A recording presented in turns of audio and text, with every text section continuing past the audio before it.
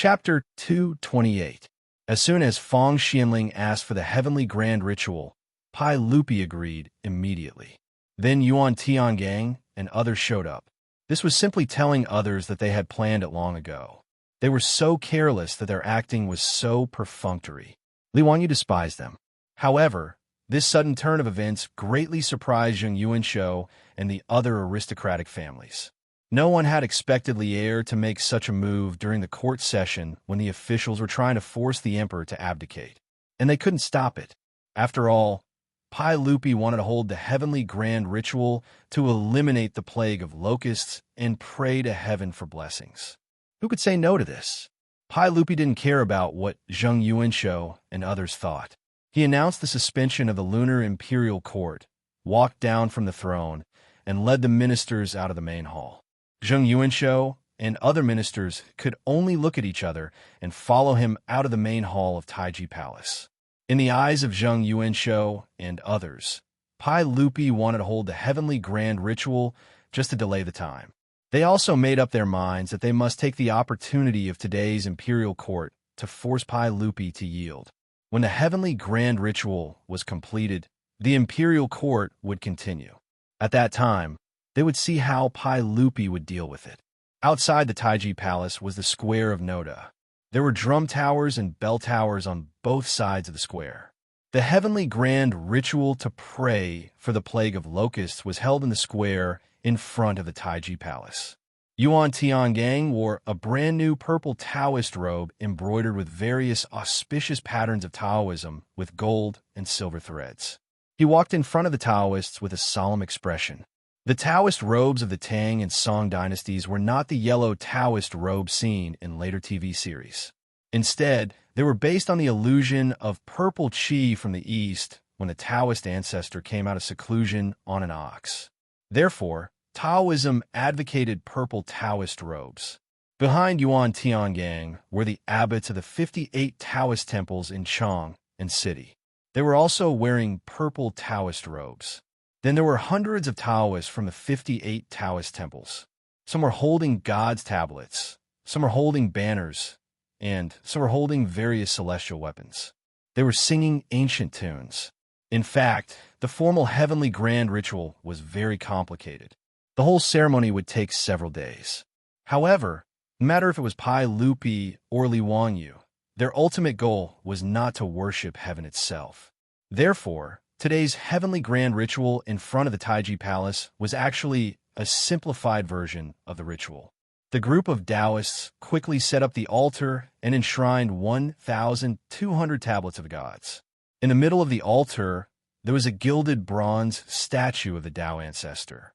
Li Jing stood among the officials and felt that the statue on the altar was exceptionally familiar. No matter how he looked at it, it looked like the statue that Li Wangyou's troops were hugging outside the Xuandu temple that day. However, he didn't think too much about it. He thought that it was possible that Li Wanyu had brought the statue home to worship for a few days. This wasn't strange. As the officiator of today's heavenly grand ritual, Yuan Tiangang was also the deacon of the altar.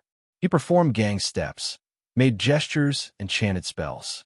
Under the chanting of a group of Taoists, he burned incense, opened the altar, invited water, raised the banner, announced the results, and emptied filth, in Li Wangyou's opinion. A series of rituals were done professionally. Well, for Li Wanyu, a good young man who was born in New China and grew up under the red flag, he didn't believe in any religion at all. Yuan Tiangong's dazzling operation, in his opinion, was an old liar with professional attainment. However, in the eyes of Pai Lupi and other officials, Yuan Tiangang was Jing Feichen, Yin Xuanda, Hui Sanjia, and Li Jing Feichen. He was like an immortal. The simplified version of the heavenly grand ritual soon came to the step of inviting the sage. Yuan Tiangang, who was performing gang steps and making gestures and chanting spells, couldn't help but peek in the direction of the officials to see where Li Wanyu was. At this time, Pai Lupi also began to turn his head to look for Li Wangyou's figure.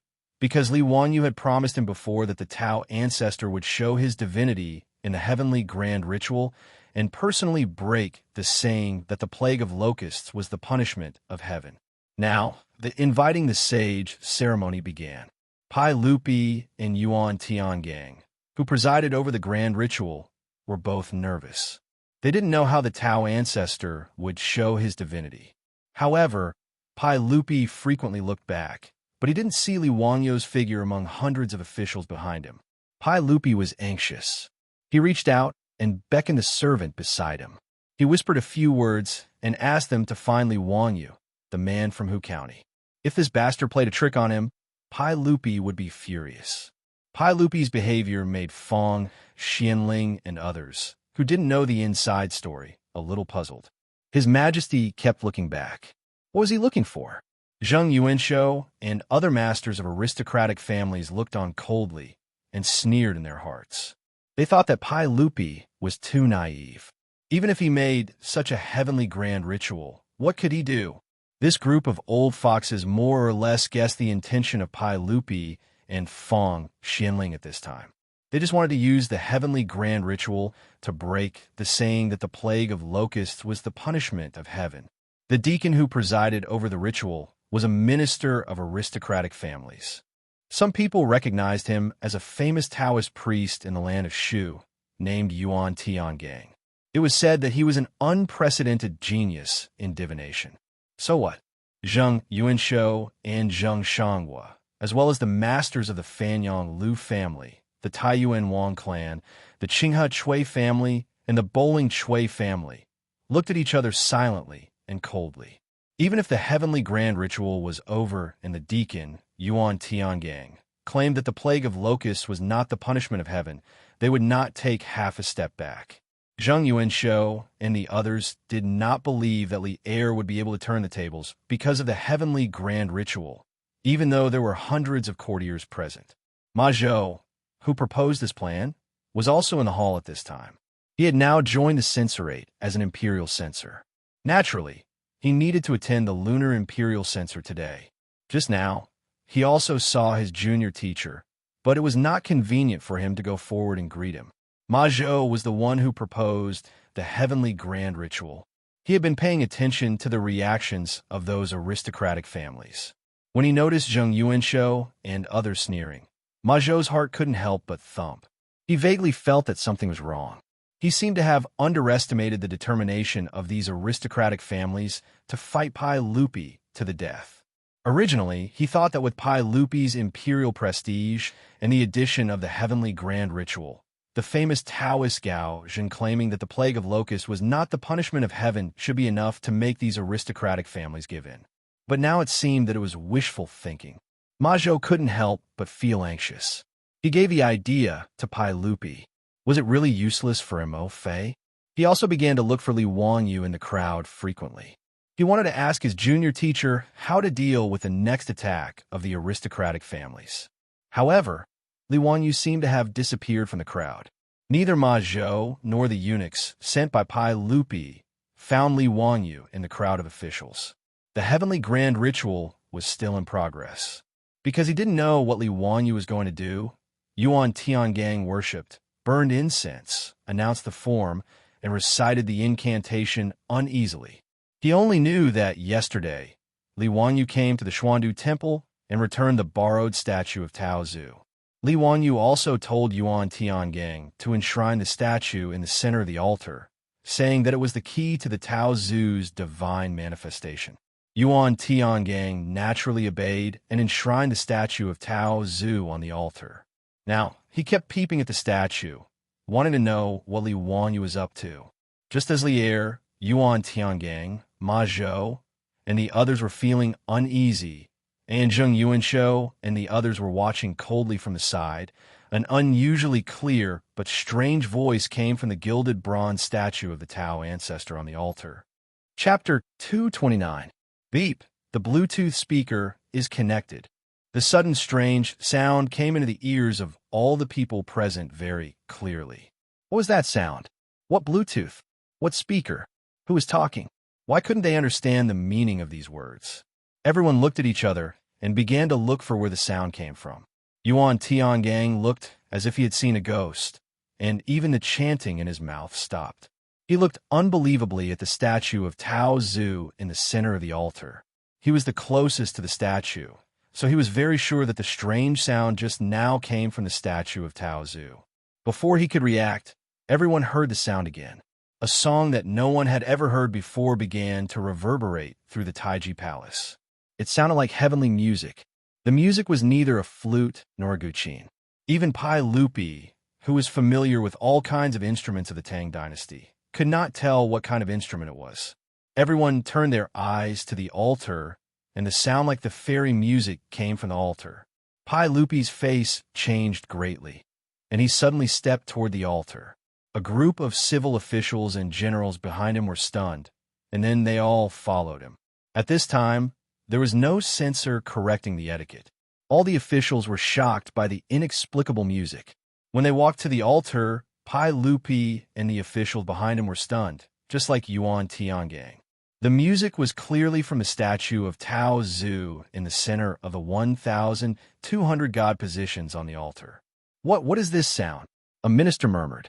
Yuan Tiangang suddenly shouted excitedly, "Fairy music! This must be fairy music! Tao Zu is showing his holiness! Tao Zu is showing his holiness!" His shout confused the air and the group of civil and military officials. Could it be that the heavenly grand ritual had really invited the Taoist ancestor? But if that wasn't the case, then why would there be such heavenly music coming out from the altar without any reason and without any cover? Pai Lupi was also beginning to be confused. Could this be the Tao ancestor's divine manifestation that Li Wangyu swore? But this was too inconceivable. Was it really the Tao ancestor showing his divinity, or was it Li Wangyu, that little brat who was playing tricks? If this was Li Wangyu's doing, how did he do it with such godly means? In the crowd, Zheng Yuanshou and the others also looked as if they had seen a ghost. He did not care about being disrespectful in front of the emperor and directly pushed aside the ministers in front of him and ran up to the spiritual altar to confirm what was going on. However, after reaching the altar, Zheng Yuanshou became even more confused. On this unobstructed altar, there was indeed a sound that sounded like immortal music. Moreover, the source of the sound was the Tao ancestor statue that was enshrined in the center of the altar. Just as everyone was inexplicably surprised, the immortal music gradually disappeared. However, they heard a voice coming from the gilded copper statue of the Tao ancestor again. It was an unusually ethereal human voice. The Tao can be said, but it is not the Tao. The name can be named, but it is not the name. The ethereal human voice was reciting the Tao ancestor's Tao Te Ching. The sudden appearance of the human voice made everyone present shudder. Pai Lupi even felt the hair on his arms stand up.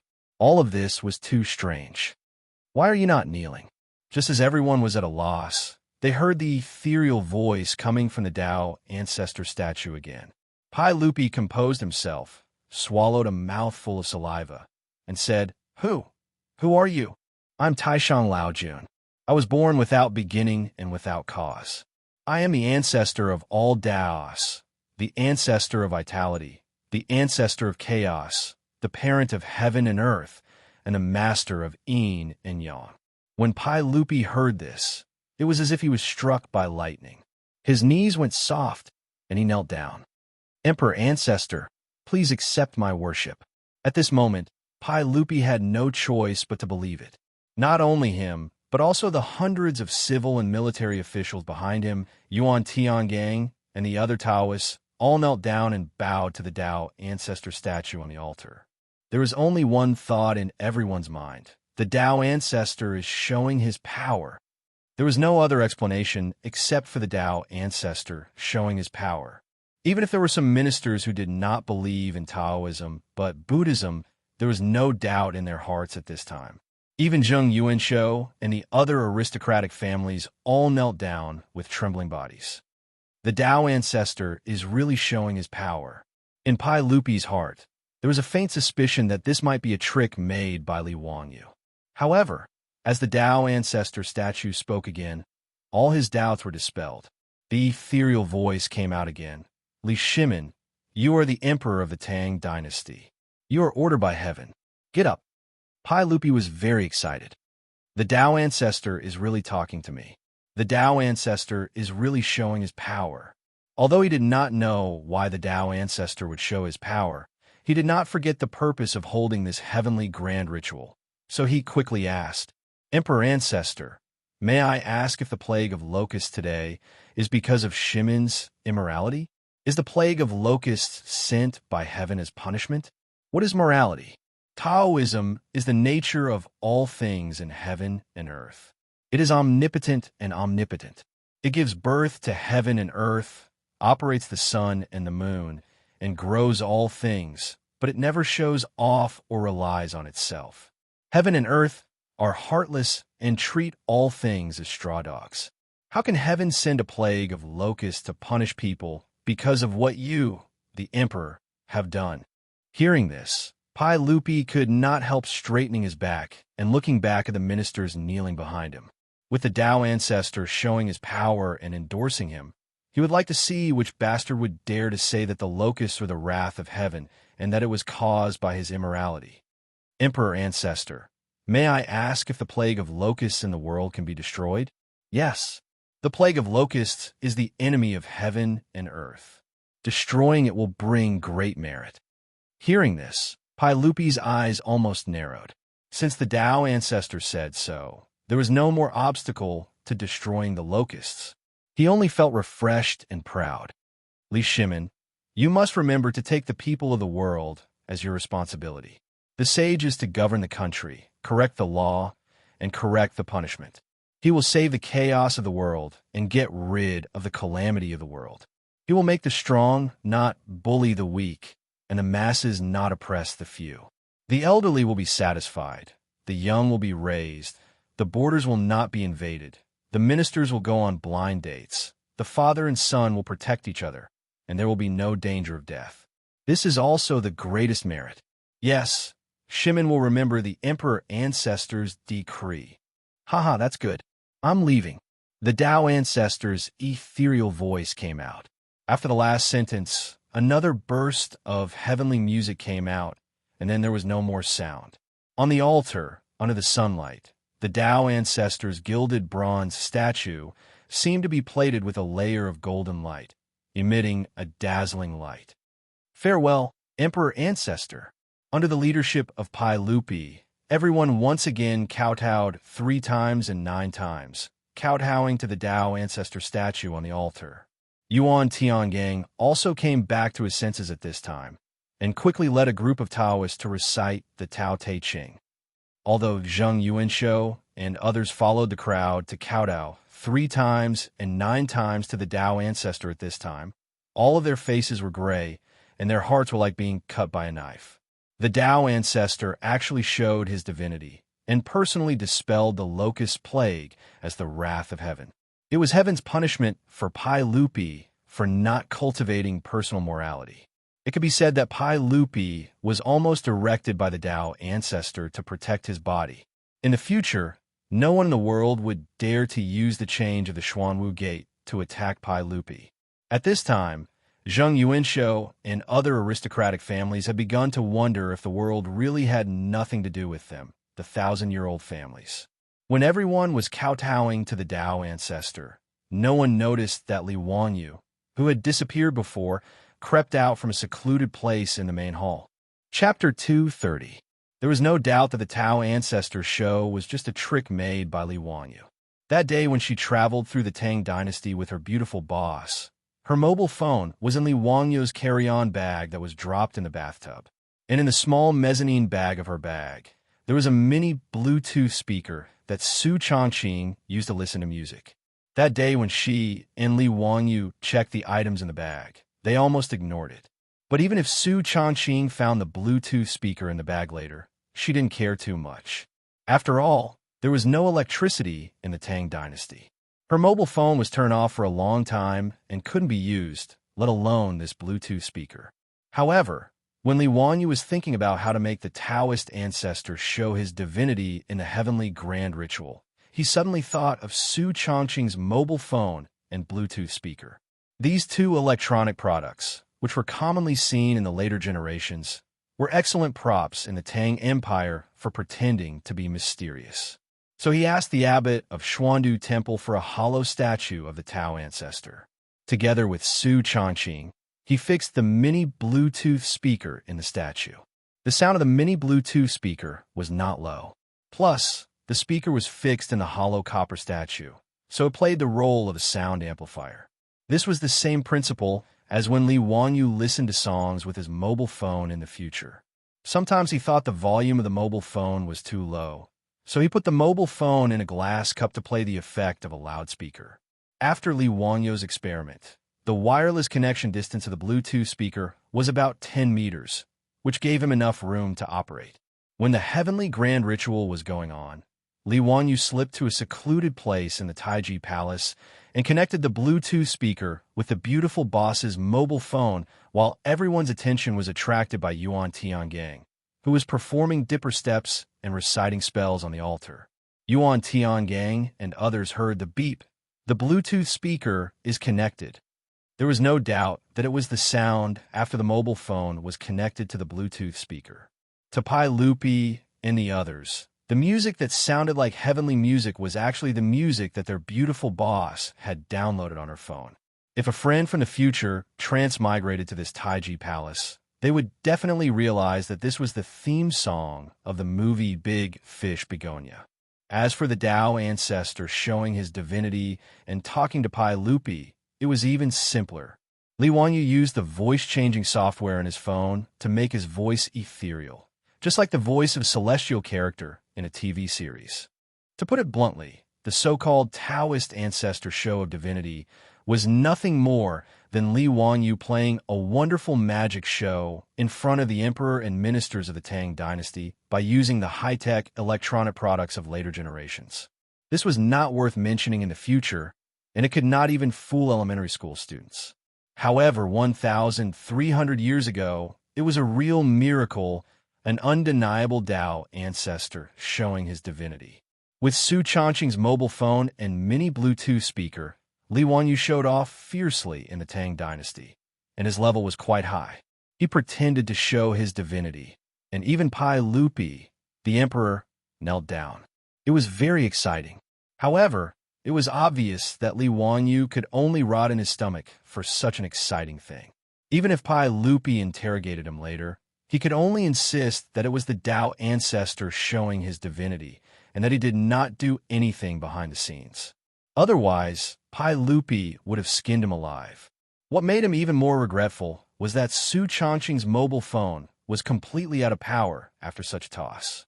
The beautiful boss's mobile phone did not have much battery left. Even if it had been turned off for more than a month, the battery in the mobile phone was still running out.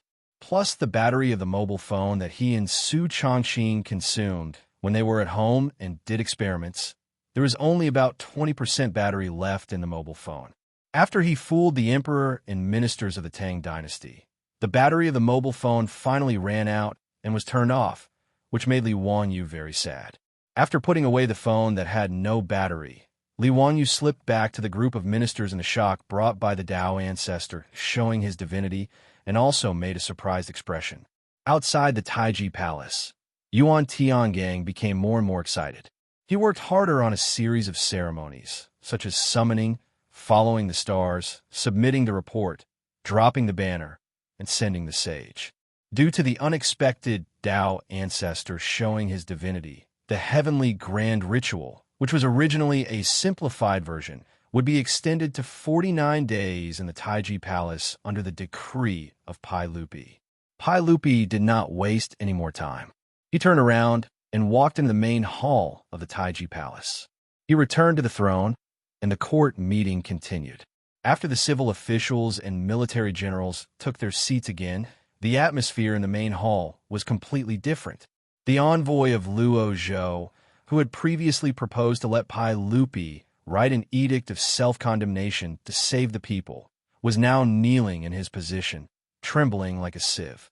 Before Pai Lupi could speak, Fang Xianling came out again and asked Pai Lupi, "Your Majesty, the envoy of Luo Zhou misled the public and slandered the sage. I ask you to remove the envoy of Luo Zhou from his official position and arrest him to serve as a warning to others." "Yes, Your Majesty, please spare my life. Your Majesty, please spare my life." The envoy of Luo, Zhou, finally screamed and turned his eyes to Zheng Yuanshou for help. In this regard, Zheng Yuanshou could only turn his head and pretend that he did not see the envoy's eyes for help. Now, who would attack Pai Lupi with the excuse that the plague of locusts was the punishment of heaven? Wasn't that seeking death? At this time, Zheng Yuanshou could not even protect himself, so how could he care about the envoy? As Pai Lupi's voice fell, the imperial guards immediately stepped forward and dragged the envoy of Luo Zhou, who had already collapsed on the ground, out of the main hall. Pai Lupi looked at the envoy of Luo Zhou being dragged away and felt even more delighted. This group of bastards from aristocratic families had previously used the plague of locusts as an excuse to make trouble for him. This had already made Pai Lupi very sullen. If it were not for the great influence of the aristocratic families, Pai Lupi would have already killed them to vent his anger. Today, Dao Zhu actually showed his divinity in front of the civil and military officials. This had completely relieved Pai Lupi of his worries. In the imperial court, there were no more restrictions. Pai Lupi could not help but smile. "Minister Zheng, do you have anything else to say?" The black-bellied Pai Lupi could now be said to be elated, sweeping away the bad luck of being forced to abdicate by hundreds of aristocratic family officials. He looked at Zheng Yuanshou and was prepared to ridicule the head of the Zheng family of Xinjiang.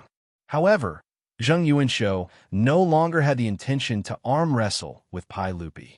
Today's imperial court had completely exceeded their expectations. It could be said that they had suffered a crushing defeat. In the face of Pai Lupi's aggressive questioning, Zheng Yuanshou obediently knelt down and said, "Your Majesty is wise. I have misunderstood Your Majesty's painstaking efforts. I hope Your Majesty can forgive me." Oomph. Lier let out a cold snort from his nostrils. Zheng Yuanshou's lowering of his head and admitting defeat was within his expectations. Pai Lupi then looked at the heads of the other aristocratic families. Before Pai Lupi could speak again, the heads of the Chui clan of Qinghe, the Chui clan of Bowling, and the Lu clan of Fanyang all knelt down and said, "Your Majesty is wise." Pai Lupi, who had obtained great satisfaction, raised his head and laughed heartily. Note his Taiji palace was filled with Pai Lupi's proud laughter. Pai Lupi's sharp gaze swept across the imperial court. Those aristocratic family officials all lowered their heads and avoided the emperor's gaze. When his gaze fell on Li Wangyu, the smile on Pai Lupi's face froze for a moment. Chapter 231. Looking at Li Wangyu, Pai Lupi couldn't help but feel suspicious. What was going on with the Tao ancestor showing his divinity just now? Was it Li Wangyu's trick? After all, Li Wangyu had promised him that the Tao ancestor would show his divinity in the heavenly grand ritual. Pai Lupi had naturally heard of the little tricks of Taoism. Originally, he thought that Li Wangyu was just colluding with Yuan Tiangang to make some tricks to confuse the officials. But in Pai Lupi's view, the scene just now was the real Tao ancestor showing his divinity. There was no doubt about that. This set off waves in Pai Lupi's heart. Did Li Wangyu have such an immortal method? Could he really ask the Tao ancestor to show his divinity? Facing Pai Lupi's suspicious eyes, Li Wangyu also smiled bitterly in his heart. He had already expected that Pai Lupi would inevitably make various conjectures and want to know the truth of the matter. However, he couldn't tell the truth about this matter. Li Wangyu could only force himself to be calm and show a bright smile to Pai Lupi, who was staring at him. Fortunately, in the main hall, in the presence of civil and military officials, Pai Lupi couldn't catch Li Wangyu and interrogate him even if he was anxious. He could only withdraw his gaze from Li Wangyu. He coughed softly and said, "Come on, give me a banquet." Give a banquet? Pai Lupi's words made all the officials stunned. Why would the court give everyone a banquet for no reason? Was it to congratulate the Tao ancestor showing his divinity just now? The officials were confused. Only Li Wangyu couldn't help but show a sneaky smile. With Pai Lupi's order, the palace maids who had been prepared for a long time came in from outside the hall. Each of them held a food box in their hands and began to distribute food to the officials in the hall. It was very simple, just a plate and a pair of chopsticks. However, The food on the plate turned the originally solemn hall into a wet market once again. The officials discussed animatedly, and it was very lively. What is this? They look like locusts. How can this be eaten? Your Majesty, how can this worm be eaten? In the Taiji Palace of Noda, only Li Wangyu, Fang Xianling, Cheng Yaojin, and the others were smiling as they looked at the food in front of them. Pai Lupi ordered people to deliver plates of fried locusts to the officials in the name of a banquet. In front of Pai Lupi's throne, there was also a plate of fried locusts. Pai Lupi opened his mouth under the gaze of all the officials in the hall. The people live by the grain, and you eat it. I would rather eat you to save the people. After saying that, Pai Lupi stretched out his chopsticks and picked up a locust that was fried until it was yellow and fragrant. He opened his mouth and was about to eat it. Your Majesty, you can't eat it. Your Majesty, you can't eat it. How can you eat locusts? Your Majesty, if you eat locusts, you might get sick. You can't eat it. Pai Lupi ignored the official's dissuasion and directly put the locust into his mouth and started chewing. Seeing that Li Er had actually eaten the locusts, the officials in the hall once again let out a cry of surprise. Li Wanyu was speechless. Why did they make such a fuss when Pai Lupi ate fried locusts? In history, Pai Lupi ate locusts raw. That was disgusting. Pai Lupi swallowed the locusts in his mouth and looked at the officials again. Everyone, why don't you eat?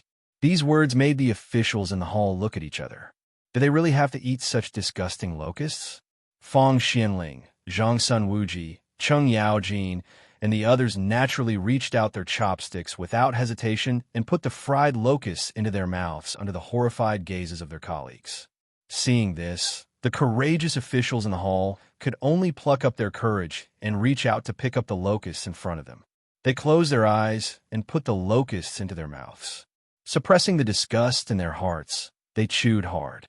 However, what surprised everyone was that the fried locusts were extraordinarily delicious. After the courageous officials opened their eyes, they looked at the plate of fried locusts in front of them in disbelief and reached out their chopsticks again.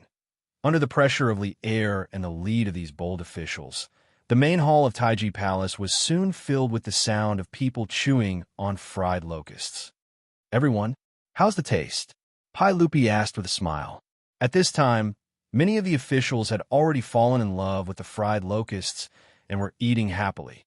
Your Majesty, the locusts are delicious after being fried. They taste like prawns and are crispy and delicious. Haha. So, although the locusts are a natural disaster, they can also be eaten to alleviate hunger and save thousands of people. Your Majesty is wise. Pai Lupi nodded with satisfaction and gestured to the provincial guards. The provincial guards immediately stepped forward and walked to the front left of Pai Lupi and said loudly, "Control is in order."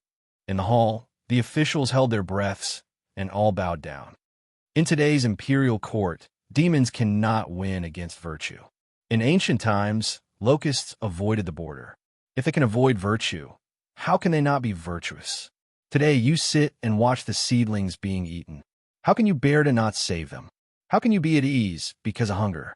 Instruct the censorate to immediately exterminate the locusts. Those who resist will be beheaded. Your Majesty, Your Majesty. Originally, there were many officials who objected to exterminating the locusts. They said that a natural disaster was not something that could be resisted by humans. There were even local officials who refused to exterminate the locusts. They said that exterminating the locusts would bring more harm. In addition, the aristocratic families used this as an opportunity to add fuel to the fire. They wanted to use this opportunity to suppress Pai Lupi's prestige. As a result, exterminating the locusts could not be carried out. Now that the Taoist ancestor had shown his divinity, he announced that exterminating the locusts was a great merit. In this way, exterminating the locusts was logical and there were no more obstacles. In the Tang dynasty, in the 3rd month of Zhenguan, the entire country exterminated the locusts. It was a few months earlier than the original time of exterminating the locusts in history. The imperial court's strength and determination to carry it out was also greater.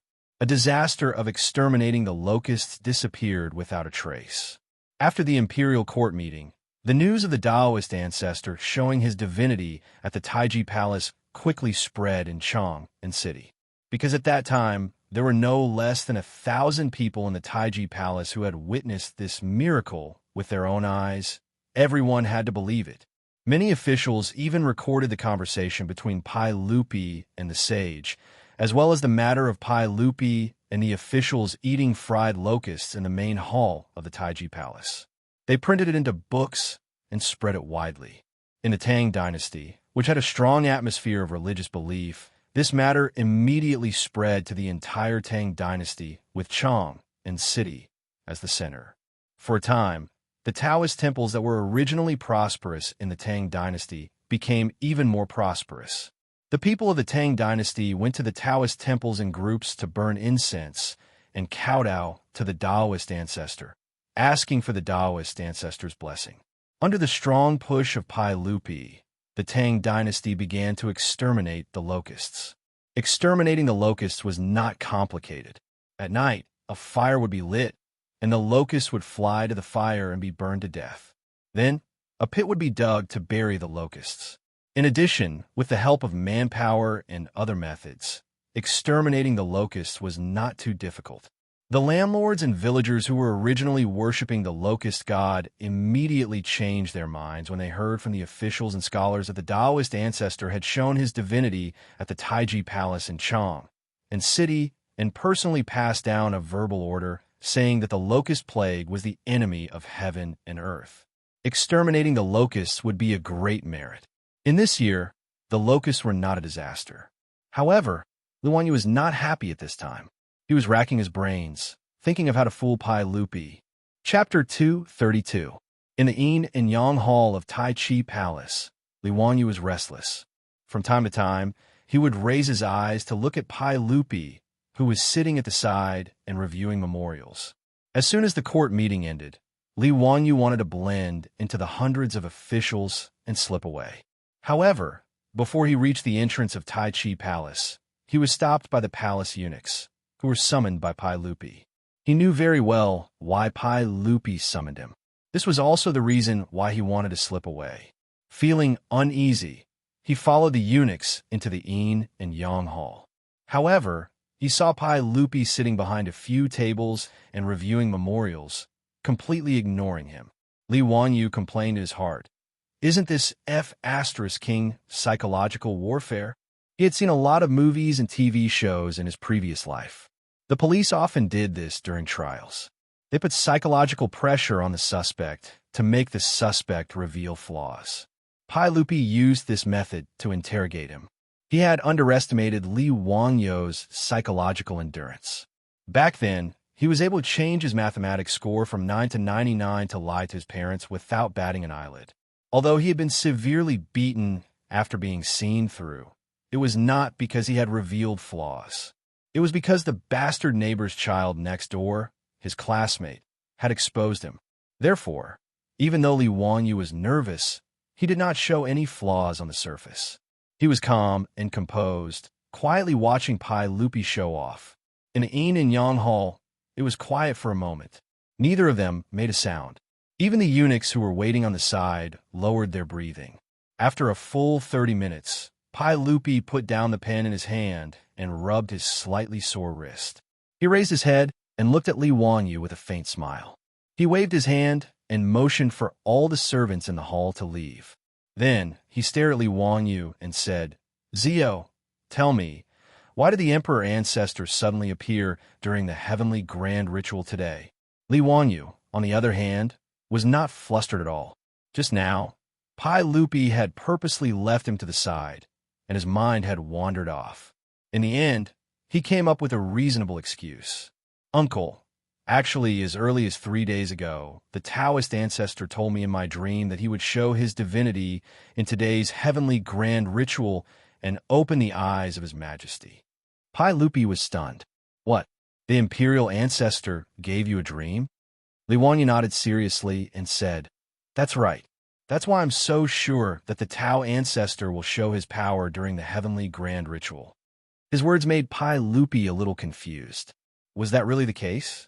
Seeing that Pai Lupi didn't speak for a long time, Li Wanyu couldn't help but laugh in his heart. Although the excuse of giving him a dream was very bad, it was very effective.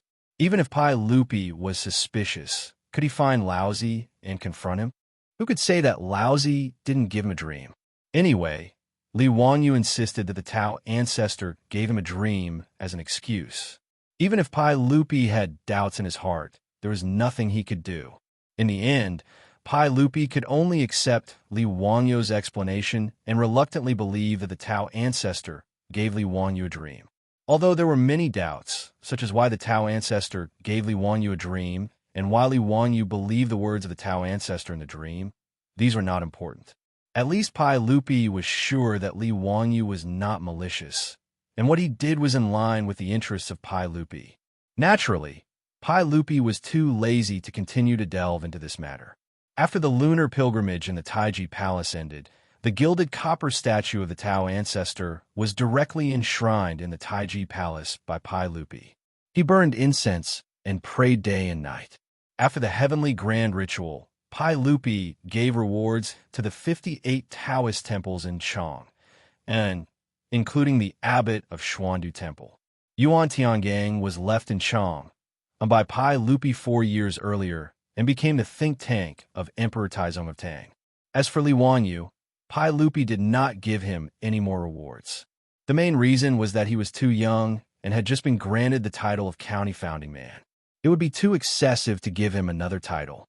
In this regard, Li Wanyu complained in his heart. The stingy Pai Lupi did not give him a title, but he could give him some gold. Li Wanyu did not mind having more money in his family. Now, his Li family was just out of poverty. Not to mention those aristocratic families, even ordinary businessmen were much richer than him. Even if Li Wanyu was granted a title, he had no interest in entering the imperial court. Now he was only interested in making money.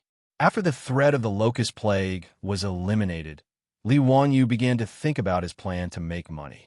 The winemaking workshop was a must. This would be an important industry for his Li family in the future. Glass was also a very profitable industry. Unfortunately, Li Wanyu did not know how to make glass. Glass seemed to be made of silicon and sand. But he was a second-tier college student who majored in electronic business. He really did not understand. In fact, it was not only Li Wanyu who did not understand. Su Changqing, a top student at the University of Pennsylvania, also did not understand. In the future, the division of labor was too detailed. If one did not specialize in that industry, how many people knew how to make glass? It did not matter if they did not know how to make glass. If they could make high alcohol content wine and then purify the alcohol, it seemed like they could make perfume. This was also a very profitable industry. In any era, women's money was the easiest to earn. So could also be made. Li Wanyu still had the basic knowledge of chemistry. Li Wanyu had already learned how to make soap from the old people in the village. Li Wanyu had read many transmigration novels. Most of the protagonists did this. He also planned to follow suit. With a four-wheeled carriage business, winemaking, perfume, and soap industries, his Li family would be rich. After thinking about what to do in the future to get rich, Li Wanyu was in a good mood. On this day, Li Wanyu planned to have Niu Wu go to Chang in city and ask him to help Fatty Cho Kuan find food for him. He planned to buy grain and wine from Cho Kuan. However, he saw the old housekeeper Li Heng come in from the outer courtyard with a smile. Lang Jun, Minister Feng of the Ministry of Works, is here to visit. Li Wanyu was stunned for a moment before he reacted. He could not help but reveal a look of surprise. He remembered that when he was knighted, Pai Lupi personally promised to build him a manor for free. In the Tang dynasty, there were 6 ministries: officials, rights, soldiers, punishments, and works. Each ministry had 4 divisions under it. Under the Ministry of Works, there were 4 divisions: Ministry of Works, Ministry of Land, Ministry of Works, and Ministry of Water. The Ministry of Works Minister, Assistant Minister, and Minister Assistant Minister were in charge of city labor. They were the assistants of the Minister of Works and the Minister of Works. This Minister Feng from the Ministry of Works was probably here to build a residence for him. Li Wanyu hurriedly told Li Heng to invite Minister Feng to the central room. He will be there soon. After Li Heng went to greet Minister Feng, Li Wanyu turned around and took out a scroll of blueprints from the study. These were the blueprints that he and his beautiful boss had come up with after Pai Lupi agreed to let him design the manor. Li Wanyu unfolded the blueprints and looked at them with satisfaction. Then he rolled up the blueprints and walked to the central room in the outer courtyard. Big house. I'm coming. Chapter 233. In the central room of the Li family, Dr. Feng from the Ministry of Works had been in a daze for a long time. His eyes were absent-minded as he stared at the blueprint on the table in front of him. Li Wanyu was only a white-collar worker in the future. He had managed to get a mortgage and buy a house with great difficulty. However, before he could hand over the house, his soul had transmigrated to the Tang dynasty. Li Wanyu was very excited to be able to own a mansion that was almost impossible to own in the future. After Li Wanyu and his beautiful superior discussed how to build their new house, he used his sketching skills and went through several drafts. Finally, he drew a sketch that satisfied both of them. However, when he took out the sketch of the county magistrate's mansion and showed it to Dr. Feng, this rank 6 official from the Ministry of Works was shocked. "County magistrate, are you sure you want to build your mansion like this?" Dr. Feng finally regained his senses and asked with difficulty. Li Wanyu nodded and said, "Yes. Is there a problem? I don't really understand. This shouldn't be against the rules, right?" Dr. Feng from the Ministry of Works was in his 50s. He had worked in the Ministry of Works for more than 10 years. He could be considered a top-notch construction engineer in the Tang dynasty. However, when he saw Li Wanyu's sketch of the building, he was also dumbfounded. This was because he didn't know whether this building was against the rules or not. The Tang dynasty had strict regulations regarding the mansions of officials and nobles. The width of the main hall of a county magistrate's mansion could not exceed 5 rooms. The depth of the main hall could not exceed 9 shelves. The width of the main hall was the space, and the depth of the main hall was the shelf. The space between 2 adjacent purlins was a shelf.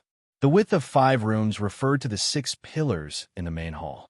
There would be 5 spaces in the middle, and the width of the main hall could not exceed 5 rooms.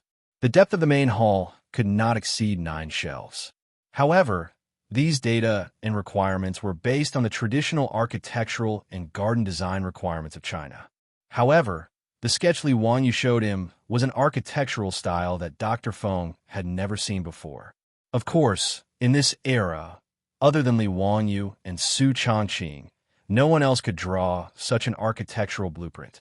Li Wanyu's sketch of the mansion was actually a large and luxurious manor, not a traditional Chinese building. To the Li Wanyu of the future, the manor was just a dream. He reckoned that even if he worked hard for the rest of his life, got promoted, got a raise, married a rich and beautiful woman, and reached the pinnacle of life, he might not have the chance to own a luxurious manor that could only be seen on TV. But now, his soul had transmigrated to the Tang dynasty, and he had been granted a title of nobility for no apparent reason. Pai Lupi had even generously offered to give him a county mansion, so he immediately thought of his dream of a manor. His beautiful superior naturally wouldn't reject his idea. Even if Su Changqing's family conditions were good, owning a manor was still out of his reach. Therefore, the two of them hit it off and joined hands to design an architectural blueprint that would create a new world in the Tang dynasty. Dr. Feng had never seen an architectural blueprint like this before, so he couldn't help but lose his composure. In Li Wanyu and Su Changqing's design, Noda's manor was based on the designs of many of the world's top manors. In this aspect, his beautiful superior, who was a sea turtle, had the right to speak. When she was studying in America, she often traveled to Europe and America during winter and summer vacations, so she had a deep impression of those top manors. For example, the garden in front of the manor's main building was a miniature version of the Palace of Versailles. All kinds of roads, trees, ponds, pavilions, and flower beds formed a symmetrical geometric pattern that was very magnificent. Li Wanyu even designed a Noda lake in the manor, which made Dr. Feng click his tongue. The manor didn't only have Western garden designs, but Li Wanyu and Su Changqing also incorporated Eastern garden designs. Jiangnanzhu Garden and Humble Administrator's Garden were representative garden designs, and all kinds of pavilions and waterside pavilions were also copied by Li Wanyu. The main building of Noda's manor was a small, 3-story castle. In order to design the castle, Li Wanyu didn't forget to find Aphrodite and discuss it with her for a long time. Aphrodite was the most excited person in the family when Li Wanyu wanted to build a small castle. She never thought that she would see a castle in the style of her hometown in the Tang dynasty, thousands of miles away. Aphrodite looked at Li Wanyu with eyes full of love. She misunderstood that Li Wanyu had built the castle especially for her.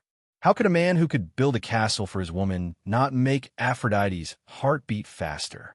If not for her beautiful superior staring at her from the side, Aphrodite would probably have jumped into Li Wanyu's arms and offered herself to him. Dr. Feng swallowed with difficulty and asked, "Hu Xiannan, how can this manor be built like this?" "Why not?" Li Wanyu asked in confusion. "It's against the rules."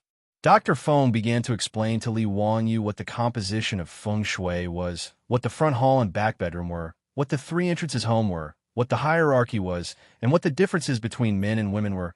In short, the architecture of the Tang dynasty wasn't as messy as Li Wanyu's sketches. What kind of manor would lead to Noda's garden? And the shape of the garden was so strange. As for the master and the servants living in the castle, it was even less in line with the residential culture of the Tang dynasty. Dr. Feng could only shake his head at Li Wanyu's strange idea. It was really too messy. Li Wanyu didn't care so much. No matter what Dr. Feng said, he insisted that his manor should be built like this.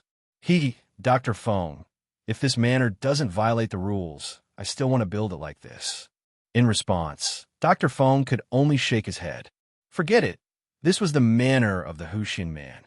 Before he came, he had already received instructions from Pai Lupi from the palace that the Hushin man's manor didn't need to be too concerned about whether it violated the rules or not. If necessary, it could be built according to the standards of a duke's manor.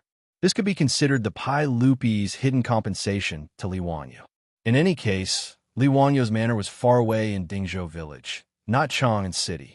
Even if it violated the rules, it wouldn't be conspicuous. Dr. Feng was prepared to leave this hot potato to his superior to worry about. He didn't plan to express his opinion. As long as Pai Lupi and the Minister of Works agreed to build according to Li Wanyu's sketches, then everything would be fine. Dr. Feng of the Ministry of Works took Li Wanyu's sketch of the mansion and left, returning to Chang. Even the Minister of Works was dumbfounded when he saw the sketches for the Hushin man's manor. In the end, he simply pushed it to Pai Lupi and asked Pai Lupi to decide on his own. When Pai Lupi saw Li Wanyu's sketches for the manor, he was also thunderstruck. However, he was quite open-minded. If Li Wanyu wanted to build it this way, then so be it. 100 years later, the world-famous Li clan's manor in Huxian was ready to break ground with Pai Lupi's approval. When Li Wanyu heard that Pai Lupi had actually agreed to build a manor for himself, he was so happy that he couldn't close his mouth. However, his good mood didn't last for long. Following the arrival of the brats, Li Wanyu once again had the urge to go berserk. As expected, no matter which dynasty the brats were from, they weren't good people, especially when one of these 2 brats was called Li Chengxian and the other Li Tai. It was even more so. Chapter 234. After Crown Prince Li Chengxian and Li Tai had acknowledged Li Wanyu as their master, Pai Lupi did not rush to have a eunuch send them to Dingzhou village to study with Li Wanyu, because Li Wanyu was busy preparing the heavenly grand ritual. Now that the matter had been settled, Pai Lupi finally remembered to have his 3 sons and daughters go to Dingzhou village to study with Li Wanyu and learn about the hardships of the common people. Although Li Chengxian and Li Tai had been forced to kneel and pay their respects to Li Wanyu and acknowledge him as their master, how could the 2 of them be willing to truly regard Li Wanyu as their master? What qualifications did an insignificant founding county official, only 16 years old, have to become the crown prince's master? They did not know what kind of bewitching potion Li Changshu had fed their imperial father, forcing the 2 of them to acknowledge him as their master. Of the 3, only the youngest, Changle, did not reject this matter. However, it was clear that she could not influence her 2 elder brothers. On the road from Taiji Palace to Dingzhou village, Li Chengxian and Li Tai were huddled together, discussing something in hushed tones. Princess Changle wanted to stop her two elder brothers, but at this moment, how could Li Chengxian and Li Tai listen to the little lowly's words? They directly cast her to the side. Li Lizzie angrily glared at Li Chengxian and Li Tai, but she was helpless. The little lowly's lips were so pouty that one could hang an oil bottle from them. When Pai Lupi escorted Li Chengxian and the others to Dingzhou village, he naturally did not bring out the full crown prince's ceremonial entourage. Only a few palace guards accompanied him, as well as a few eunuchs from the Eastern Palace. Li Wanyu had naturally received advance notice from Pai Lupi, but he did not take it too seriously. Regardless of whether it was Li Wanyu or Su Chongqing, their reverence for imperial authority was limited. There was no need to count on the two of them to have any reverence for three brats. Therefore, Li Wanyu did not instruct the old steward, Li Heng, to clean the streets and use yellow soil to pave the way. He also did not open a main door to welcome the arrival of the crown prince and the others.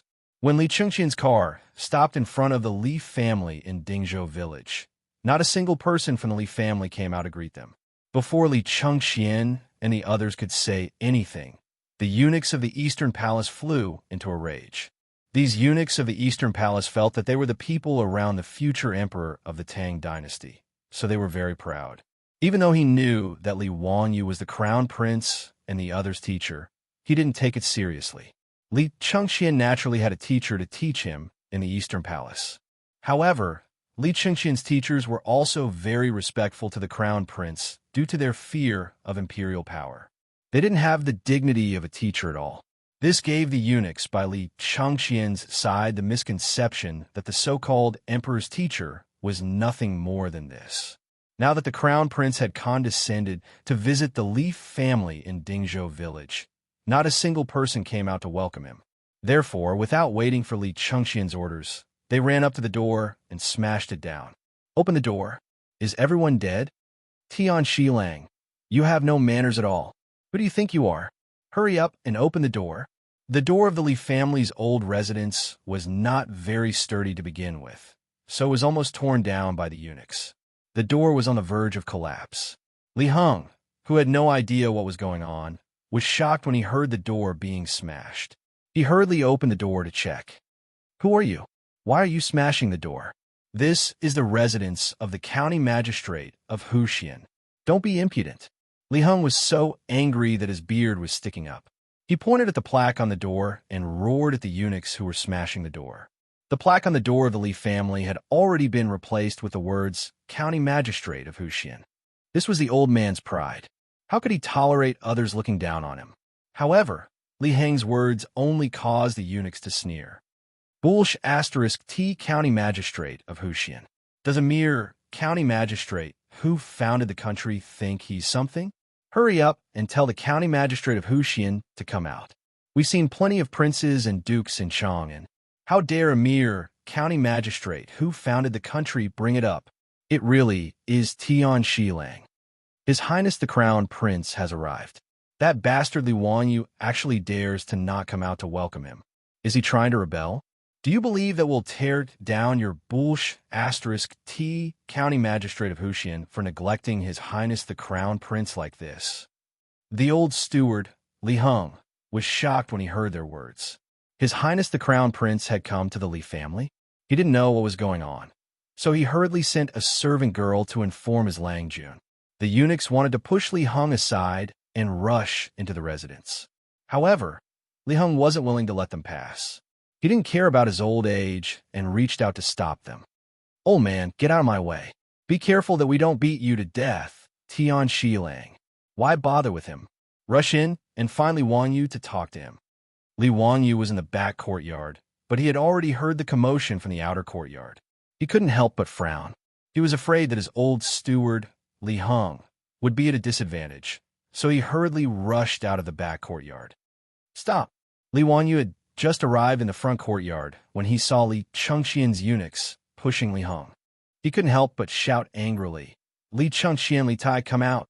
Li Chengxian and Li Tai, who had been hiding behind the Imperial Guard to watch the commotion, could only walk out from behind the Imperial Guard when they saw Li Wanyu come out. They casually cupped their hands towards Li Wanyu as a form of greeting. Although the eunuch's actions weren't ordered by Li Changxian or Li Tai, they had tacitly approved of it.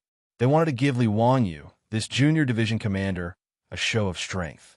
Li Changxian, Li Tai, is this the gift for becoming a disciple? Li Wanyu asked coldly. Before Li Changxian and Li Tai could say anything, the eunuchs, eager to protect their masters and show off, jumped out again. Shut up. Do you think you have a right to call out the names of His Highness the Crown Prince and His Highness the King of you? How unruly. Don't you know the difference between superior and inferior? Why aren't you bowing when you see His Highness the Crown Prince? How dare you? How dare you act so impudently in front of His Highness the Crown Prince? Li Wanyu ignored the clamoring of the Eastern Palace eunuchs.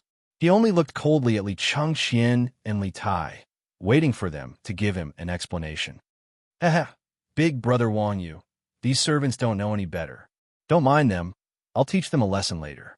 Li Changxian smiled unconcernedly and played dumb. Although he was only 9 years old, he was used to being flattered by others. Why would he care about the actions of the eunuchs beside him? Call me division commander. Li Wanyu stared at him and said. Li Changxian's mouth twitched, but he could only reply, yes, division commander. Li Wanyu asked, let me ask you, are these eunuchs from your eastern palace? Li Changxian was still smiling mischievously as he replied, yes, they're just a few ignorant servants. I'll be sure to strictly control them later. Although the little fatty Li Tai didn't say anything on the side, he had a mocking smile on his face. He wanted to see how Li Wanyu would get off the stage. Li Wanyu nodded and suddenly took out an item from his sleeve. He shouted at Li Changxian and Li Tai, you two, give me your hands. The item in his hand was the golden ferrule that Pai Lupi had bestowed upon him that day. The two brats, Li Changxian and Li Tai, couldn't help but change their expressions when they saw Li Wanyu take out the ferrule. The mocking smile on their faces had long since disappeared and was replaced by an expression of disbelief. Could it be that this Li Wanyu really dared to punish the two of them? Was he crazy? Chapter 235. In Li Changxian and Li Tai's minds, although their father had given Li Wanyu the golden ruler, it was only a gift for him to become a disciple. Could it be that this little Huxian man really dared to punish the two of them? Even in the palace, although Empress Zhang's son was strict with her children, no one dared to actually punish the two of them.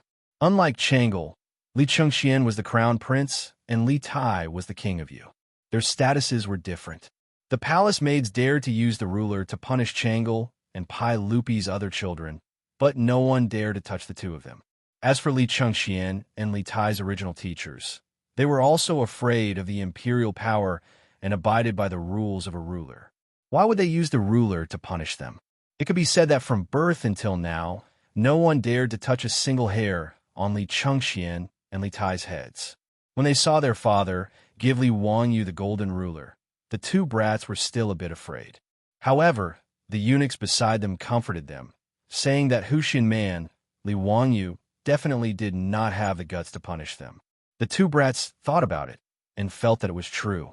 They were the most beloved sons of the Tang dynasty's crown prince and Pai Lupi. How could Li Wanyu, a mere founding county man, dare to touch them? It was because of this thought that they tacitly allowed the Eastern Palace eunuchs to provoke Li Wanyu. They wanted to give Li Wanyu a show of strength. Who would have thought that Li Wanyu would not play by the rules? He directly took out the golden ruler and prepared to punish them. This made Li Changxian and Li Tai dumbfounded. On the other hand, the eunuchs of the Eastern Palace were all furious when they saw Li Wanyu take out the ruler.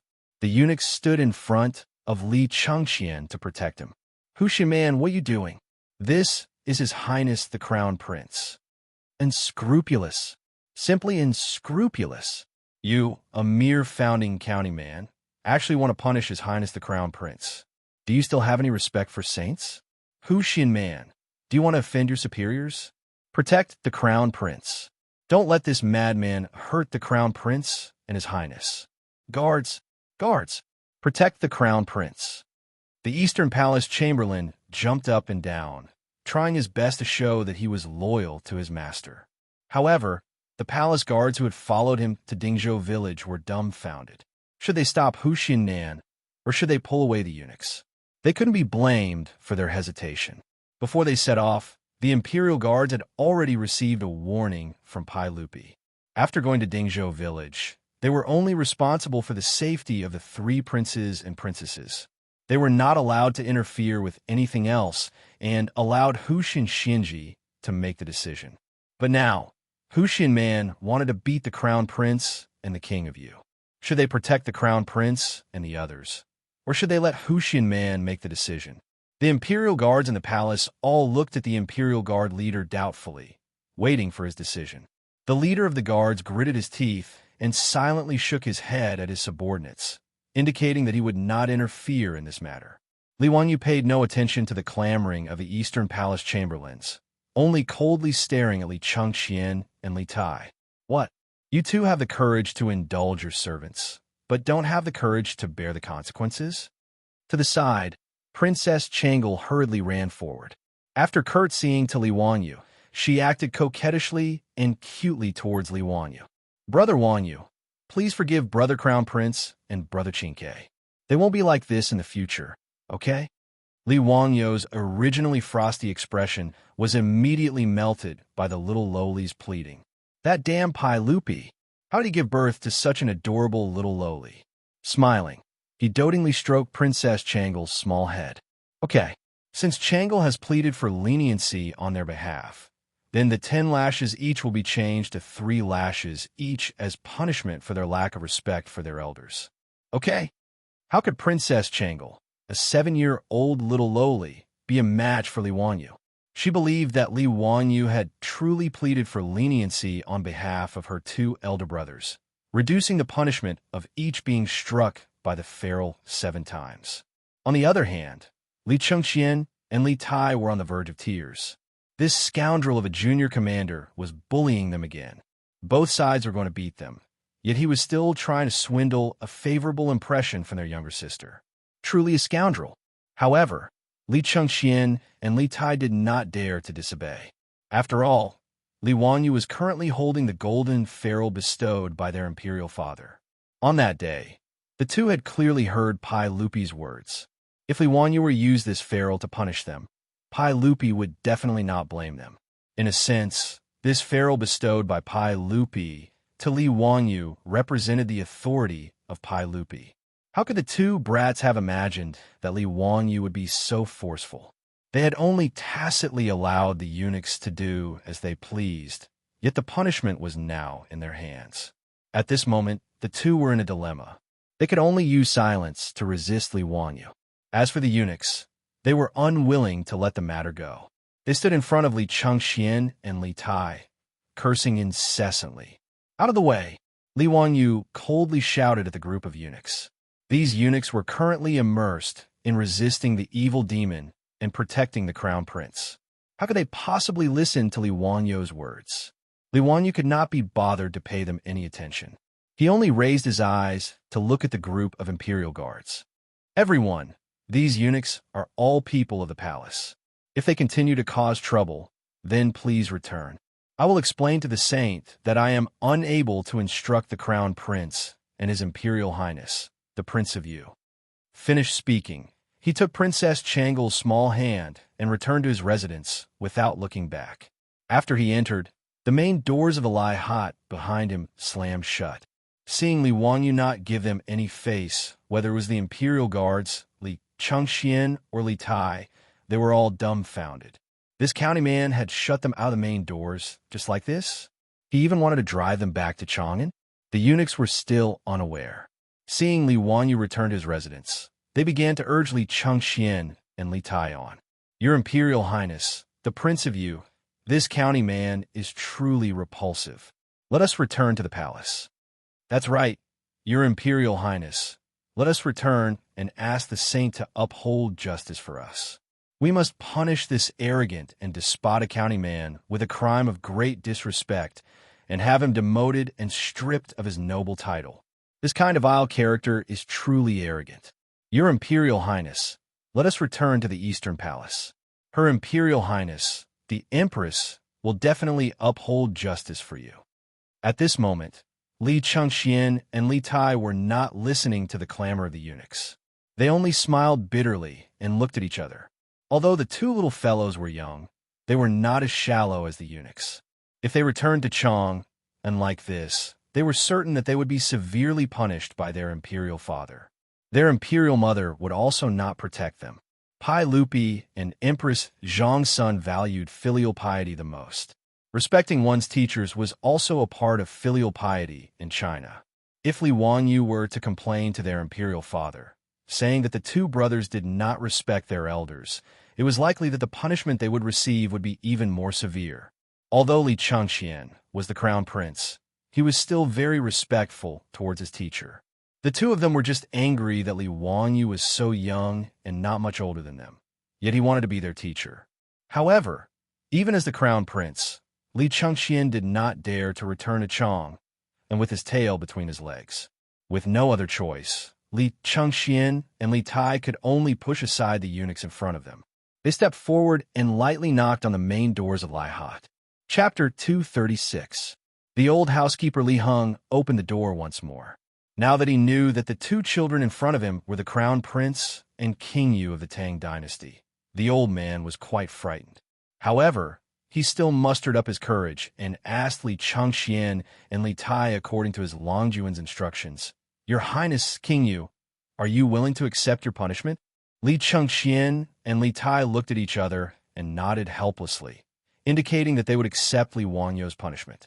Seeing that the crown prince had agreed, the Eastern Palace eunuchs began to beat their chests and stomp their feet as if their parents had died. They cried bitterly and scolded Li Wangyu for offending the crown prince's actions. When Li Wangyu walked out of the door and saw this scene, he almost laughed out of anger. These eunuchs were all good actors with superb acting skills. Unfortunately, their brains weren't good and their EQ and IQ were low. He only needed to look at the group of palace guards who did not move at all and were only quietly watching from the side. He knew that they must have received Li Heir's order in advance to act like this. Why didn't the Eastern Palace eunuchs, the crown prince's people, receive Pai Lupi's orders? Li Wangyu was willing to bet his head that these eunuchs were thrown to him by Pai Lupi to make an example out of them. Since Pai Lupi could sense that Crown Prince Li Chengxian was behaving oddly, he naturally thought that it was the Eastern Palace eunuch's fault. This was indeed the case. As the Emperor and Empress of the Tang dynasty, Pai Lupi and Empress Zhang Sun spent far less time with Crown Prince Li Chengxian than the Eastern Palace eunuchs. It wouldn't be an exaggeration to say that a large part of the responsibility for Li Chengxian's future tragedy lay with the Eastern Palace eunuchs who had accompanied Li Chengxian since he was a child. Anyone who had been flattered and fawned on from a young age would inevitably develop an oddball personality. After Li Wangyu figured out what Pai Lupi was thinking, he couldn't help but gnash his teeth in anger.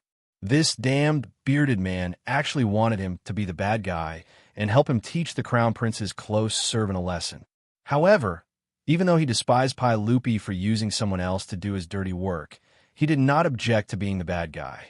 Judging from the actions of the Eastern Palace eunuchs, it was already a good thing that Li Chengxian had not gone astray. Since he had agreed to become the teacher of Li Chengxian and the others, he naturally wanted to change everything. In order to correct Li Chengxian's and Li Tai's personalities, other than his guidance as a teacher, Li Chengxian's personal attendants were also very important. A good cultural environment was very important to a child's growth and life. Li Wangyu looked at the silent palace guards and said loudly, "Take these servants away and flog them 30 times each. Then, chase them back to the Taiji Palace and hand them over to the saint." The leader of the guards hesitated, then raised his eyes to look at the crown prince. Even though Pai Lupi had told him to listen to Li Wangyu, these Eastern Palace eunuchs were the crown prince's people. He was somewhat undecided as to whether or not to listen to this county man's words. Hearing Li Wangyu's words, Li Chengxian couldn't help but clench his small fists. His eyes were filled with anger as he glared at Li Wangyu. "No, they are people of the Eastern Palace." Before Li Chengxian could finish speaking, he saw Li Wangyu flash the golden ruler that the emperor had bestowed upon him, blocking his words. Li Wangyu's expression did not change. He looked at Li Chengxian and said, "They are your personal attendants." Logically speaking, I should not be the one to punish them. However, these people took advantage of the situation to do evil and flatter you. As personal attendants of the Crown Prince, they instigated the Crown Prince to be disrespectful and unreasonable. As your teacher, I naturally have the duty to teach these impudent eunuchs a lesson so that they will not tarnish the Crown Prince's reputation in the future. He then used his palm to lightly tap the golden ruler twice in a threatening manner. Chengxian, do you have any objections to your teacher's words? Even if Li Chengxian had objections, he was scared away by the ruler in his hand. He shook his head repeatedly. Teacher is right. Chengxian has no objections. It's good that you have no objections. Li Wanyu couldn't help but smile. He then looked at the leader of the guards. Why aren't you moving? Do you really want me to ask for the saint's decree? The leader of the guards saw that even the Crown Prince had given in. Naturally, he wouldn't oppose Li Wanyu. He immediately waved his hand at his guards, indicating for them to come forward and hold down the Eastern Palace eunuchs. When they were pressed to the ground by the ferocious guards, the Eastern Palace eunuchs finally dared to feel fear. Your Highness the Crown Prince, please save me. How could I let Tian Shilang humiliate you so wantonly? County man, I know I was wrong. Please spare me. Crown Prince, save me. Hearing these eunuchs, who were usually obedient to him, cry and beg for mercy, Li Chengxian's eyes couldn't help but redden. Although he was the Crown Prince, he was only 9 years old. In the future, he would only be a little brat in the 3rd grade. Many of these Eastern Palace eunuchs were his playmates. After interacting with them day and night, Li Chengxian also had feelings for them. He was like a little brat whose beloved toy had been broken. He looked at Li Wanyu with anger in his eyes. Li Wanyu ignored Li Chengxian's anger. He just stared at the palace guards as they pressed the Eastern Palace eunuchs to the ground and began to beat them with planks. 30 planks, and under the circumstances where the guards didn't hold back, it was enough to beat the Eastern Palace eunuchs until they're but split open. The Eastern Palace eunuchs, who had been incomparably arrogant earlier, now realized that they had kicked an iron plate. However, it was too late for regrets. They were beaten until tears and snot flowed out of their eyes and noses. Some of the weaker ones directly fainted. Not long after, the 30 planks were finished. Li Wanyu pointed at the eunuchs on the ground who didn't even have the strength to cry and said seriously to Li Chengxian and Li Tai, Chengxian, Qingke, this is the first lesson I'm giving you. Remember, if you're in a high position and are unfilial, you won't be the only unlucky ones. You'll also harm the people around you and the people of the Tang dynasty. He then said to Li Chengxian and Li Tai, now it's your turn. Stretch out your hands. Seeing that Li Wanyu was still going to punish them, Li Chengxian and Li Tai didn't care about the eunuchs anymore.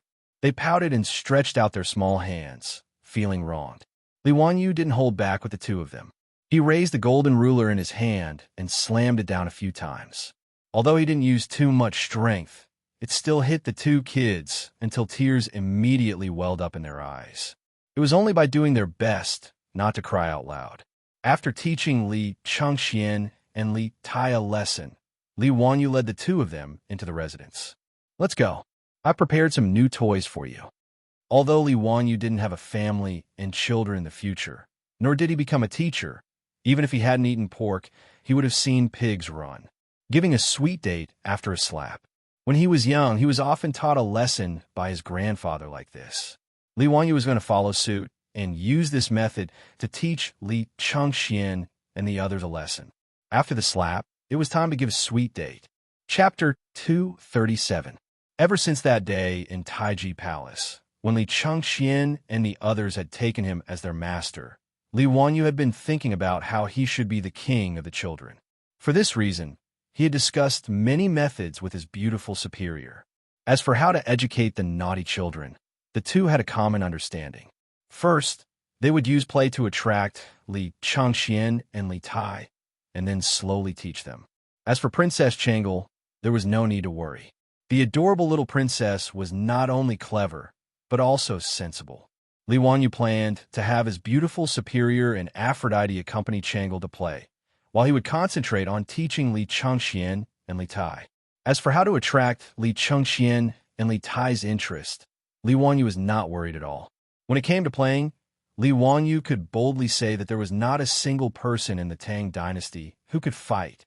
Although Li Wanyu was unable to create the mobile phones and computer games that the naughty children of the future loved to play, when he was young, where would he have had these to play with?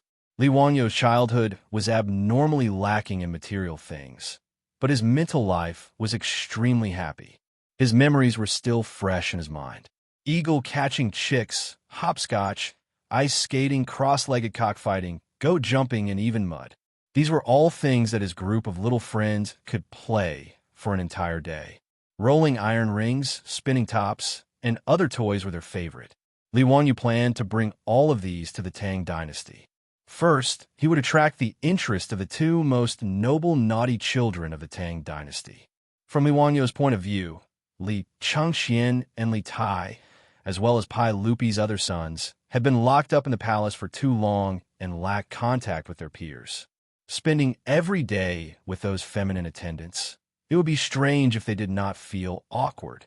He planned to first attract the interest of Li Changxian and Aphrodite, and then slowly have these two naughty children play with the naughty and mischievous children of Dingzhou village. This would allow them to understand the hardships of the common people, and also allow these two spoiled brats in the palace to reawaken their childlike nature.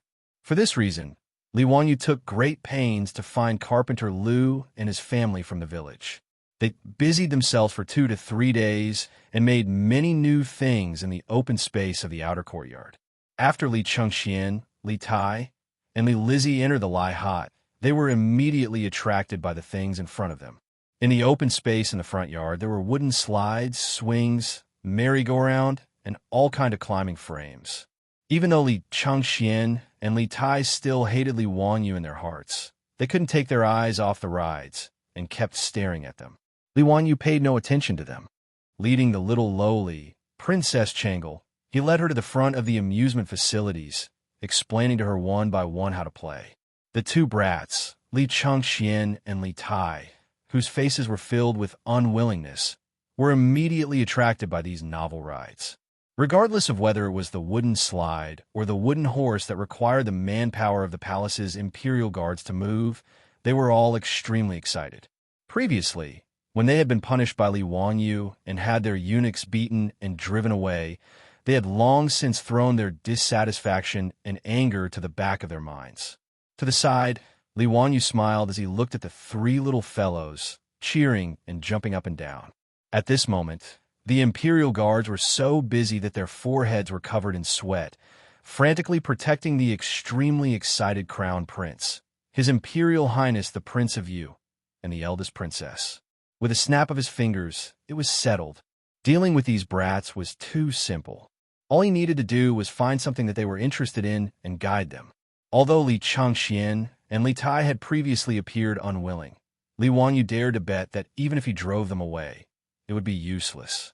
When the 3 little fellows were covered in sweat from playing, their beautiful superior led the servant girls out, delivering iced drinks to each of the little fellows.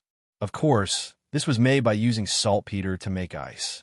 Originally, Li Wanyu had thought about whether he should go to Chang and City to open a cold drink shop. He believed that the business would definitely be very good. In just over a month, he had changed from a second generation of the rich to the founding father of the Tang dynasty. His family also had a 4-wheeled carriage business, which was a profitable business. Naturally, he would not open a small cold drink shop in Chang'an City. However, the iced drinks made Li Chengxian and Li Tai cry out in joy. Even their attitude towards their beautiful superior was excessive. They even called her master's wife. Li Wanyu was speechless. However, the beautiful superior rolled her beautiful eyes at Li Wanyu and actually acquiesced to this address.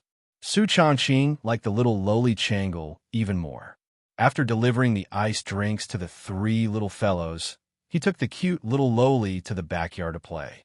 For the entire morning, Li Wanyu played with Li Chengxian and Li Tai, making the 2 little brats extremely excited. How could they have imagined that someone would have so many fun things to play with? Compared to those palace eunuchs, this was much more interesting. After having a delicious lunch at the Li family at noon, the 3 little fellows were extremely satisfied to learn from Li Wanyu. This was not because the imperial cuisine in the palace tasted bad, but because Li Wanyu was too shameless. He actually used unhealthy fried food to attract Li Chengxian and Li Chengxian. Even in the future, the brats who were used to eating all kinds of delicacies had no resistance to KFC and McDonald's, not to mention the three little brats from 1300 years ago. Fried chicken steaks, fried chicken burgers, and iced drinks, that's right, burgers. In order to please Afro, Li Wanyu had already figured out how to make bread. Speaking of which, making bread was not complicated and Afro knew a little about it. Su Changqing was also a baking enthusiast in the future. The only thing lacking in the Tang dynasty was an electric oven, but this was not important. They could just find a masons in the village to build an oven. After a few experiments, the bread was successfully baked. When Afro took the first bite of the steaming bread, tears flowed uncontrollably down her cheeks, making her beautiful superior feel sorry for her. But when Afro took the initiative to give Li Wanyu a kiss, her beautiful superior was so angry that she wanted to draw her knife and chase after this adulterous couple. Li Wanyu only felt that it was a pity that potatoes and tomatoes had not yet been spread to the Tang dynasty. Otherwise, they could be used to make French fries and ketchup. Even so, the eyes of Li Chengxian, Li Tai, and Li Lizzie lit up when they ate a delicious meal that they had never eaten before. In particular, the little fatty Li Tai actually finished off 3 burgers in one go, which almost scared Li Wanyu out of his wits. He was afraid that this fellow would choke to death and he would not be able to explain it to Pai Lupi. Relying on fun and good food, Li Wanyu finally made Li Chengxian and Li Tai not reject him anymore. After lunch, Li Wanyu coaxed the 3 energetic children, who still wanted to play on the rides, to take an afternoon nap. They were still primary school students. They could only study properly if they played well, ate well, and rested well. After the 3 children got up energetically, Li Wanyu led them to his study, which he had already converted into a small classroom. Since Pai Lupi had taught his own children to him, Li Wanyu could not just bring them along to play. Li Wanyu planned to teach Li Chengxian and the others some different knowledge. Chapter 238. Li Wanyu had a headache over what he had to teach Li Chengxian and the others for a long time. Thinking back to the primary school of the modern era, it seemed that they learned Chinese, mathematics, English, art, music, and physical education. There was no need to consider Chinese. If Li Wanyu didn't plagiarize the works of the great masters of the modern era, his actual level might not even be as good as these 3. Although Li Chengxian and Li Tai were 8 and 9 years old respectively, in terms of essays, poems, policy, laws, decrees, scriptures, and moi, they were far superior to Li Wanyu, as they had been taught by famous teachers since childhood. There was also no need to consider English. It was useless to learn it. He seemed to be able to teach the 3 little ones how to sketch, but this was only a minor skill. It seemed that he could only teach them mathematics, plus some simple physics and chemistry knowledge. Thinking of this, Li Wanyu felt very tired. However, what he taught Li Chengxian and the others was not important. Li Wanyu felt that the most important thing was to establish a correct outlook on life for the 3 little ones. They had to learn the 8 honors and 8 disgraces. They had to study every day and strive to be a useful person to society. Li Wanyu stroked his chin, wondering if he should write down the code of daily conduct for primary school students for the 3 little ones to recite. He was extremely familiar with this code of daily conduct for primary school students. When he was young, every time he made a mistake, he would be punished by his homeroom teacher to copy it. Because he had copied it so many times, it was deeply engraved in his memory. Even now, Li Wanyu could recite it backwards. In the small study, Li Wanyu had already placed many teaching tools. The indispensable blackboard was actually quite simple. He had carpenter Lu nail a wooden board and brush it with a thick layer of black paint. However, to make chalk, Li Wanyu had to spend a bit of effort and experiment many times before he succeeded in making usable chalk from gypsum. Li Chengxian, Li Tai, and little Princess Changle had never seen a blackboard before. They didn't understand why their junior teacher had placed such a large piece of blackwood in the study. When Li Wanyu picked up the chalk and began to write on the blackboard, the 3 little ones' eyes widened. Li Wanyu wrote down 10 Arabic numbers from 0 to 9 on the blackboard. The Arabic numerals were first invented by the ancient Indians, then spread to Europe by the Arabs, and then modernized by the Europeans. People thought it was an Arab invention, so people called it Arabic numerals. Arabic numerals were first introduced to China in the 13th to 14th century. Actually, ancient Chinese mathematics was not bad. It was even ahead of the rest of the world. From the Wei Jin dynasty to the beginning of the Tang dynasty, it was the time when the Chinese mathematical system was established. There were many mathematical works such as Wu Cao Xuanjing, Wujing Xuanshu, Nine-Chapter Xuanshu, and so on. It was just that Chinese numbers were too cumbersome, and to a large extent, it limited the development of mathematics. The three little ones were very curious. They looked at the strange symbols that Li Wanyu had drawn on the blackboard, not understanding what they were. Li Wanyu then wrote down the corresponding Chinese numbers below each Arabic number before he began to explain in detail to the three little ones. The three little ones did not find the symbols and numbers that their little teacher had taught them useful. Instead, they felt very awkward because they were used to it. Li Wanyu did not explain much. After the three of them memorized the Arabic numerals, he directly wrote a few simple arithmetic problems on the blackboard and let them calculate by themselves. However, he asked the youngest princess royal to calculate with the Arabic numerals that he had taught. Li Chengxian and Li Tai calculated with the Chinese numerals that they were used to. Okay, Chengxian, Qingke, you two won't lose to your sister, right? That would be too embarrassing. If you win the competition, your teacher will reward you with a bowl of ice cream. It's delicious. Although they did not know what ice cream Li Wanyu was talking about, Li Chengxian and Li Tai were angry at Li Wanyu's underestimation. Arithmetic was something that they had to learn since they were young, especially Qingke, who was good at it. How could she lose to a little girl like Changle? The two snorted. Humph! How could we lose to Changle? That's good. If you lose, you two can only watch Changle eat ice cream. Okay, let's begin, Li Wanyu said with a sneaky smile. What a joke. Comparing the speed of writing Chinese numerals and using Arabic numerals was like comparing the speed of a tractor and sports car. Why don't you think about the Chinese numbers? How much time would it take just to write those Chinese characters? The final result was not out of Li Wanyu's expectations. He said a total of 10 questions. When the little girl finished, Li Tai, who was the fastest, had only finished 7 questions. Li Chengxian had only finished 5 questions. How is this possible? How can Changle calculate faster than me? The little fatty Li Tai was in disbelief. Li Wanyu did not explain. He ran to the kitchen and made a bowl of ice cream for Changle. Speaking of which, ice cream actually originated from Huaxia. It was not an imported product. As early as the Yuan dynasty, someone added honey, milk, and pearl powder to ice. As a result, the world's first ice cream was made. When Marco Polo returned to Italy, he brought back the method of making ice cream from Huaxia. Therefore, ice cream became popular in Europe. Although the ice cream made by Li Wanyu did not have the delicate texture of the ice cream of the future, it was still a rare delicacy in the Tang dynasty. The little girl had won against her 2 brothers and received such a delicious reward. She smiled so widely that her eyes narrowed into crescents.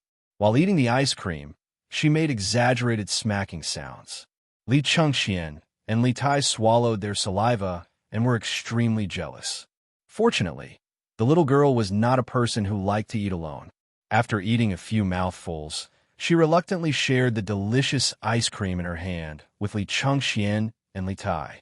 Li Chengxian and Li Tai originally wanted to maintain the dignity of the losers and not eat this unexpected food. But in the end, they could not resist the temptation of the ice cream and tried to taste it. This time, they could not stop. In order to fight over the little ice cream, Li Chengxian and Li Tai, the 2 little brats, almost fought. Li Wanyu was speechless for a while. The crown prince of the Tang dynasty was really pitiful. If others saw the way he was holding the bowl and licking the last residue, they would probably think he was a beggar. There was fun and there was delicious food. In just a day's time at Dingzhou village, Li Chengxian and Li Tai had completely forgotten how they had looked down on Li Wanyu. It was not until evening that the three children reluctantly returned to Chang and city after the imperial guards urged them several times. Because Li Wanyu was not interested in being the king of the children every day, he had agreed with Pai Lupi to send Li Chengxian and the others to Dingzhou village twice every 10 days. That was to say, once every 5 days. This made Li Chengxian and the others feel very resentful. When they left, they looked at Li Wanyu with eyes full of resentment. They hated that they could not come to Dingzhou village every day. Li Wanyu did not care about the resentment of the three little brats. He did not want to tire himself out. After sending Li Chengxian and the others off, Li Wanyu did not have time to rest. He was busy negotiating with the Ministry of Works to repair his county magistrate's mansion. Chapter 239. Although Pai Lupi nodded and agreed to build the manor according to Li Wanyu's sketch, the troublesome matters were not over yet. First, there was the location of the manor. After discussing with Li Wanyu and the officials from the Ministry of Works, Li Wanyu's manor was prepared to be built on the hillside facing the sun. Previously, in order to compete with the Li clan of Hu County, the hillside facing the sun was about 1,000 mu in size. The Li clan's ancestral grave only took up a very small area, and the Taoist temple that Sun Simiao was currently building took up less than 50 mu of land. The remaining few hundred mu of land were empty. After the officials from the Ministry of Works inspected the area, they did not have any objections to the location of the manor. But the officials from the Ministry of Works were at a loss as to how to build Li Wanyu's castle. Even in ancient China, building a house was a very strict matter. It was not just the craftsmen who came up with the idea, but there were also detailed blueprints and construction plans. The Song Dynasty's construction methods was the most complete book on building techniques in ancient China. The Great Tang had detailed regulations on the various design standards, specifications, materials, construction quotas, targets, a clear hierarchy of buildings, the artistic form of buildings, and so on. Therefore, before the construction began, the officials from a Ministry of Works of the Tang Dynasty would draw up detailed construction plans according to the needs. The level of detail and complexity was not inferior to the construction plans of the modern era. But even the most senior official from the Ministry of Works did not know how to build the small castle that Li Wanyu wanted to build in his manor. This gave the officials from the Ministry of Works a headache. Thus, Feng Longzhong from the Ministry of Works led a few technical officials to Dingzhou village to pay Li Wanyu a visit. Hu Xiannan, we have never seen this castle that you drew before. Can you draw a more detailed sketch of the building for us? Feng Lang directly asked Li Wanyu. Li Wanyu naturally did not have a problem. He had already drawn many sketches when he was discussing how to build the castle with his beautiful boss and Aphrodite. Hearing Dr. Feng's words, he immediately stood up and went to the study to retrieve a stack of sketches. These were all drawn by him using the perspective drawing method. It was very intuitive and clear at a glance. But when they saw the detailed blueprint Li Wanyu had drawn for the castle, Feng Longzhong and the officials he had brought with him fell silent once more. This kind of construction method was unheard of in the Tang Dynasty. But putting aside whether this castle violated the law or not, the key point was that in the eyes of the officials from the Ministry of Works, this castle looked a bit like a small military fortress. What was the man from Huxian trying to do by building something like this near the capital of Chang'an? The officials from the Ministry of Works were not wrong. Castles were military fortresses built by European nobles to protect their land, food, livestock, and population. They used them to guard their own territories. First and foremost, it would be used for military defense. Of course, Li Wanyu didn't think too much about it. He just felt that building a castle was mighty and domineering. After Dr. Feng and the other officials from the Ministry of Works ran to Dingzhou village many times, they still didn't dare to make a decision on their own. In the end, they still pushed the responsibility to Pai Lupi. They asked Li Wanyu to go find Pai Lupi himself and let His Majesty make the decision. Li Wanyu was also tormented by the repeated communication with the Ministry of Works. Wasn't it just building a castle? Why was it so troublesome? He still had to find Pai Lupi to make the decision. Looking at the stack of sketches in his hands, Li Wanyu was worried that Pai Lupi wouldn't understand what he was going to do. This was his beautiful boss, and Aphrodite's painstaking work. Just as he was feeling a little depressed, Li Wanyu suddenly thought of something, and his eyes lit up several days later in the Yinyang Hall of Taiji Palace. Pai Lupi looked at the item that Li Wanyu had the palace guards carefully move in with a puzzled expression. The item was about the size of a table and was square in shape.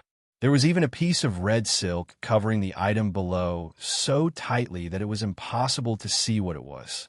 However, since it could be moved in a Taiji palace, it had obviously been carefully checked by the palace guards and couldn't be anything dangerous. Pai Lupi wasn't worried that Li Wanyu would cause any trouble. "Zio, what is this?" Li Wanyu chuckled. "Uncle, this is your nephew's newly built residence." Pai Lupi was stunned for a moment before he laughed heartily. "Zio, what nonsense are you talking about? How can your mansion be so small? Don't tell me you want to become a mouse?" "Ha!"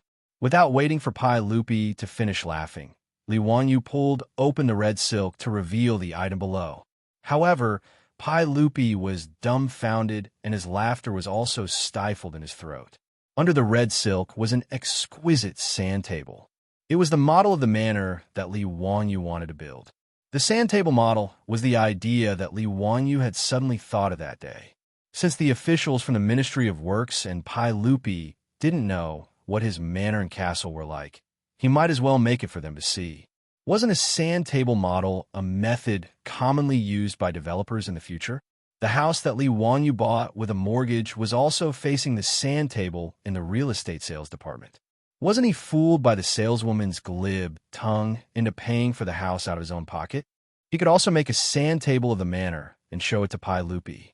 With the sand table model, everything would be clear at a glance, and he wouldn't have to waste his breath.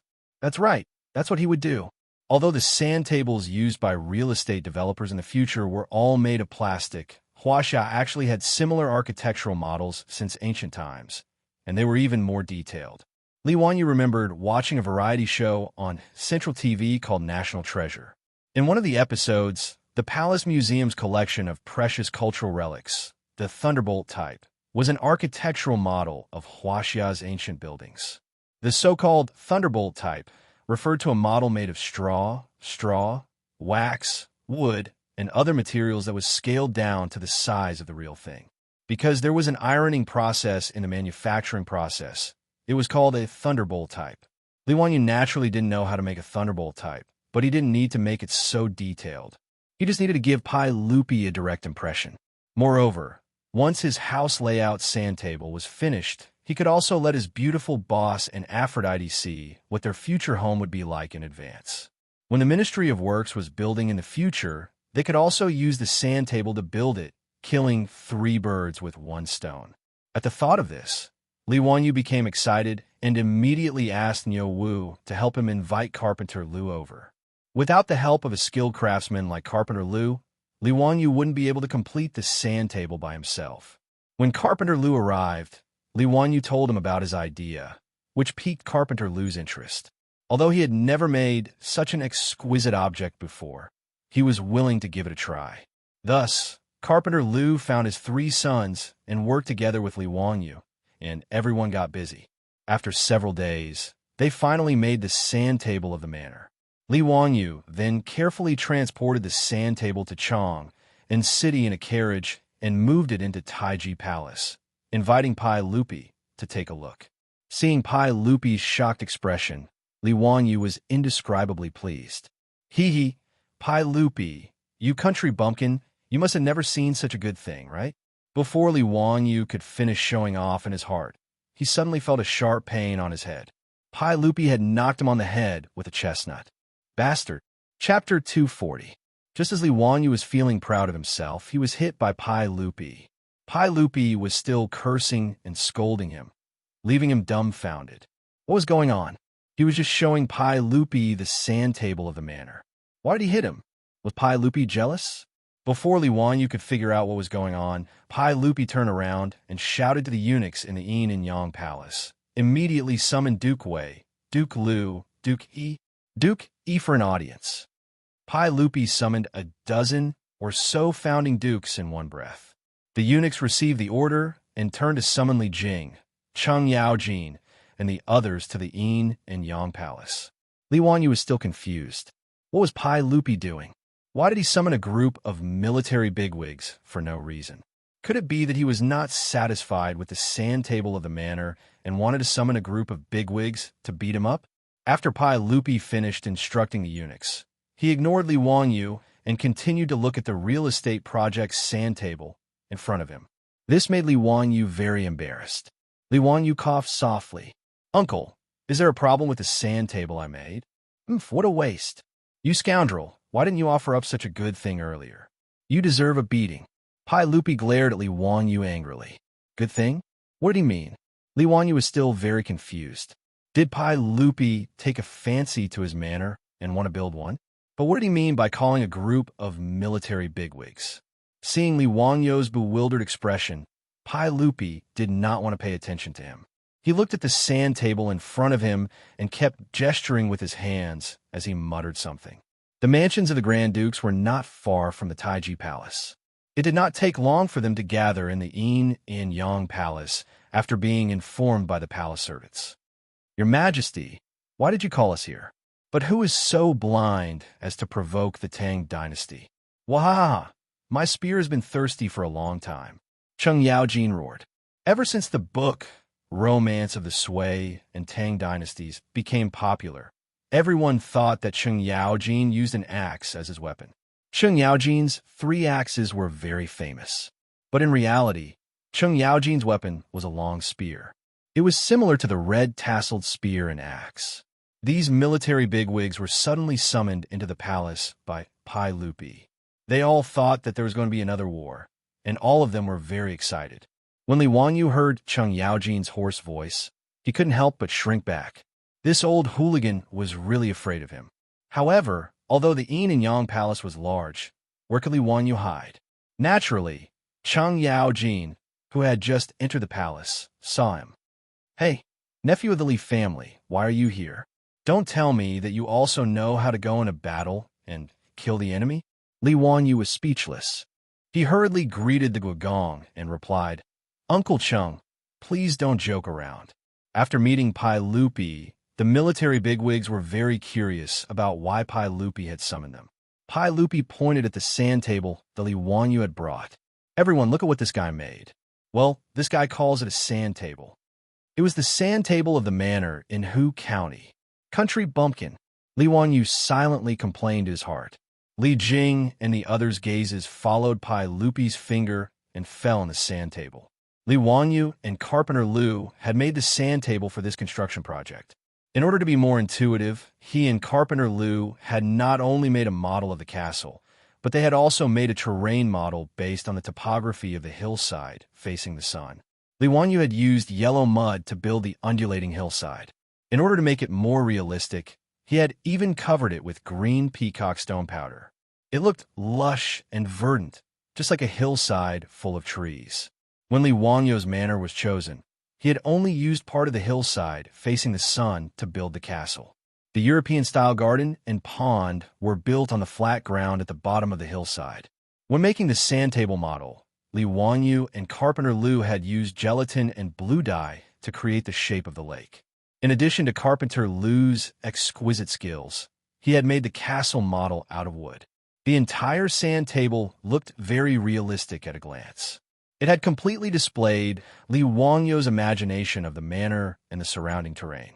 Such a realistic sand table had never appeared in the Tang dynasty since the creation of the world. When the group of military leaders looked at it, their eyes immediately lit up. "Your Majesty, this thing called a sand table was made by Li Ziyo? Good stuff, good stuff." Li Jing took a few glances and immediately said to Pai Lupi. However, Cheng Yaojin shook his head. "Son of a bitch, this battlefield is too small. At most, it can only be used to command a battle of 1,000 people. What a waste." Li Wanyu couldn't help but be stunned when he heard that. F***CK, what is this old bastard talking about? My manor's sand table. He actually said that the battlefield is too small. Qin Xiong, Yuqi Jingda, and the others also commented on Li Wanyu's sand table. Finally, the confused Li Wanyu understood what was going on.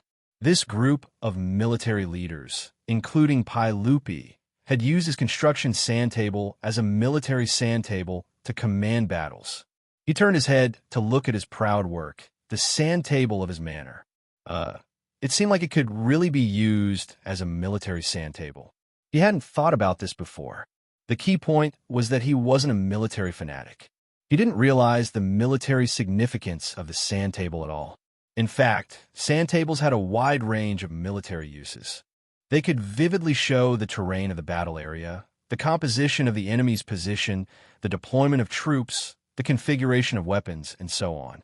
Later generations of the army often used sand tables to study the terrain, the enemy's situation, battle plans, organize coordinated actions, carry out tactical drills, study battle examples, and summarize battle experience. In the Tang dynasty 1,300 years ago, even the maps used for battle command were quite rough and simple. Most of these maps were of a schematic nature and were far from accurate. This was actually quite disadvantageous for battle command, but the level of technological development at that time was like this. It was too difficult to draw an accurate map. At this time, the sand table presented in front of Pai Lupi and the military leaders seemed to have opened up a new world for everyone. For a horse emperor like Pai Lupi, he saw the military use of the sand table at first glance. So he immediately asked the chamberlain to inform Li Jing and the others. The appearance of the sand table piqued the interest of the military leaders. Everyone, including Pai Lupi, surrounded the sand table and looked at it with interest. On a whim, the Minister of War, Li Jing, and the other founding dukes actually planned to make a military chess deduction on the sand table. Seeing Pai Lupi and the group of military leaders rubbing their hands together, Li Wanyu felt very stifled. He wanted to cry, but had no tears. My manor, not for you to play like this. Chapter 241. I'll use a brigade of MO blade soldiers to block the manor's gate, and 2 brigades of armored soldiers to harass you with arrows. I don't believe you can break in. Bah, old man, why'd I have to go through the gate? Which part of the manor's wall can't be broken through? Any cavalry can break into the manor with a single charge. You can only retreat to defend the castle. Even if I retreat to defend the castle, I can defend it for 10 days to half a month. So what if you have several times more troops than me? Don't forget, you are all cavalry. How can you attack the castle? In the Yin and Yang Hall of Taiji Palace, there was an uproar. Those founding dukes were divided into 2 factions. They were playing chess on the sand table of Li Wanyu's manor. Pai Lupi was the judge. The history of military chess in Huaxia could be traced back to 4,500 years ago. The Xia dynasty had begun to use stones and wooden sticks to demonstrate formations and research war on the ground. The most indispensable thing for the valiant generals in China's history was the deduction ability before and after the battle. The most famous chess deduction in history was during the Spring and Autumn Warring States period. Mozi wanted to stop Chu from attacking Song. Gong Shuban made cloud ladders for Chu, wanting to use them to attack Song. Mozi and Gong Shuban, in front of King Chu, used their pockets as the city walls and the wooden pieces as the city defense weapons, and began to deduce the strategy of the game of chess. Gong Shuban used many ingenious siege tactics, but they were all resolved by Mozi. Until Gong Shuban used up all his siege methods, Mozi's defensive equipment was more than enough. King Chu finally gave up attacking Song because of this deduction. In the Tang dynasty, the rules of chess deduction in the military were more complete. There were detailed rules and deduction methods. These military big shots could only do chess deduction based on a map that was not very detailed, which made them very unhappy. But today, seeing Li Wangyu's sand table, this kind of chess deduction method that seemed to have a god's view, made these big shots exclaim. The military big shots who were having fun even called the servants to bring wine, drinking while continuing the battle. Even Pai Lupi was the same. He kept drinking the wine in his cup and laughed heartily. Li Wanyu was completely speechless. If it weren't for the fact that he really couldn't beat these bastards, he would have fought it out with these old fogies who destroyed the sandbox of his manor's buildings. This was too much. This was not a F*** King military sandbox. A bunch of old men, old killers. Each and every one of them was trying their best to figure out how to destroy the small castle that he hadn't started building yet. This feeling was really too strange. However, he was just a small county official. In front of Pai Lupi and this group of old ruffians who were all dukes, he really had no right to speak. He could only grit his teeth and endure. It was not easy to endure until the group of military bigwigs had their fill. They even drank several jars of wine before the deduction of the military flag was finally over. Satisfied, Cheng Yaojin used his palm leaf fan-sized palm and began to ravage Li Wanyo's small shoulders. "Nephew, not bad. This sand table is a good thing. You little bastard, you finally came up with something interesting. It's simply a waste of time to make water wheels and carriages." Cheng Yaojin's words made Pai Lupi want to beat him up. Water wheels and four-wheel carriages were so important to the Tang dynasty that he was willing to give Li Wanyu a title. However, this old man actually said that it was a waste of time. Pai Lupi was too lazy to pay attention to Cheng Yaojin. He reached out his hand and called Li Wanyu to his side. "Zio, tomorrow you will teach the Ministry of Works how to make this sand table. Look at how rough you made it. It's really unusable." Pai Lupi even complained that Li Wanyo's sand table was not exquisite enough. Li Wanyu only felt his teeth itch. He really wanted to bite someone. Enduring Pai Lupi's ridicule, Li Wanyu rubbed his hands and looked at Pai Lupi with an embarrassed smile. "Your Majesty, what do you think of my mansion? Is it okay to build it like this?" The main reason he made this sand table was to get Pai Lupi to agree. Now that their war was over, he had to quickly ask. Pai Lupi once again looked at the sand table. After a while, he said, "Zio, your castle is extravagant. I'm afraid I can't agree with you building it like this."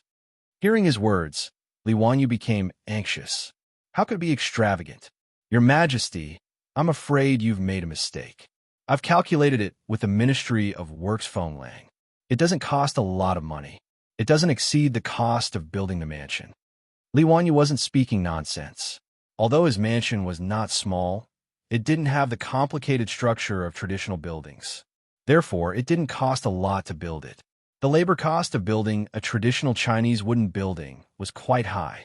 Just the mortise and tenon structures that didn't use nails and only used tenons and tenons would require a lot of skilled craftsmen to build. In the future, the cost of repairing ancient buildings was much higher than the cost of cement. The main reason was the labor cost. Li Wanyu felt that his mansion didn't need that many skilled craftsmen to carve those complicated patterns. Why did Pai Lupi say that it was extravagant? Pai Lupi pointed at the small castle on the sand table and said with a bit of dissatisfaction, "Zio, how many stones do you need to build your castle? How many corvée laborers do you need to transport the stones for your castle? We can't agree to your nonsense. There's still many things to be done in the Tang dynasty. The plague of locusts hasn't been extinguished yet. How can you casually recruit so many corvée laborers just to build a mansion for you?" Hearing Pai Lupi's words, Li Wanyu couldn't help but laugh. It turned out that Pai Lupi had misunderstood. He quickly explained, "Your Majesty, you misunderstood. My small castle doesn't need to be built with stones. It can be built with bricks. I don't need to recruit corvée laborers to transport the stones." Many of the traditional European castles were built with large stones. However, Li Wanyu wasn't preparing for war. He just wanted to build a castle-like house to show off. Therefore, Li Wanyu's plan was to prepare bricks and then use cement to build a castle-like house. Build with bricks? Pai Lupi was slightly stunned, but he still shook his head. Nonsense. How can bricks be used to build a house? When Cheng Yaojin and the others heard the conversation between Pai Lupi and Li Wanyu, they all came over. "Zio, how can you build a house with bricks? Moreover, your castle is several stories high." "That's right. This old man has never heard of using bricks to build a house. Zio, you should stop fooling around." "Haha, Zio is a genius, but there are times when you make a fool of yourself. This old man has never heard of using bricks to build a house. Using bricks to build walls and towers, this old man knows. How do you build a castle?" In the Tang dynasty, there was no cement. Therefore, the bricks were made with sticky loess mortar. The walls of the Tang dynasty were built with loess, and covered with bricks. Although it was strong, it wasn't suitable for building a house. If glutinous rice was boiled and added to lime to make bricks, it would be strong and durable after solidification. It wouldn't be inferior to the cement of later generations. However, the cost of doing this was very high. Only a small number of royal buildings could be used this way. In the history of China, it wasn't until the Ming Dynasty's Emperor Zhu Di built the Forbidden City that they started to use bricks on a large scale. Therefore, when Pai Lupi, Cheng Yaojin, and Li Jing heard Li Wanyu's words, they only thought that he was talking nonsense. However, Li Wanyu couldn't help but laugh. "Your Majesty, everyone, do you want to make a bet with me?" Chapter 242. Pai Lupi, Cheng Yaojin, Li Jing, and the rest were all stunned. "A bet? What bet?" Li Wanyu laughed mischievously. "Let's bet that I have a way to glue the bricks together and make it very firm. If I can do it, your Majesty will allow me to build a mansion. How about that? Uncle Cheng and the rest of you will pay for the wood in my mansion. How about that?" Wood referred to the decorations and furniture of the later generations. Because most of the buildings were made of wood, the mansion was mainly decorated with wood. Pai Lupi said that he would build a mansion for him, but he did not include decorations and furniture. He was as stingy as the developers of the later generations. Since Cheng Yaojin and the rest did not believe that he could build a house with bricks, Li Wanyu naturally did not mind making a bet with them and extorting a sum of money. After all, he was poor. Li Jing suddenly asked, "Ziyu, can you glue the bricks together? How firm can it be?" "It won't fall with a hammer," Li Wanyu replied confidently. Pai Lupi's eyes also lit up. He and Li Jing looked at each other and revealed a smile in their eyes. "Okay, I will bet with you. Ziyu, if you can stack the bricks together and not fall with a hammer, I will agree to build this castle for you." Li Jing also twirled his beard and laughed. "Haha, Ziyu, if you can really do it, I will pay for the wood in your mansion. So what? Ziyu, how much time do you need to build it?" Li Wanyu, who thought that he had taken advantage of Pai Lupi, Li Jing, and the rest, smiled until his eyes narrowed. He pondered for a moment. When the old mansion was remodeled last time, he still had a lot of hand-ground cement left. When he returned to Dingzhou village, he could ask the masons in the village to help him build a brick wall. After 2 more days, the cement would solidify. Li Wanyu raised 3 fingers to everyone. 3 days will do. After 3 days, your Majesty and the rest of you can come to Dingzhou village. I will show you a brick wall that won't fall with a hammer. Okay. Pai Lupi directly reached out his hand and high-fived Li Wanyu, setting the bet. Li Wanyu looked at Pai Lupi and Li Jing's smiles and vaguely felt that something was wrong. But when he thought about it carefully, he did not find anything wrong, so he did not think too much about it. After saying his goodbyes and leaving the palace, Li Wanyu hurried back to Dingzhou village to find a mason to build the wall. 3 days later, at Dingzhou village in Hu County, several dozen riders entered the village. Pai Lupi led a group of dukes to the old residence of the Li family. Speaking of which, ever since Li Wanyu moved from the county seat of Hu County to Dingzhou village, this secluded village at the foot of Qinling Mountain became more and more lively. The farmers in the village were already used to seeing all kinds of nobles that they normally wouldn't see, so they all went to the Li family's old residence. Originally, there were some farmers who were watching from afar and talking to each other. But now, other than the little kids in the village, no one was interested in the Li family's guests. After Li Wanyu was conferred the title of nobility, the Li family's old residence had a plaque with the words, "Hu County Male Residence," hanging on the door. This really scared the farmers, including the village head. Li Jiaxiaolang was conferred the title of nobility, even if it was the lowest rank of county baron.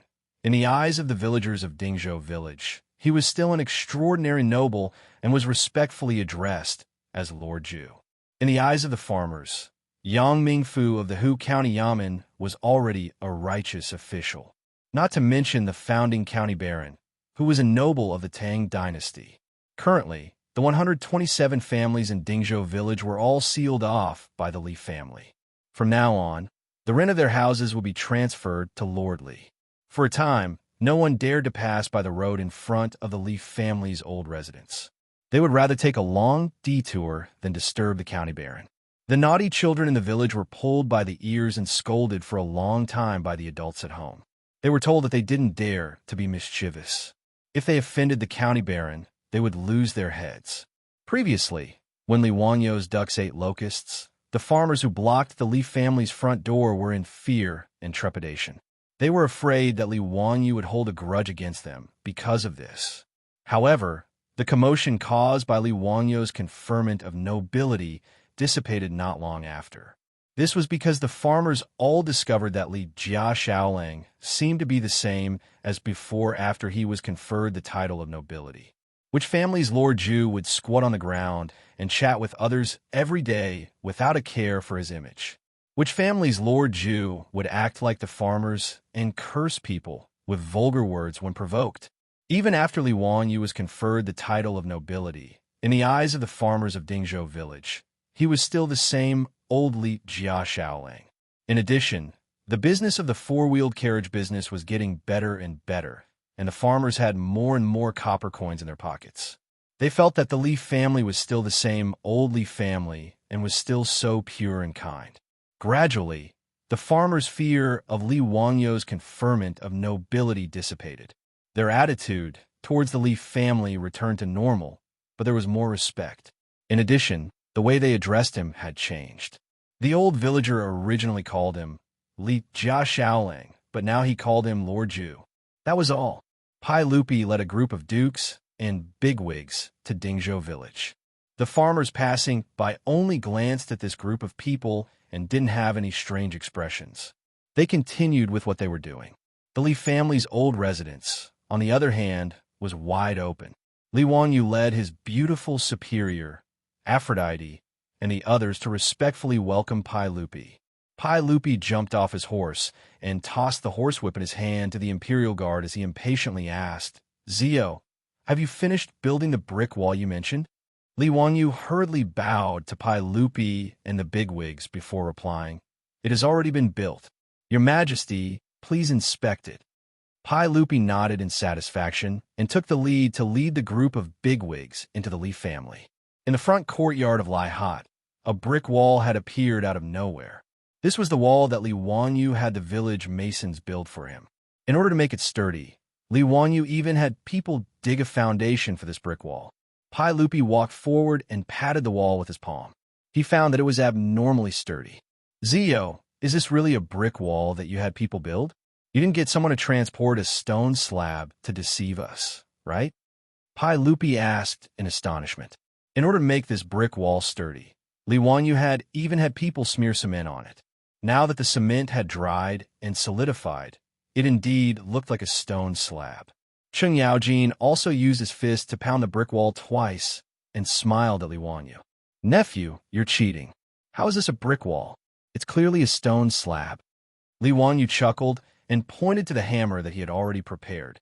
"Uncle Cheng, you'll know once you hit it. Could it really be a brick wall?"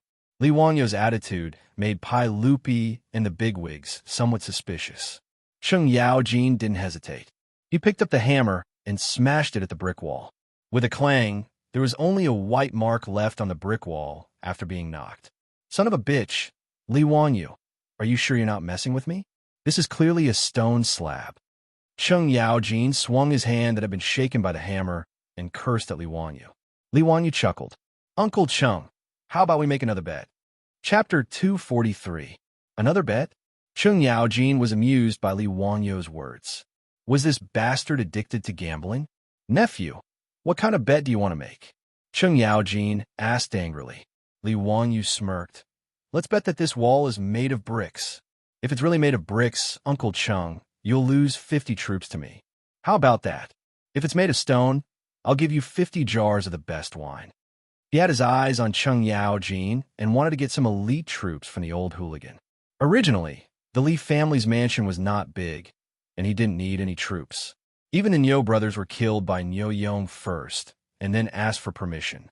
Thus, he had no choice but to accept them. But now, he was conferred the title of county man, and Pai Lupi was going to build him a county man's mansion. Thus, he was short of manpower. The new county man's mansion, according to his and the Ministry of Works plans, occupied a few hundred mu of land. When the manor was built, it would be impossible to have no one at home. Servants and maidservants were easy to find. He could go to Chang and spend money to buy them. But there was no place to buy this song. Thus, he had the idea of hiring Cheng Yaojin. For these military bigwigs, it was a trivial matter for them to choose some loyal and honest veterans from the army to be part of their troops. Seeing Cheng Yaojin questioning the brick wall made of cement, Li Wanyu naturally thought of this. He immediately teased Cheng Yaojin with a smirk. He wanted to make a bet with him and swindle some troops from Cheng Yaojin. Cheng Yaojin's big palm was about to fall again. Bastard, are my troops only worth a jar of wine? You want to take advantage of me? Get lost. Li Wanyu smiled and dodged Cheng Yaojin's palm. He smiled and said, Uncle Cheng, what are you saying? Didn't I see that you don't believe that this is a brick wall? I'll give you a chance. If you think that the wine is too little, we could discuss it again. How could Cheng Yaojin, this old hooligan, let Li Wanyu take advantage of him? Looking at his confident appearance, Cheng Yaojin knew that the stone slab wall in front of him must have been built with bricks. He glared with his bell-sized eyes. You little bastard, you want to trick me? Move aside, I won't bet with you. After saying that, he raised the hammer in his hand and smashed it at the wall again. The strength of the artificial volcanic ash cement created by Li Wanyu was naturally not comparable to the high-strength cement of the later generations. After being smashed by Cheng Yaojin with all his strength, the cement on the surface of the wall cracked and fell off, exposing the bricks inside. Cheng Yaojin put down the hammer and couldn't help but exclaim in surprise, Hey, this place is actually made of bricks. Nephew, what method did you use to make these bricks so sturdy? Even with Cheng Yaojin's strength and his full strength, he was only able to break the cement on the surface of the brick wall. This made everyone surprised. Pai Lupi, Li Jing, and the other military leaders immediately gathered around and carefully examined the brick wall in front of them. Zio, what exactly is this wall and the material that holds the bricks together? Why is it no different from stone? This is really mysterious. It's actually made of bricks. With Jijia's strength, he only broke the surface with a single hammer strike. What a sturdy brick wall. TSK, could it be that he melted the stone and poured it onto the bricks? Li Wanyu was speechless. To think that they could think of such a thing. Did they think that it was casting metal? To melt stone, he had to have the ability to do so. Your Majesty, everyone, this brick wall was made of cement by this little one. Pai Lupi stared at him. Hurry up and say it clearly. What is cement? What is that? Li Wanyu gave him the middle finger in his heart. Was the emperor so amazing? Was this the attitude of someone who was asking for advice? Why were you so fierce? Fine, the emperor was amazing. Li Wanyu admitted defeat. He lowered his head and obediently replied, Your Majesty, the cement is a type of adhesive that I created. After mixing it with water, it can firmly glue the sand and bricks together. After it solidifies, it hardens into this state. Zio, how much did this cement of yours cost? Li Jing asked. Li Wanyu scratched his head. Cost? It didn't seem like it cost anything. The cement he was using now was made by grinding broken pottery pieces, so there was almost no cost. If you want to make it on a large scale, it would be simple. You just needed to put lime and clay in a kiln. The process of making this kind of cement was very simple. The calcining temperature was low, and the requirements were not high. Of course, compared to the Portland cement of the future, it was far inferior in terms of strength and hardness. But in the Tang dynasty, this kind of artificial volcanic ash cement was enough. Li Wanyu didn't know how to make real cement. He wasn't a professional. It was the same as making glass. He knew what it was, but didn't know what it was. After pondering for a while, Li Wanyu replied with uncertainty, Duke Wei, if this cement is made on a large scale, the cost should be very low. I haven't calculated the exact cost. It's just putting lime and clay in a kiln and calcining it. It's very simple. Pai Lupi couldn't believe it. It's that simple? Zio, this is a matter of great importance. You can't talk nonsense. Li Wanyu said with a wronged face, It's really that simple, Your Majesty. I'm not talking nonsense. Pai Lupi, Li Jing, and the others surrounded Li Wangyu and asked him again and again. Finally, they confirmed that this thing called cement was really that simple to make. Li Jing twirled his beard and smiled. Your Majesty, if what Zio said is true, and this cement can be made on a large scale, then it's really a blessing for the Tang dynasty. Yes, Your Majesty. This cement is really good stuff. Congratulations, Your Majesty. Congratulations, Your Majesty. The Tang dynasty has obtained such a divine item. Damn it. If we use this cement to build a city outside the Great Wall, let's see if the Turks can still be so rampant. Li Wangyu was a little confused. The cement I used to build my own house. How did it become Pai Lupi's? Congratulate you, my ass. You want to steal my things again? Bah, no, you are good people. Every day, you think about how to steal my treasures. In the future, I have to ask my beautiful boss to take care of the things at home. The emperor and ministers of the Tang dynasty are all bandits. In fact, Li Wangyu was not stupid. He naturally knew the importance of cement to a country. In the Great Tang, even this artificial volcanic ash replacement cement was a priceless divine artifact. Whether it was used to build cities, roads, or dams, it was indispensable. Since he took out the cement, he had already expected that it would attract Pai Lupi's attention. Pai Lupi was a Pai Xiao. He wanted to take all the good things into his mouth. However, Li Wangyu did not intend to hide it. He also wanted to make the cement public to benefit the Tang dynasty. Although Li Wangyu was mentally prepared, when he saw Li Heir and the group of high dukes acting as if the cement was already in their pockets, it still made him feel very unhappy. He simply coughed lightly. Cough, Your Majesty, everyone. How much can I sell this cement formula for? Pai Lupi, Chung Yao Jin, and the others heard this and could not help but be stunned. Sell it for money? Chapter 244. Without waiting for Pai Lupi to speak, Chung Yao Jin went berserk. Bastard brat, how can you sell this kind of military weapon for money? I'll beat you to death. After Chung Yao Jin finished speaking, he reached out to grab Li Wangyu and wanted to beat him up. When Li Wangyu saw the old hooligan flip out, he hurriedly ran away. Too shameless. This kind of threat of force, it's really infuriating. I can't afford to offend you. Do you believe that I won't find your 3 sons for revenge? However, when Li Wangyu thought about the size of Chung Chumo's 3 beast brothers, he felt that he should forget about it. It seems that he can't deal with the old hooligan's 3 sons. It's really a tragedy. In the face of the old hooligan's deterrence, Li Wangyu could only raise his hands and surrender. Uncle Chung, please wait. Little nephew has thought about it and feels that things like cement should be offered to His Majesty. Li Wangyu's tactful made Pai Lupi very satisfied. He raised his head and laughed, pretending that he didn't hear Li Wangyu's request for money, and began to discuss the use of cement in the military with the military bosses. Pai Lupi actually complained that Li Wangyu's name was unpleasant to hear. Such a divine object was given a rotten name like cement. With a wave of his hand, he directly changed the name of cement. The earliest lime that appeared in the history of China was made from the shell of a big clam. It was called mirage ash. Hongji Wen State records, mirage ash, oyster shell ash is the top, small oyster shell is the second, and small clam shell is the bottom. The 3 colors are different, and the big clam is the top. Since Li Wangyu said that cement was made from lime and clay, Pai Lupi cited the classics and changed the name of cement to mirage ash. In this regard, Li Wangyu could only silently roll his eyes in his heart.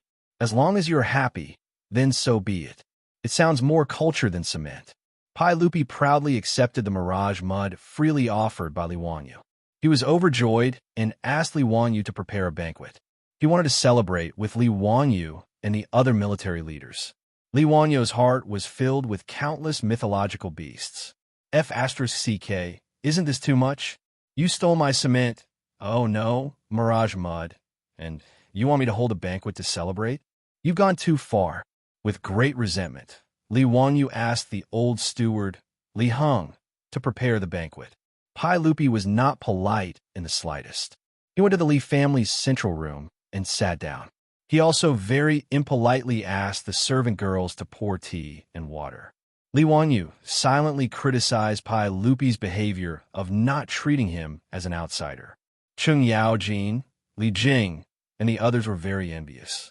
As expected, the Li clan's little boy was favored by both the emperor and the Sacred Hearts. They really treated him as their own nephew. Although Yuqi Jingde was not familiar with Li Wanyu, he was secretly calculating in his heart. His two children seemed to be very close to this county man. It seemed that in the future, he should let them be closer to Li Wanyu. Among this group of leaders, there were many who had the same idea as Yuqi Jingde. How could Li Wanyu know what these leaders were thinking? He was still thinking about how to retaliate against Cheng Yaojin, Pai Lupi, and the others. Hearing Cheng Yaojin shouting for him to bring wine again, Li Wanyu's eyes turned, and he had a plan in mind. Hey, old scoundrel, don't even think about walking out of my Li family's door today. I'll make sure you come in vertically and go out horizontally. Li Wanyu smiled and told Pai Lupi, Cheng Yaojin, and the others to wait for a moment. He went to fetch good wine for everyone.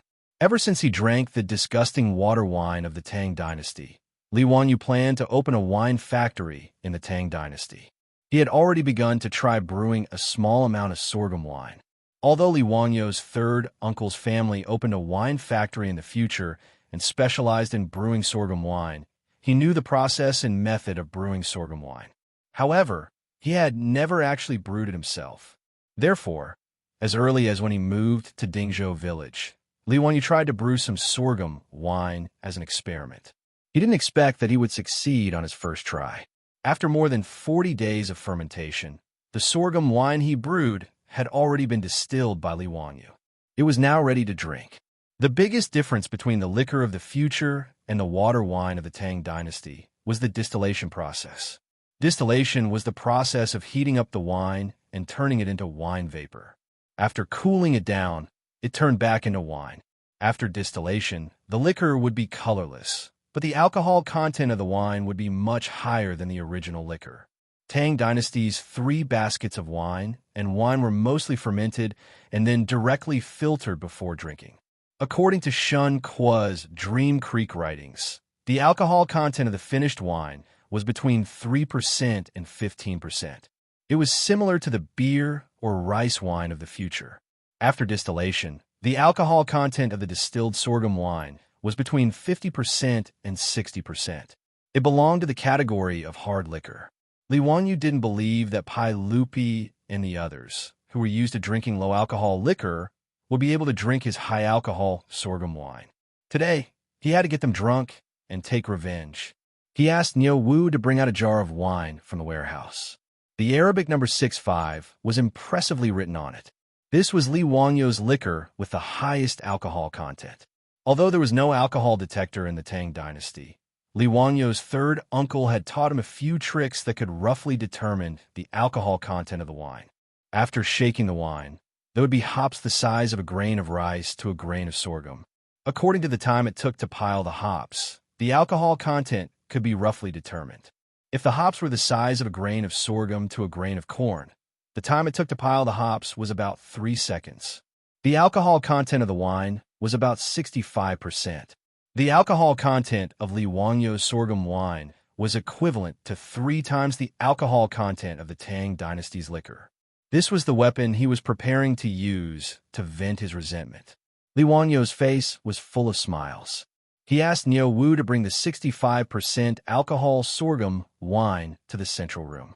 When Cheng Yaojin saw that there was only 1 jar of wine, he couldn't help but feel disgusted. Nephew, you're a county man now. How can you still be so stingy? How can this jar of wine be enough for us to drink? Quickly go and bring a few more jars. Li Wanyu said with disdain. Uncle Cheng, it's not that I'm stingy. It'd be good if we could finish this jar of wine. What a joke. He asked Niu Wu to bring out a big jar of wine. This jar of wine was equivalent to 20 caddies of 65% alcohol content. It wouldn't kill you all. When Cheng Yaojin heard Li Wanyu's words, he immediately jumped up and said, Brat, don't talk nonsense. I could drink a bucket of wine by myself. Your jar of wine isn't even enough for me to rinse my mouth. Not only was Cheng Yaojin jumping up and down, even Pai Lupi, Li Jing, Yuqi Jingda and the others were dissatisfied. They felt that Li Wanyu was looking down on them. To these founding dukes who were addicted to wine, saying that they couldn't drink wine was like pointing at their noses and saying that men couldn't do it. This was a great humiliation.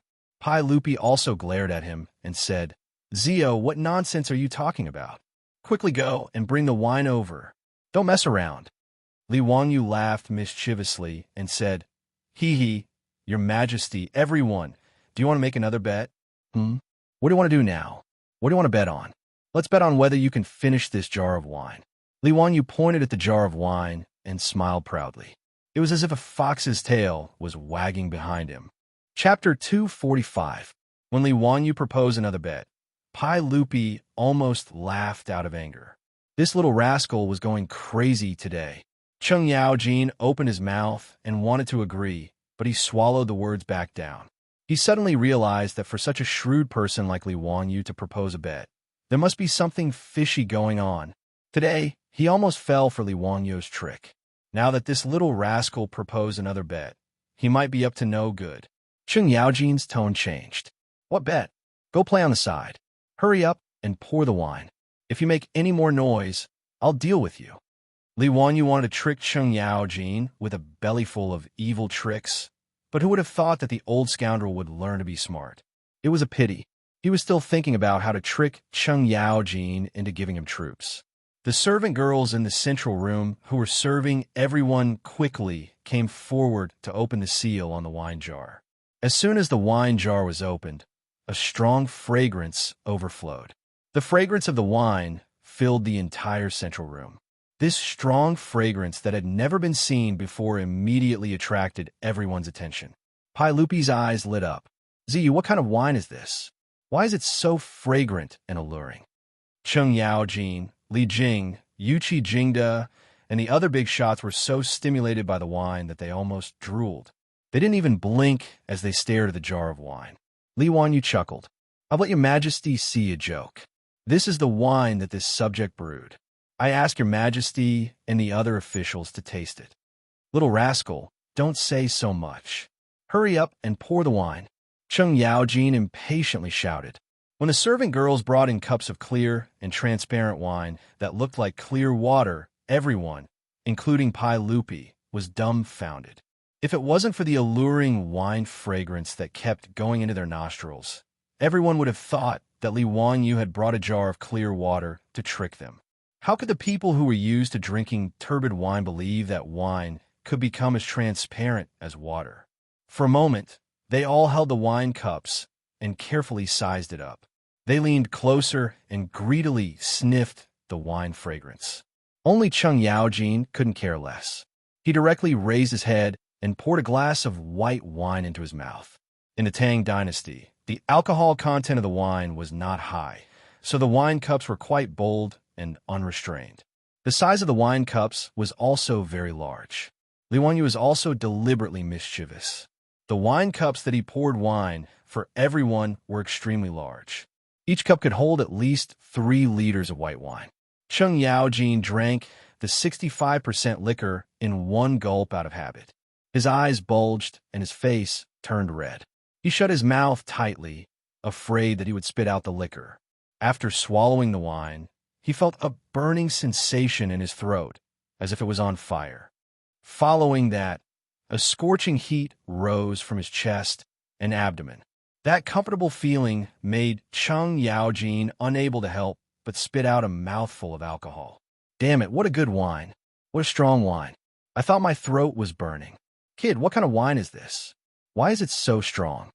Li Wanyu thought to himself. How could the sorghum wine he brewed have a name? But if he were to directly call it sorghum wine, it would be too low class. He rolled his eyes and replied, "Uncle Cheng, this is your nephew's Shadaozi wine." Shadaozi wine was actually a high alcohol content wine from the Northeast.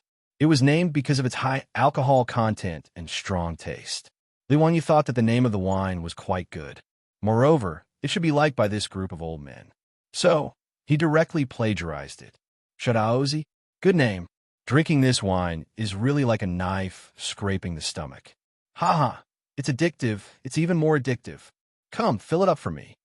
Cheng Yaojin didn't even take a bite of the food. He directly drank more than 3 liters of liquor. Even though he was addicted to alcohol at this time, he also felt the alcohol rush to his head. This old hooligan couldn't help but shake his body. Seeing Cheng Yaojin's exaggerated performance, Pai Lupi and the others also picked up their cups. Some took small sips to taste the wine, while others drank it in one gulp like Cheng Yaojin. After the wine entered their stomachs, everyone exhaled a long breath of burning alcohol. Some people, because it was their first time drinking such a high alcohol content wine, their throats were stimulated by the alcohol. They couldn't stop coughing, causing the people around them to laugh. Good, as expected, a Shadaozi wine. I've lived my whole life, but I've never drunk such a strong wine. Damn it, this is what wine is.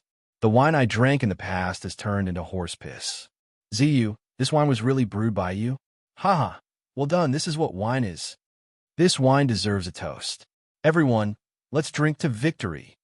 After tasting a mouthful of Li Wangyou's Shadaozi wine, Pai Lupi and the group of dukes went completely crazy. Who would have thought that there was such a strong wine in this world? Everyone, who was used to drinking wine and 3 baskets of rice, felt that Li Wangyou's Shadaozi wine had opened the door to a new world. Cheng Yaojin, who was slightly tipsy, grabbed Li Wangyou, who was laughing at the side. Kid, how many Shadaozi wine do you have? Quickly give me 100 jars as a show of respect. Otherwise, don't blame me for falling out with you. Don't you want troops? When your mansion is repaired, however many troops you want, I'll give them to you. Cheng Yaojin's words made everyone's eyes light up. They all looked at Li Wangyou. Ziyu, you can't favor one and discriminate against the other. I've treated you well, right? Haha, I don't want much of the Shadaozi wine. 100 jars will do. Isn't just troops? There's no need for the knowledge-seeking festival. I'll give it to you. Li Jing also came to join in the fun.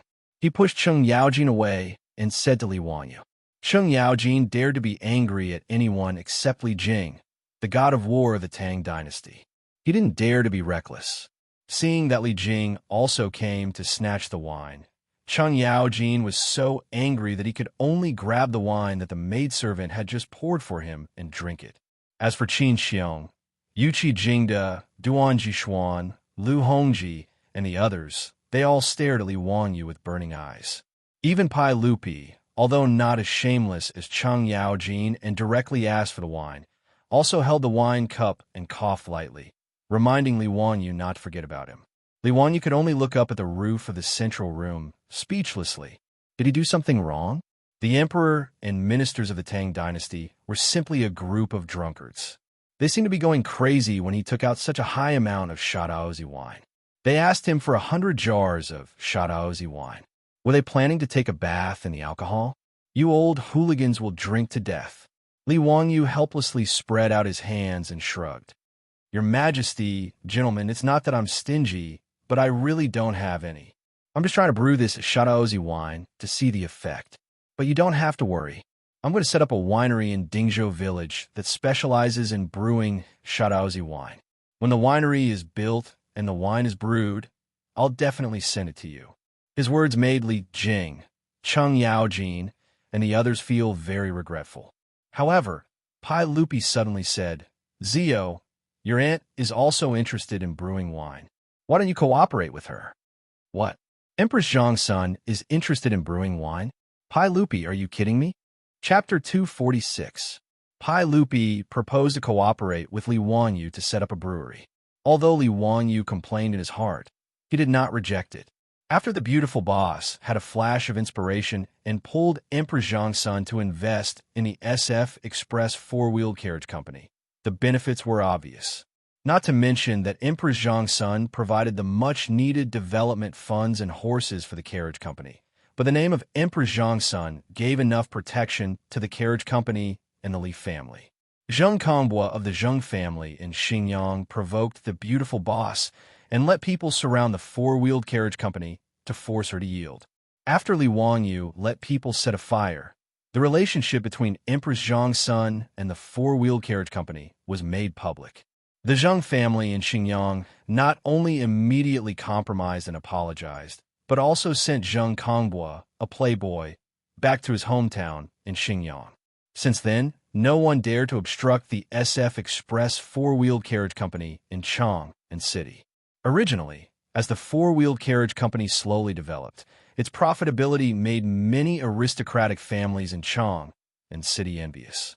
If it were not for Emperor Zhang's son, Li Wanyu and Su Changqing alone might not be able to keep their industry, even if Pai Lupi promised them the exclusive right to operate in Chang and City. Maybe they would have been eaten up by those aristocratic families, and even their bones would not be left. With the successful precedent of the carriage company and the royal family, Li Wanyu did not reject Pai Lupi to invest in his brewery business at all. He even felt secretly happy. Just by looking at the reaction of the group of tycoons in the central room to the sorghum wine, it could be imagined that after the brewery was built, this would be another hen that could lay golden eggs. With Pai Lupi and Emperor Zhang's son as his backers, Li Wanyu did not have to worry that his industry would be coveted by those aristocratic families. The reason why Pai Lupi proposed to let Emperor Zhang's son invest in Li Wanyu's business was actually to protect Li Wanyu and to reward him for offering the Mirage Mud. At this time, there were several military bigwigs in the central room who were unfamiliar with Li Wanyu. When they learned that the Li family was going to build a brewery, they couldn't help but have some thoughts of getting involved. However, after Pai Lupi spoke, the few big shots immediately threw their thoughts to the back of their minds. Everyone began to toast and drink to their heart's content. The Li family's delicacies cooked with pork were constantly being served to the table. The military leaders who were tasting such delicacies for the first time couldn't help but exclaim in admiration. With the addition of the strong wine, the atmosphere in the Li family's central room became lively. Cheng Yaojin was the first to take off his clothes. He pushed away the table and ran to the center of the room and began to dance. Yuqi Jingde, Duan Jishuan, Lu Hongji, Chai Xiao, and the others were also unwilling to fall behind. They all took off their clothes and began to dance bare-chested. Li Wanyu was speechless. He covered his eyes with his hand. It was too painful to the eyes. He finally knew where Cheng Chumo's group of debauches learned their unrestrained behavior from. This was simply a case of the upper beam being crooked, the lower beam being crooked. They were all the same kind of trash. The four maidservants of the Li family were also blushing from the bold and unrestrained performance of the Guadukes. They hid far away and didn't dare to come forward to pour wine or pour tea. Pai Lupi didn't mind. Instead, after drinking, he also began to dance. This made Li Wanyu even more dumbfounded. What made Li Wanyu even more frightened was yet to come. After the group of old assassins drank so much, they still felt that the dance wasn't exciting enough. Cheng Yaojin shouted and jumped into the front yard. He snatched a long spear from the hands of the palace guards. Wah! Which one of you will come down? Do you dare to fight with me? Bah! Cheng Jijia, you killing talent. Don't be so arrogant. I'll play with you. Yuqi Jingde didn't hesitate and also jumped into the front yard. He snatched a weapon from the hands of the palace guards and charged straight at Cheng Yaojin. Come eat my spear. Li Wanyu was dumbfounded by the scene in front of him. His mouth was wide open as he watched Cheng Yaojin and Yuqi Jingde fight in the front yard. These two old killers had drunk too much and were now acting crazy. Pai Lupi, Qin Xiong, Li Jing, and the others didn't stop them. Instead, they all clapped and stamped their feet in approval. They also continuously drank wine. Seeing the two of them fighting, someone couldn't help but jump into the front yard. He snatched a weapon from the palace guards and also charged forward. Li Wanyu looked and saw that it was the yellow-faced man, Qin Xiong. He didn't care if the weapon was convenient or not, and he didn't care who his opponent was. He directly charged in. The three of them were in a chaotic fight.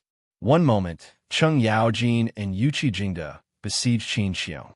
The next moment, Qin Xiong and Cheng Yaojin beat up Yuqi Jingde. Seeing them gnashing their teeth and not holding back their spears, Li Wanyu wondered if the three of them were mortal enemies. Li Wanyu already didn't know how to ridicule this group of founding dukes. They were all a group of bastards. He lowered his head and pondered. Was it wrong for him to push the high-content sorghum wine to the Tang dynasty? This group of people who went crazy after drinking too much really had poor alcohol tolerance. Just as Li Wanyu was lost in thought, he suddenly heard the sound of a sharp weapon piercing through the air. Then, a gust of wind brushed past his cheeks, and another dust sound was heard. He seemed to realize something and slowly turned his head with a sluggish expression. He saw a spear inserted into a pillar not far behind him. The end of the spear was still violently shaking up and down. F***CK. Was he almost stabbed to death by the spear that was thrown out just now? A drop of cold sweat flowed down Li Wanyo's forehead. Reaching out to touch his slightly painful cheek, Li Wanyu woodenly raised his eyes to look at the front yard. He saw that the weapons in the hands of the three old bastards had already been knocked out of each other's hands. At this moment, they were actually fighting with their bare hands. Li Wanyu had just walked out from the mentality of surviving a great disaster. Before he could even jump and curse, he saw a huge figure fall directly from the front yard into the central room, knocking over several banquet tables and smashing the bowls and plates on them into pieces. It was Cheng Yaojin. In a moment of carelessness, he was attacked by Qin Xiong and Yuqi Jingde and directly sent flying into the central room. Chai Xiao, Duan Jishuan, and the others, who had their wine spilled, all angrily cursed Cheng Yaojin for being a bastard. Bastard, what are you arguing about? Cheng Yaojin was not to be outdone and cursed back. In the next moment, Chai Xiao, Duan Jishuan, and the others pounced on Cheng Yaojin and waved their fists. Very quickly, the central room in the front yard of the Li family also turned into a battlefield. Originally, everyone was ganging up on Cheng Yaojin, but then it became a fight between each other, becoming a chaotic mess. Other than Pai Lupi, who was surrounded by the Imperial Guards who had reacted, all the other dukes and bigwigs were randomly fighting. Not only did Pai Lupi not allow the Imperial Guards to mediate, he even held his wine cup and drank heartily while cheering for everyone. Jijia, kick him. Hey, you idiot. Throw him. Jingda, are you stupid? Don't you know that monkeys pick peaches? If it weren't for the Imperial Guards holding him back, Li Wanyu reckoned that Pai Lupi would definitely have rushed up as well.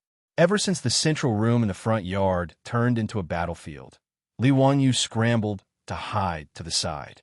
As for the four maidservants of the Li family, they had long been scared to the point that their faces turned pale and they screamed as they ran to the rear yard. The old housekeeper, Li Heng, was hiding behind the Niu brothers, but he still had a smile on his face. Lang Jun, it seems that the saints and guests are all very happy. Li Wanyu's tears fell. Happy your sister. Are you still the Li family's housekeeper? A group of bandits entered your home, and you're still smiling so happily? Are you crazy? Chapter 247. Pai Lupi and the others were not out of Li Wanyu's expectations. When the 10 caddies of 65 proof sorghum wine was finished, everyone, including Pai Lupi, was drunk. Cheng Yaojin and this group of founding dukes could be considered to be exceptionally talented. On average, each of them drank more than half a caddy of liquor and even got into a fight, which almost turned the Li family's front yard into ruins. Only then did they collapse on the ground and pass out drunk. The palace guards carefully carried Pai Lupi and the other dukes into the carriage and returned to Chang'an City. Li Wanyu, on the other hand, was about to cry when he saw the mess in the front yard. This group of old hooligans and murderous people. Even if they beat him to death, he would never entertain these bastards again. Their alcohol tolerance was so poor that it was despicable. After the group of generals got into the fight, even the entertainment facilities that Li Wanyu had Carpenter Lu build for Li Chengxian and the others in the front yard were smashed into pieces. As for the central room, the wreckage of several tables and broken bowls and plates were all over the floor, as well as the remains of dishes that had been overturned. Even the air was filled with the stench of alcohol. Not long after the old hooligans left, before Li Wanyu could have someone clean up the mess, his beautiful boss, Aphrodite, and Perrin took a carriage back home from Chang'an City. Now, his beautiful boss still went to Chang'an City every day, and the SF Express Carriage Company was becoming more and more popular under her management. However, he did not know whether it was because her relationship with Aphrodite was getting better and better, or because she was worried that Li Wanyu would cheat on her at home, but now she would bring Aphrodite with her whenever she went to Chang'an City. In this regard, Li Wanyu could only secretly gnash his teeth in hatred. How could he say no? When the three girls returned home, they were shocked to see the situation in the front yard. What was going on? Was there a war at home? When Su Changqing found out that it was Li Er and a bunch of dukes who were drunk and causing trouble in his house, causing his house to look like it had been hit by a war, he glared at Li Wanyu. She was sure that Li Wanyu must have taken out the highly concentrated liquor he brewed to show off, resulting in such a result. "Clean it up yourself," the beautiful boss said coldly before pulling Avro and Perrin back to the backyard. The teenage version of Angelina Jolie and Perrin both made faces at Li Wanyu and stuck out their tongues, indicating that Li Wanyu deserved it. Then, they left with Su Changqing. Looking at the backs of Su Changqing, Avro, and Perrin, Li Wanyu opened his mouth, but he didn't know how to explain. His current mood was like a F**king dog. Why did he feel like he had shot himself in the foot? If it weren't for the fact that he was afraid of pain, he really wanted to give himself 2 slaps. Why did he have to bring out the liquor for no reason? However, Li Wanyu also felt that he had been wronged. He only wanted to get Cheng Yaojin and the others drunk to vent his anger. Who would have thought that these bastards would have such poor alcohol tolerance? They actually drank too much and resorted to martial arts. How immoral. Li Wanyu was furious. He turned around and raised his middle fingers in the direction of Chang and City to show his disdain. After venting his grievances, Li Wanyu shook his head helplessly and began to call the old butler, Li Heng, and the maidservants to clean up the mess in the front yard. After cleaning up the front yard, Li Wanyu smiled apologetically and talked to Su Changqing for a long time before the expression on her beautiful boss's face changed. However, what made Li Wanyu even more depressed was that the next morning, someone knocked on the door of his residence again. The fops were all shocked when they saw their father drunk like a pile of mud and sent back to the residence by the palace guards. It was the first time that Cheng Chumo and the others had seen their father so drunk. After questioning the palace guards, they learned that their father had gotten drunk at the house of Huxian Man, Li Wanyu. According to the guards, Huxian Man had brewed a kind of liquor called burning knife. It was as clear as water, but as sweet as fire. The saints and dukes had all gotten drunk because they had drunk too much. How could the fops hold themselves back after hearing the words of the guards? If it weren't for the fact that it was late and the evening drum of Chang and City had already sounded, they would have rushed to Dingzhou village overnight to taste the burning knife wine. Early this morning, when the gates of Chang and City had just opened, the fops couldn't wait to ride their horses to Dingzhou village. When Li Wanyu heard the report from the old housekeeper, Li Heng, his head was about to explode. He didn't need to think to know why these fops were here. Was everyone in the Tang dynasty a drunkard? Helpless, Li Wanyu changed his clothes and came out to meet the guests.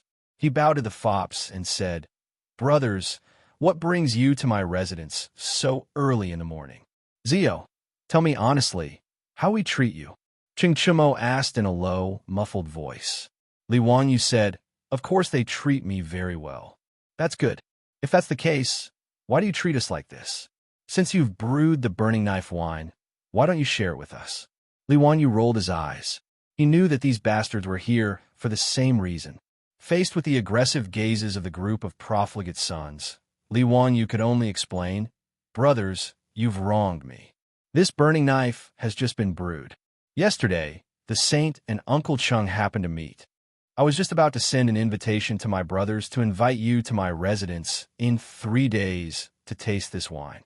Cheng Chumo waved his hand and said, "It's better to hit the nail on the head. Today is fine. Zio, quickly take out the burning knife wine." Fang Yai, Chai Ling Wu, and the others also urged, Yes, yes, quickly take out the burning knife wine." Li Wanyu was speechless. He looked up at the sky. Damn, what kind of wine are they drinking so early in the morning? The fops had left the city as soon as the city gates opened. They rode their horses to Dingzhou village. It was only 8 o'clock in the morning, but they were already clamoring to drink strong wine. Li Wanyu really couldn't understand these drunkards. In the future, Li Wanyu often met with his friends. He drank red wine, beer, and white wine, but he was definitely not addicted to alcohol. He really couldn't understand the fops' thoughts. However, since the fops had blocked the door, Li Wanyu naturally couldn't say anything. He simply went to get the wine for them. Calling Li Heng, he asked the maidservants to prepare some food for the fops in the kitchen. He also asked Niu Wu and him to go to the storeroom to get the wine. It was still 65% Kaoyang wine, and it was still 20 caddies of wine. Li Wanyu also threw caution to the wind. Since things had already come to this, he might as well let the fops drink and let them drink until they died. Thus, yesterday reappeared. It was incomparably melancholy. Apart from the fops' fighting strength not being as frightening as the old ruffians, the events of yesterday's Lai Hot were almost replayed. Li Wanyu expressed that he was very calm, and it'll be fine once you get used to it. However, he still wanted to chop these bastards to death. Chapter 248. Li Wanyu didn't even bother to look at the drunken debauches in the central room and the mess on the ground. After instructing Li Heng to clean up the mess, he went back to the backyard to sleep. When he woke up, he found that the group of debauches was already gone. The debauches woke up with a splitting headache and no longer had the mood to ask Li Wanyu for wine. Instead, they climbed onto their horses and went back to Chang'an City. After the debauches left, Li Wanyu let out a long breath. Looking at the smashed tables in his house, he turned around and instructed Li Heng to find Carpenter Liu. He asked Carpenter Liu to use a piece of wood as thick as a bowl to make a sturdy table. It didn't have to be pretty, just sturdy enough to withstand smashing. Li Wanyu didn't expect that guests would come to his house on the third day. This time, it was Yang Quan who led the way. He brought Yu Shinan, Kong Ingda, and a few other Confucian scholars to his house. Their purpose was still the same.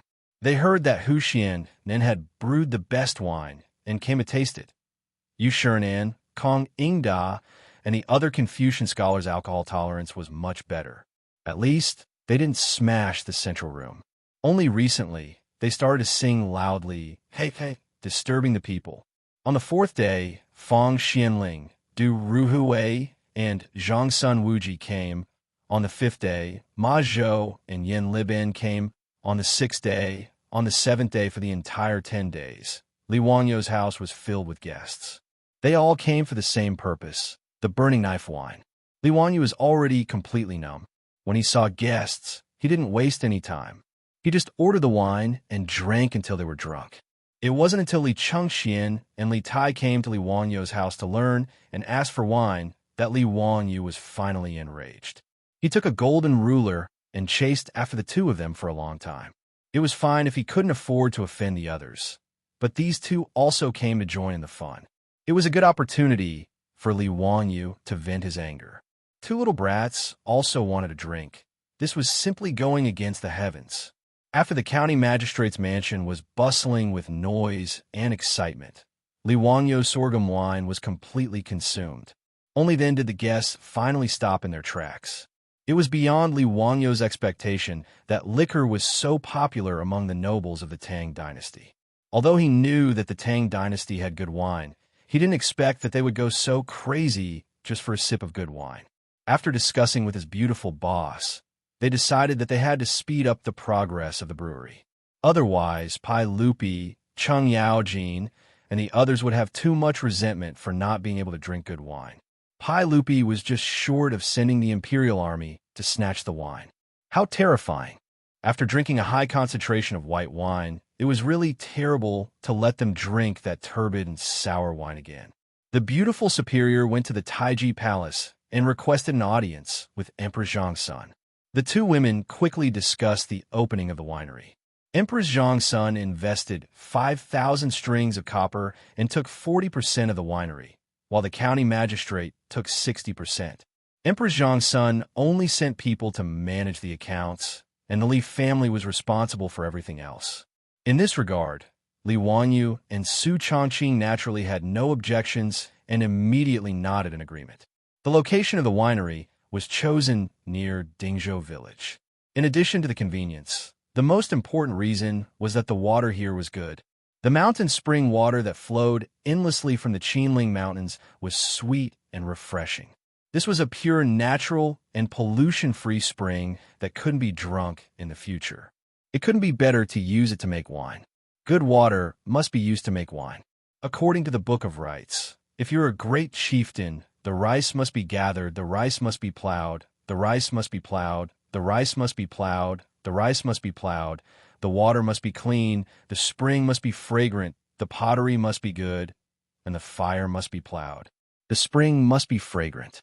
This was the requirement for the water used to make wine. When Li Wanyu traveled in the future, he also tasted the spring water of several famous springs. But in his opinion, the spring water of those famous springs in the future couldn't compare to the sweetness of the spring water in the Qinling Mountains.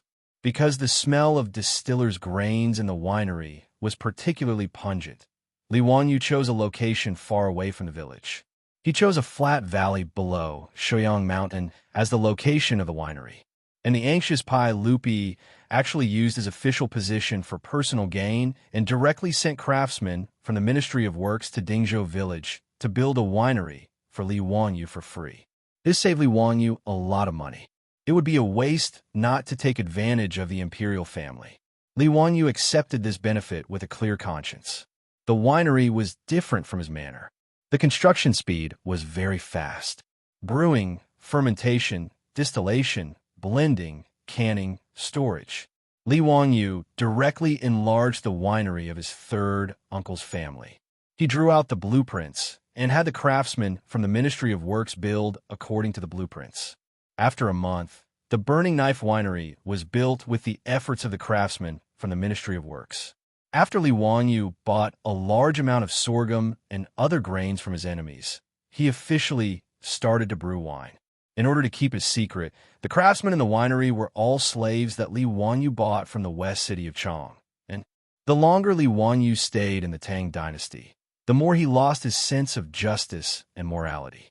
Li Wanyu couldn't bear to see the slaves in his family being sold by Yang Quan, so he took responsibility for the debt and released the slaves in his family. But now, in order to keep the winery a secret, he actually spent money to buy slaves. For this reason, his beautiful boss laughed at him, but also acquiesced to his practice.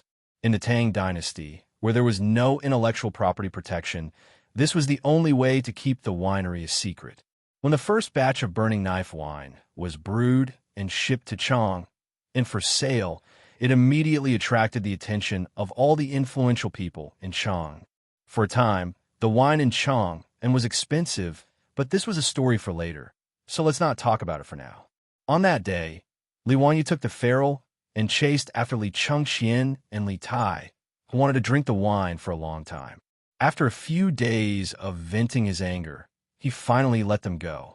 This time, when the three little ones came to Dingzhou village, Li Wanyu planned to let them have more contact with children of the same age, so that they wouldn't be raised in the palace all year round and develop problems. Li Wanyu remembered that he had read a document in the future, which said that if children couldn't play freely in their childhood, they might be unhappy when they grew up.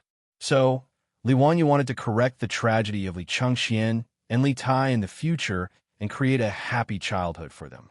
In his opinion, it was necessary to create a happy childhood for them.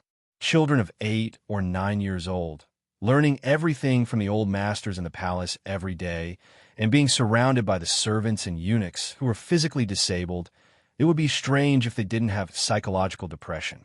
Li Wanyu felt that most of the tragedies in the imperial family were due to childhood depression, which caused the children to become mentally deformed. Teacher, what are we learning today? Ever since Li Tai mastered Arabic numerals, he became more interested in mathematics. He also had a direct understanding of Li Wanyu's ability. In addition, the temptation of the Li family's fun and delicious food made it very natural for Li Tai to call him teacher. Li Wanyu shook his head. We're not learning anything today. We're going out to play. Li Chengxian and Li Tai looked at each other suspiciously, their eyes full of astonishment. But when the little Changlu girl heard that they were going out to play, she cheered and jumped for joy. Li Wanyu didn't care about the three little ones' reactions. He ordered the palace guards to stay away from them and not follow them so closely. Then, he leisurely led the three little ones out of the door. Chapter 249. In Dingzhou village, the spring plowing had long been completed. As for the villagers, those who could work, most of them had already gone to work as drivers for the Shunfeng Express Carriage Company. During the day, most of the villagers only had women and children at home. Those half-grown children would play all over the village. Li Wanyu didn't spend much effort to find a group of naughty children in the village. He brought them to the grain-sunning field and said that he wanted to teach them how to play games. Naturally, none of the naughty children dared to disobey Lord Ju's words. They all obediently followed behind Li Wanyu. Li Chengxian and Li Tai looked at the group of dirty children with tattered clothes behind them, and their expressions of disdain were clearly expressed. Actually, the families in Dingzhou village didn't lack copper coins to buy clothes made from a few feet of coarse cloth. However, the naughty children in the village jumped up and down every day, rolling all over the ground. If they weren't climbing trees, they were fishing in a river. No matter how good their clothes were, they were no different from beggars at the end of the day. Therefore, the villagers couldn't be bothered to make new clothes for the naughty children and let them do as they pleased. Li Wanyu glanced indifferently at the two little ones whose faces were filled with disdain, but didn't say anything. He gathered the naughty children in the village together and began to explain the rules of the new game to them. Li Wanyu had prepared quite a few games, such as Eagle Catches Chicks, Cockfighting, Jumping Goat, Wooden Man. When Li Wanyu explained the rules of the game to the children in the village, the three little ones listened very seriously. However, only the little lowly Changle cheered excitedly. She didn't dislike the naughty children in the village at all and immediately played with them. As for Li Chengxian and Li Tai, their faces were proud and aloof. They were like little adults, coldly watching from the sidelines with their hands behind their backs. Li Wanyu didn't pay attention to the two naughty children and led the group of children to play by themselves. This group of naughty children in Dingzhou village had never played these modern games before. After hearing Li Wanyu explain the rules, they were abnormally excited and threw themselves into the game. The grain-sunning field instantly became a sea of joy, filled with the laughter of the children. Led by Li Wanyu, the naughty children in the village were about to go crazy. Even Changle, the little girl, was the same. She kept screaming excitedly. The Imperial Guards who had been chased away by Li Wanyu all had worried looks on their faces. Although Pai Lupi had already instructed them to listen to Hu Xiannan's orders when they arrived at Dingzhou village. But if the eldest princess was accidentally injured while playing, they were afraid that they would be implicated. Fortunately, Crown Prince Li Chengxian and King Li Tai did not participate in the game, allowing the Imperial Guard leader to relax a little. In his opinion, although the Crown Prince and King Yu were young, they would never play with this group of dirty children. Then there would be no danger of injury. As for the eldest princess, she could only resign herself to fate. Actually, he didn't notice that as the game on the grain-sunning field progressed, Li Chengxian and Li Tai, who had been standing to the side with faces full of indifference, didn't even blink as they stared fixedly at the people playing the game. At this moment, Li Wanyu was leading a group of naughty children to play Eagle Catches Chicks. He personally entered the game and acted as the eagle. The little girl, Changle, was designated as the hen by him. She was trying her best to open her arms and block Li Wanyu's attacks. After Li Wanyu caught another chicken, Li Chengxian couldn't hold back anymore. He jumped up and shouted, "Changle, you're so stupid. Hurry up and stop the teacher. Turn left and run." Li Tai also had an empathetic appearance. He didn't care about his own chubby body and shouted at the top of his voice, "Little sister, why are you running so slowly? You're pissing me off." Li Wanyu didn't find Li Chengxian and Li Tai's reaction strange at all. When he was young, his grandfather was strict and rarely gave him pocket money. At that time, he often went to the game room after school to watch the other children play games. The people who watched from the side usually shouted louder than the children sitting in front of the game room. Each of them had an appearance of pointing at the world, as if they couldn't wait to push others away and sit in their place. Therefore, Li Chengxian and Li Tai, these two naughty children, wanted to pretend to be profound in front of him. They were simply asking for a snub. These were all the tricks he played in the past. As a result, the hearts of the Imperial Guards, who were originally calm, began to beat violently. His Highness the Crown Prince and His Highness the King of Yu were actually playing with that group of dirty farmers. The resentment the Imperial Guards had towards Li Wanyu was about to materialize. This county boy was too bold. He actually let the Crown Prince of the Tang dynasty play with this group of bumpkin children. If something happened to him, who could bear the responsibility? when Li Wanyu began to teach the naughty children how to play cockfighting. The Imperial Guard leader's heart almost jumped out of his throat. Damn it, that bumpkin actually dared to use his dirty leg to bump into the Crown Prince. Mother, I can't live anymore. His Highness the King of You was actually knocked down. At that moment, the Imperial Guard leader almost stopped breathing. He really wanted to rush up and grab all of these rebellious, naughty children and give them a heavy beating.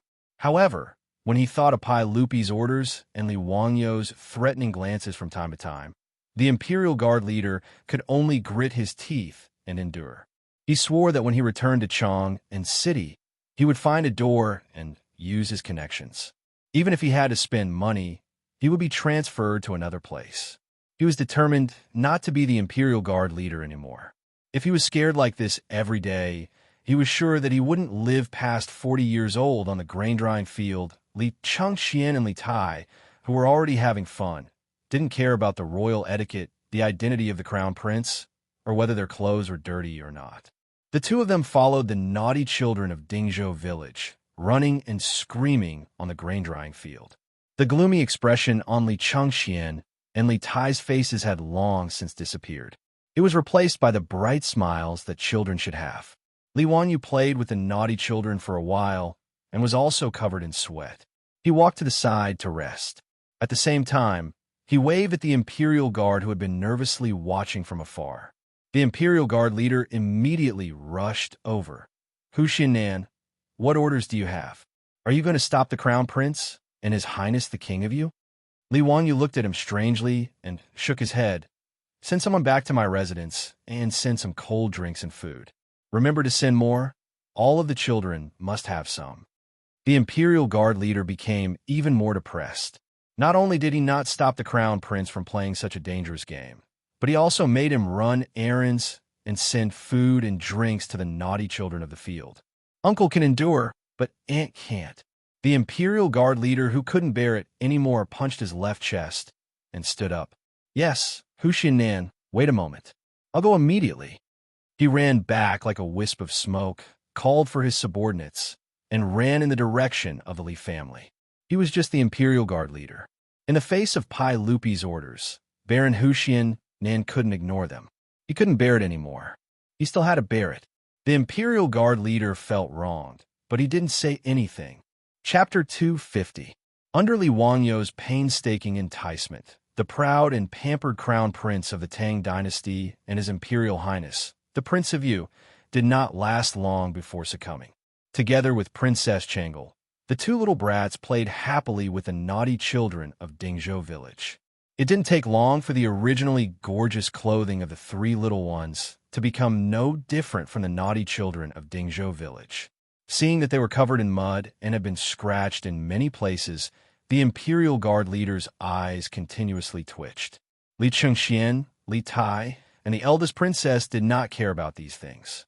Today, the three little ones had completely let themselves go. In the world of children, making friends was always a simple matter. Even the proud and pampered Li Chengxian and Li Tai. After a day of playing, each of them had made friends with a few pleasing little friends. Even when the Imperial Guards repeatedly urged them to return to the palace, they became reluctant to part with each other. Seeing this, Li Wanyu inwardly laughed. With such a good beginning, Li Wanyu was very confident that he could correct Li Chengxian, who had been pampered since childhood, indulged in sensual pleasures, and led an increasingly absurd and dispirited life. As for Li Tai, he had been completely spoiled by Pai Lupi. As a result, after becoming an adult, he had become arrogant because of Li Chengxian's favor, developing an even greater desire for power. For the sake of the position of Crown Prince, he and Li Chengxian had fought over the position of Crown Prince. Correcting Li Tai was a bit easier.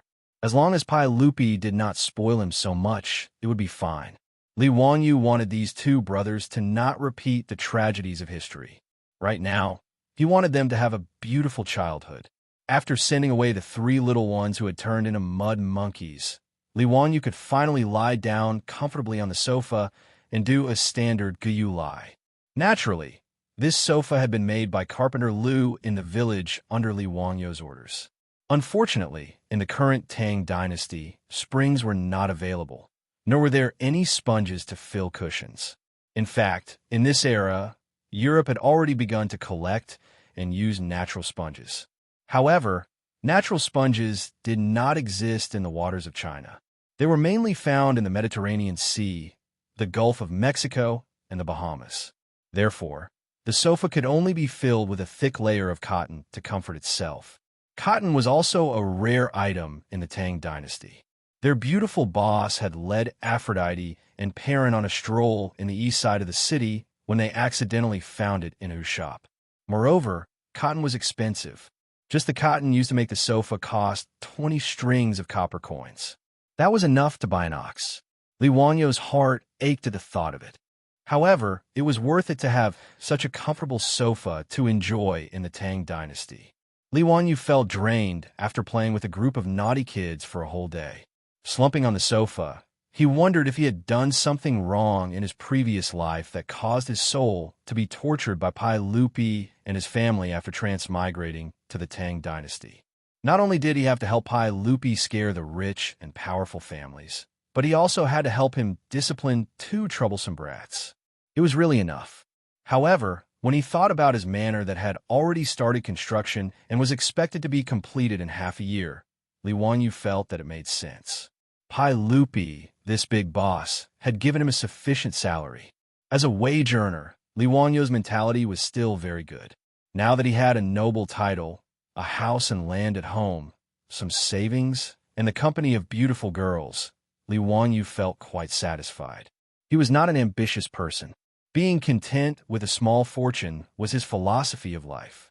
Li Wanyu was very satisfied with his comfortable life in Dingzhou village. However, his good mood was disrupted the next day. Someone actually wanted to cause trouble again. At noon the next day, after lunch, Li Wanyu asked the maidservant to make a pot of tea for him. He leisurely laid down on the recliner in the backyard. He hummed a song and enjoyed the quiet and beautiful leisure time. Then he heard the old butler Li Hang's hurried footsteps. Lang Jun, Ma Zhou, and Yin Liben are here. They have urgent matters to discuss with you. Li Wanyu turned his head in confusion. Counting the days, today was not the day off.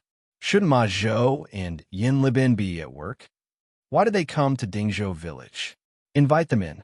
Anyway, they were not outsiders, and his beautiful superiors were not here. Li Wanyu was too lazy to be polite and did not want to get up from the recliner. He simply asked Li Heng to invite Ma Zhou and Yin Liben to the backyard.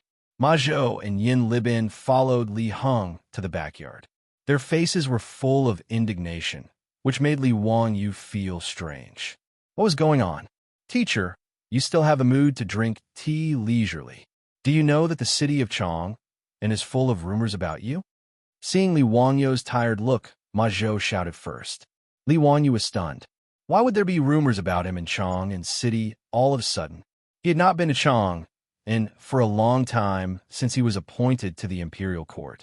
Who had he offended while staying in Dingzhou village? However, Li Wanyu did not take it seriously. It was just rumors. It was not a big deal. He asked his two disciples to sit down and pour tea for them. Then he asked, King Bin, tell me slowly, what rumors about me are there in Chang'an? Ma Zhou picked up the teacup and drank a mouthful of tea. He said angrily, now in Chang'an, there are rumors in the big and small markets that you are a sycophant and lucky minister. You are just relying on the sage's favor to do whatever you want. You have no virtue, no ability, and no talent. It is ridiculous for you to be the crown prince's teacher when you're not even 20 years old.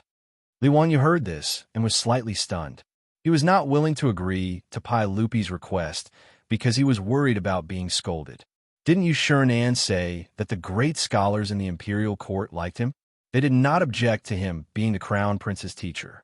A few days ago, Yu Shernan, Kong Ingda, and the other great scholars came to the mansion to taste the fine wine. He did not hear them mention that the scholars were dissatisfied with him. What kind of trouble was this?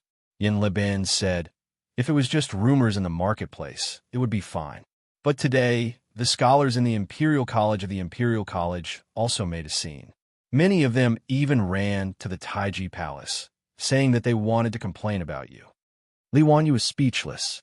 How hateful was he? What do they want to complain about? Those disgraceful students, I don't know who bewitched them. They said that you have no talent, no virtue, and are not fit to be the crown prince's teacher. They also said that you flattered the saint, which was why you were conferred the title of Baron of Hu County, and that you were a sycophantic official. They even said that you were a lucky official, Yixing, who sits in the northeast of the imperial capital and attends to the crown prince. Ma Zhou angrily agreed. In the end, it was Chancellor Kong of the Imperial College who came out and reprimanded these scholars and chased them away. This can be considered as temporarily restraining them. Teacher, you have to think of a way. You can't let these people harm you. Nanny? The students of the Imperial College wanted to make a scene just to target him. Even if Li Wanyu was an idiot in politics, he could smell the thick scent of a conspiracy from this matter. It would be strange if there was no one behind this instigation. However, he was also puzzled. Who would spend so much effort to target him? A small county official who founded the country. What good would it do? Damn it, this was really a case of a person sitting at home. But trouble came from the sky. Chapter 251. Li Wanyu did not know that he was actually taking the blame for Pai Lupi again. He helped Pai Lupi to organize the heavenly grand ritual, the saint's divine manifestation, at the Shuang Imperial Consultation, which made a series of arrangements of the aristocratic families useless. Not only did the aristocratic families fail to use the plague of locusts to attack Pai Lupi's reputation and gain more power, but because of the Tao Zhu's divine manifestation, Pai Lupi showed more of his imperial power. Now in the imperial court, even if the aristocratic families still accounted for half of the officials and had great power in local areas, but they were suppressed by Pai Lupi everywhere and were in a difficult situation. There was no such thing as an impenetrable wall in the world. The Taiji Palace seemed to be strictly guarded, but in fact, there was no secret to the aristocratic families. Without much effort, they found out from the palace that it was Li Wanyu, the little county man who founded the country, who gave advice to Pai Lupi and made their painstaking plan useless. Although they also believed that it was the Tao Zhu who showed his divine power, they were more jealous of Li Wanyu, who came up with the bad idea of organizing the heavenly grand ritual.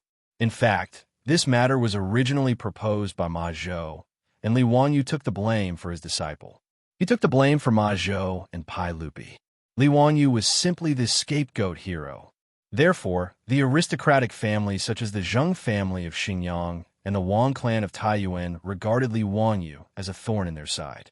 However, Li Wanyu was only appointed as the county man who founded the country. He did not enter the imperial court to hold an official position, so there was no evidence for them to use against him.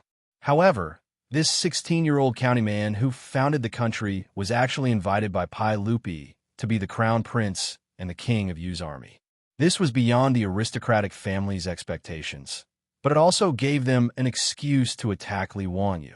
The aristocratic family's usual tactic was to use their pen as a knife and use their influence in the scholarly circles to discredit others. Words hurt people more than swords and sabers. Even Pai Lupi, the emperor of the Tang dynasty, was put in a difficult position by the aristocratic families using such means. If it weren't for Li Wanyu's shenanigans, Pai Lupi probably wouldn't have had an easy time either. Originally, the Wang clan of Taiyuan was dissatisfied with Li Wanyu because of the annulment of the engagement. The Zheng clan of Xingyang was even more disgraced because of Zheng Kongbua. As for the Zheng clansman, Zheng Shang, he was demoted to the Yeding Palace, which made the Zheng clan of Xingyang hate Li Wanyu even more. Even if he couldn't touch Pai Lupi, he could still deal with a little boy from Huxian. Thus, under the manipulation of the aristocratic families, they used their usual methods to attack Li Wanyu.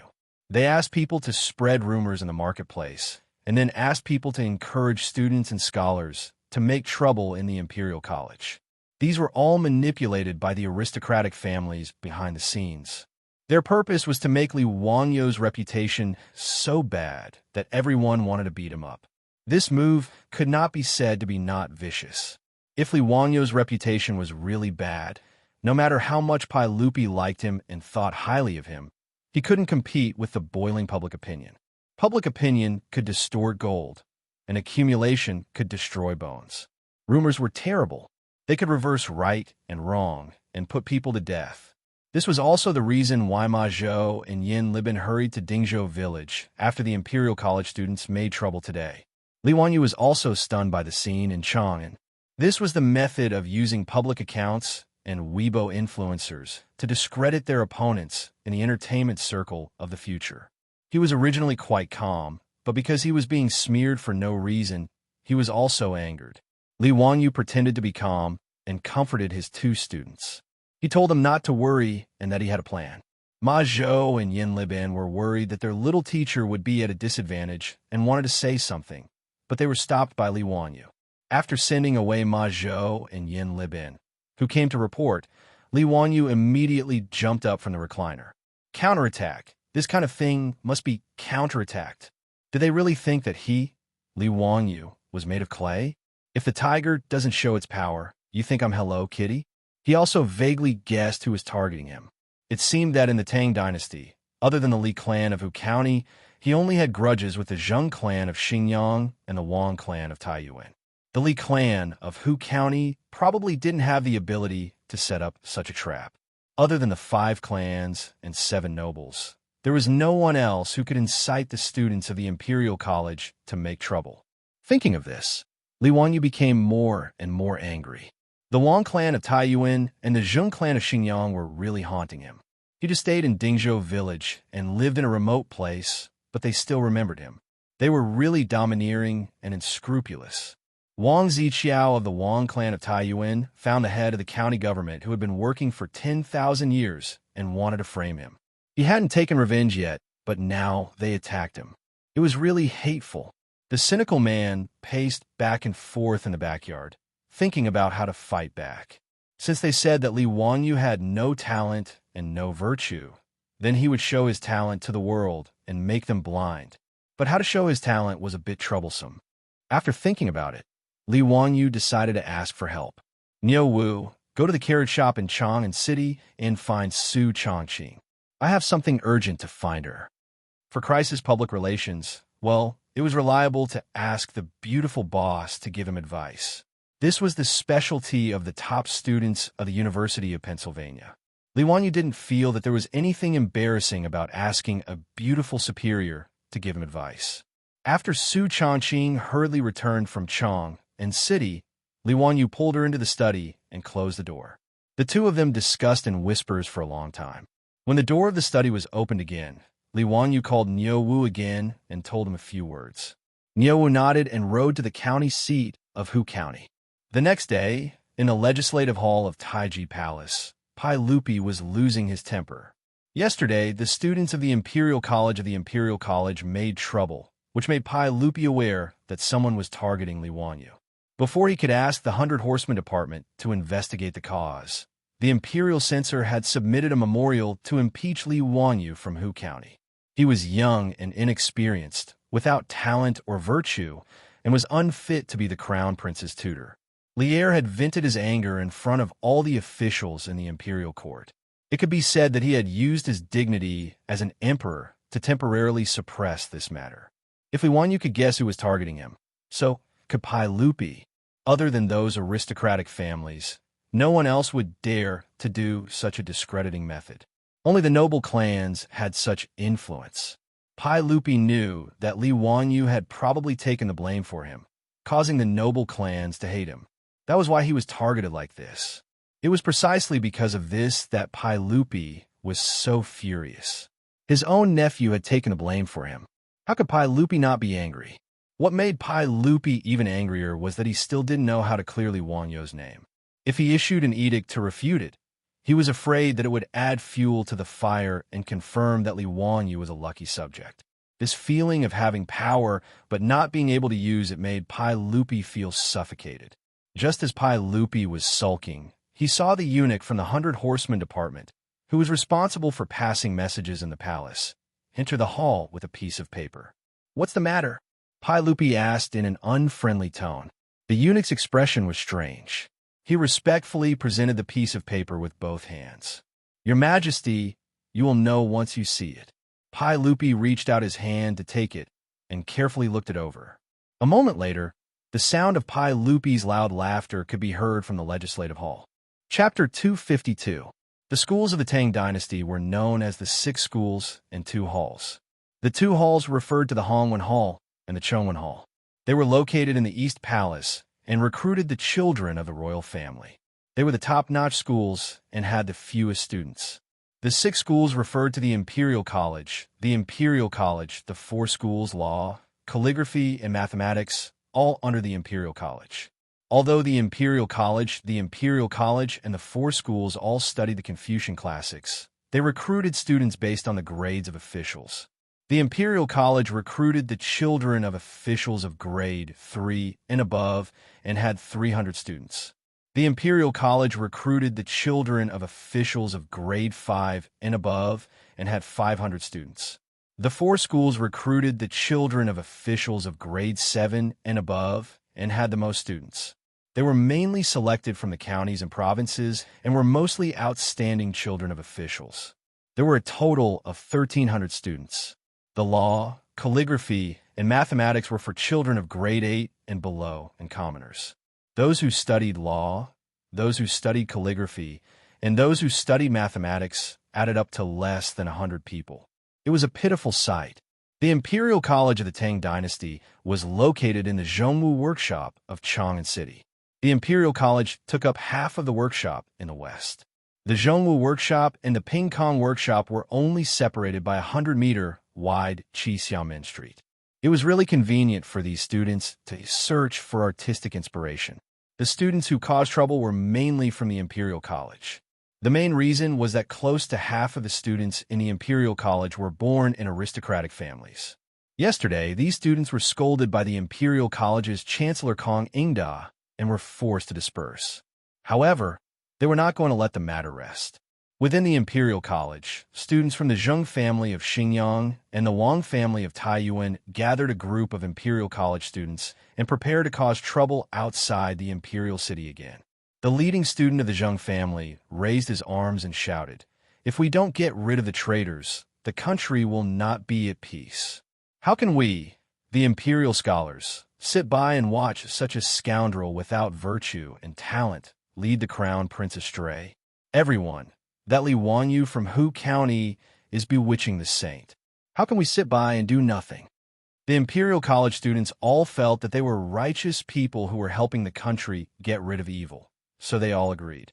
However, there were also people who raised their doubts. Li Zio of Hu County was famous in Chang, and several of his poems were handed down from generation to generation. Was there some kind of misunderstanding? I don't think Li Zio is a person without talent. The disciple who raised the objection had just finished speaking when he was immediately rebutted. Bah, what fame? I think he's just a person who takes advantage of his fame to steal from the world. Who would believe that a 16-year-old youth could write such a poem? That's right, that's exactly how it is. It must be Li Wanyu who got someone to write it for him in order to fish for fame. We scholars want to expose the true face of these treacherous officials. Flattering the saint, such a talentless and immoral young man becoming the crown prince's teacher, is a crime of deceiving the emperor. In the Imperial College, there were few who dared to speak out and argue for Li Wanyu. After being refuted by a group of people, they didn't know what to say. Just as the disciples of the Imperial College, encouraged by the scholars of the aristocratic families, were preparing to go to the Imperial City to petition again, a servant of the Imperial College ran in from outside the gate of the Imperial College. He was holding a large stack of papers in his hands, sweating profusely from running. As he ran, he shouted, "Young masters, someone just sent these things over and asked me to bring them to you." "What is this?" A student curiously took a piece of paper from his arms. After looking at it for a moment, his expression changed greatly. How is this possible? Brother, what's wrong? What happened?" The student of the Imperial College couldn't help but look at the leaders of the Wang clan of Taiyuan and the Zheng family of Xinjiang. With a complicated expression, he replied, "Take a look for yourselves." Everyone curiously took the paper from the servant's hands and began to read it. After reading it, they couldn't help but gasp. This Li Zio is really hard to predict. These were all written by that young man from Hu County. It's really too shocking. Works passed down from generation to generation. All of them are works passed down from generation to generation. How could he create so many poems that could be passed down from generation to generation? Brother, did you notice that? It says here that it's the first issue. Does that mean there's a follow-up? How is this possible? Could it be that this Li Wanyu is really a genius? Just by looking at these poems, it seems like we've wronged him. Everyone, did you notice this handwriting? It's so unique. The handwriting is thin and strong, yet it doesn't lose its meat. I've never seen this kind of handwriting before. All of the papers have the same handwriting. Could it be that Li Zio copied them himself? There's a description below. This handwriting was created by Li Zio from Hu County. It's called Thin Muscle Body. Li Zio was inspired to create this handwriting when he saw that the bamboo branches were thin but had strength of character. The words on it were all personally written by Li Zio and then printed. Printed? How could it be printed like this? Incredible, incredible. Not to mention Li Zio's poems. Just based on this handwriting, Li Zio's name will definitely go down in history. After the students of the Imperial College saw what the servant brought, they were all discussing it. Some were exaggerating the poem, some were discussing the calligraphy, and some were curious about how the paper was printed. Taiyuan Wang clan and Xinyangjun clan's leaders saw the huge reaction of the crowd and suddenly felt that something was wrong. They quickly separated the crowd and ran to the servant and grabbed the paper. On the paper, there were a few big words, Zio's compilation. Below it, there were the words first issue. Below it, there were 10 poems written by Thin Muscle Body. These 10 poems made Taiyuan Wang clan and Xinjiang Zheng clan students palpitate more and more. Their faces slowly turned pale. These 10 poems, all of them were works that could be passed down from generation to generation. Any one of them, in their opinion, was enough to win the favor of the examiners in the spring imperial examinations. However, Li Wanyu directly printed these 10 poems as if they were free. He even asked someone to send them to the Imperial College to distribute. The students who did not manage to grab the paper were urging people to read it out loud. Immediately, there were people who did not care about the ugly faces of the aristocratic family's disciples and loudly recited. The first poem, Lime Song, hammered thousands of times deep into the mountains, burned by fire, as if it were nothing. Not afraid of being crushed to death, to keep my innocence in the world. The meaning of this poem was that I was brave enough to sacrifice myself to maintain my loyalty and innocence. However, in the eyes of these aristocratic families, Li Wanyu was using this to mock them for their despicable actions. He, Li Wanyu, would rather keep his innocence in the world than wallow in the mire with them. Bastard, he actually wrote such a poem to scold them. If Li Wanyu was innocent, wouldn't that mean that the aristocratic families were all filthy? However, no matter what they thought, once the poem was recited, the Imperial College was full of cheers. Many students even looked at the aristocratic family's disciples with mischievous eyes. That student raised his voice and continued to recite the next poem, Dark Plum. My family washes the inkstone on the head of the tree, blooming flowers with a light ink mark. Don't want people to praise the good color, only leaving a clear air that fills the universe. It was another poem that used plum flowers to describe oneself. It expressed one's attitude towards life and did not flatter the secular world. The aristocratic family's disciples were about to vomit blood. If Li Wanyu's clear air fills the universe, then what are we? However, no matter how ugly their faces were, the Imperial College's students praised even louder. Good. What a good, only leaving a clear air that fills the universe. Li Zio is talented. Chapter 253. The student who recited Li Wanyu's poem was so excited that his face was flushed red. He was full of pride, as if he was the one who wrote the poem. Ignoring the murderous gazes of the aristocratic students, he continued to recite. Bamboo and stone, clinging to the green hills and not relaxing, rooted in the broken rocks. Even after thousands of blows, still strong, no matter where the wind blows. The 5 surnames, 7 gazes, and the other students who had taken a lead to cause trouble all felt a burning pain on their faces. This was Li Wanyu who said that he had to be like bamboo, tenacious, and persistent. Only after listening to 3 poems, the students of the Wang family of Taiyuan and the Zheng family of Xingyang had cold sweat on their foreheads. Is this who County Li Wanyu so terrifying? The students of the Imperial College had already started to applaud and cheer. Good, clinging to the green hills and not relaxing. Truly a masterpiece. Continuing to listen, the next poem was Crab Song. Yu Canghai is well known. Bones grow from flesh. Don't fear thunder and lightning. The Sea Dragon King also runs amok. It was another poem that used other objects to express one's emotions. Although it was talking about crabs, it was actually talking about one's unyielding bones, fearless heart, and daring to offend one's superiors. Continuing to recite, it was The Road is Difficult. Li Wanyu plagiarized another poem from Li Bai. The great Tao is like the blue sky. I alone cannot find it. Shamefully exiled from the Chong and society, red chicken and white pheasants gamble on pear chestnuts. The road is difficult, but returning is easy. This was Li Bai saying that he was unwilling to follow those aristocratic students in Chong and in fight like a dog. Bowing to the aristocratic families was not what Li Bai wanted. The road is difficult. I can only return. However, the students of the Imperial College thought that Li Wanyu was talking about his own experiences. Everyone seemed to see a young man who was unwilling to follow the aristocratic families. They could not help but feel that he was wronged. When they thought about how they almost helped the tyrant and beat this young man into a traitor, they felt ashamed. How could a young man who could write such a poem be a treacherous traitor? How could he be without talent and virtue? Originally, they thought that Li Wanyu was only 16 years old, but he was invited by the sage to be the crown prince's teacher because Li Wanyu flattered the sage. Now, it seemed that they had wronged him.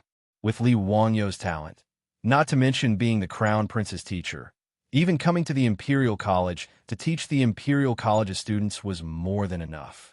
What was even more embarrassing were the disciples of the aristocratic families.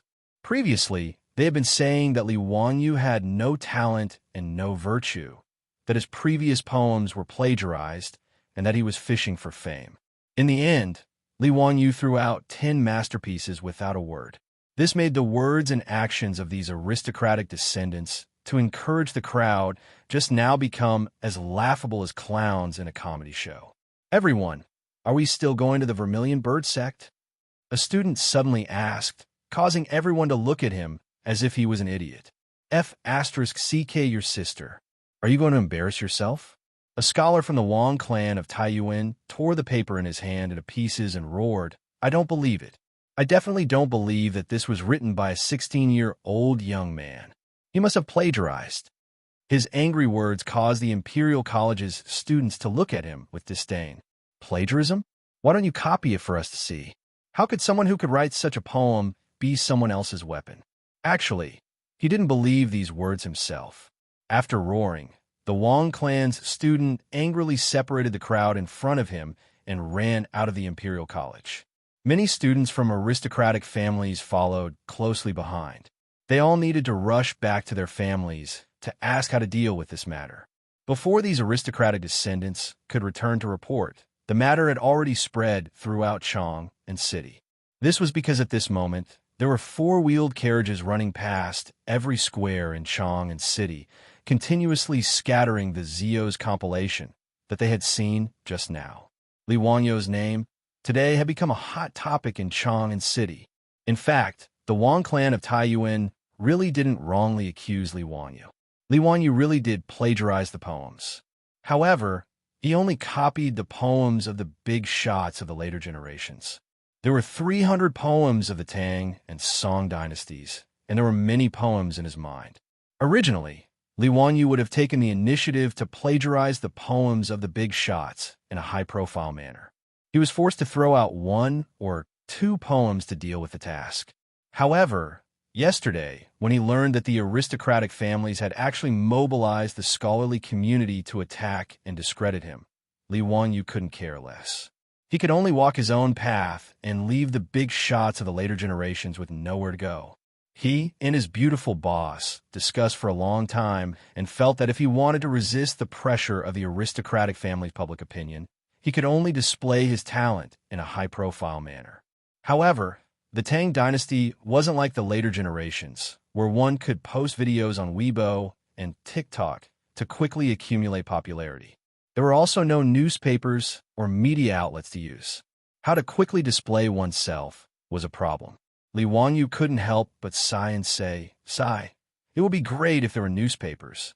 They could pay for an exclusive interview or something. The effect would be great." Su Changqing couldn't help but roll her eyes at him. Newspapers? Do you want to go on TV? If there were newspapers, would you have the chance to plagiarize 300 poems of the Tang and Song dynasties? After being rebuked by his beautiful boss, Li Wanyu could only touch his head and smile foolishly. He thought of the flyers and small advertisements he often distributed when he was in college and couldn't help but have an idea. He couldn't do newspapers. After all, there was no movable type printing in the Tang dynasty. Although Li Wanyu and Su Changqing both knew a little about the principles of movable type printing, they couldn't do it without spending time experimenting. However, there was no problem with using engraving printing to print flyers or something. He could completely print and distribute the poems he plagiarized on a large scale to prove his innocence. Li Wanyu, who originally didn't want to be famous, now realized that in the Tang dynasty, fame was also very important. Wasn't the reason why the aristocratic families could compete with Pai Lupi in such a high-profile manner because of the fame they had accumulated over thousands of years? If Li Wanyu was a famous scholar like Yushernan or Kongingda, would the aristocratic families dare to smear his name? Li Wanyu's idea was supported by Su Changqing. In the absence of effective dissemination channels, distributing flyers like the later generations seemed to be a good choice. After the two discussed the details, they decided on the plan to spread their fame by distributing flyers. Li Wanyu immediately copied the poems and gave them to Nyowu. He asked him to go to the county seat of Hu County and find a printing house to print them. However, to Li Wanyu and Su Changqing's surprise, Nyowu went to the county seat of Hu County and quickly returned with a piece of bad news. The printing house in Hu County didn't have the ability to print Li Wanyu's flyers because no one had ever heard of engraving printing. Li Wanyu was stunned for a while when he heard this. Then he slapped his head. Damn, I forgot. Not only did movable type printing not appear in the beginning of the Tang dynasty, but engraving printing wasn't even invented yet. Chapter 254. Li Wanyu had also forgotten that books in the early Tang dynasty were still handwritten. Engraving printing did appear in the Tang dynasty, but it was only the second year of Jingguan, so there was no engraving printing. Li Wanyu remembered that the earliest record of engraving printing was after Empress Zhang's son passed away. In grief, Pai Lupi ordered people to use engraving printing to print out Empress Zhangxuan's female principles. However, that was 10 years after Jingguan. In the Tang dynasty, there were many poor scholars who relied on helping people copy books to earn a meager income to support their families. Because of this, it was very difficult for books to spread. The reason why the aristocratic families were able to obtain so much political power and influence was also greatly related to the value of books. Books represented knowledge, and the aristocratic families that monopolized knowledge were naturally able to obtain many benefits from it. The reason why the aristocratic families disappeared in the river of history at the end of the Tang dynasty was not only related to the prosperity of the imperial examinations and the large-scale massacres of aristocratic families in the Huangqiao uprising, but more importantly, with the development of printing, books became cheaper and cheaper. The large-scale dissemination of knowledge caused the aristocratic families to lose their monopoly. The bookstores in the Tang dynasty should be called copying bookstores. The owners of the bookstores hired poor scholars to copy books and sell them. These books that were manually copied were very expensive. Of course, there was also printing, but printing mainly referred to rubbing, which was to use stones to carve tablets and then make rubbing. It was because printing was not popular that there were no bound books in the Tang dynasty. Instead, scrolls were popular. Reading a book was like looking at a painting, which needed to be slowly unfolded. Every time Li Wanyu saw Guan Yu reading a thread-bound book on TV in the Three Kingdoms, He couldn't help but want to spit at the director. Did you transmigrate into the past as well? Where did the threadbound books come from in the Three Kingdoms? Before the invention of papermaking in the Han Dynasty, it was bamboo, slips, and books. From the Han Dynasty to the Tang Dynasty, it was scrolls and books.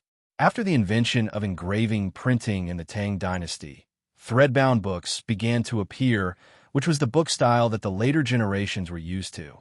Niu Wu went to the bookstore in Hu County and naturally returned without any results. Regarding this, Li Wanyu also had a headache. This was forcing him to invent and create more things. In any case, engraving printing had only been around for a few years, and he had only slightly accelerated the course of history. Li Wanyu could only go with Niu Wu to the county town's bookstore. The owner of the bookstore in Huxian was surnamed Sun, and he was in his 50s. Although he was a merchant, he was also a scholar. Seeing that the Baron of Huxian had personally come to visit, he immediately came out to greet him. Olmi greets the county's transfer agent. Owner Sun, there's no need to be so courteous. I'm here because I have a request.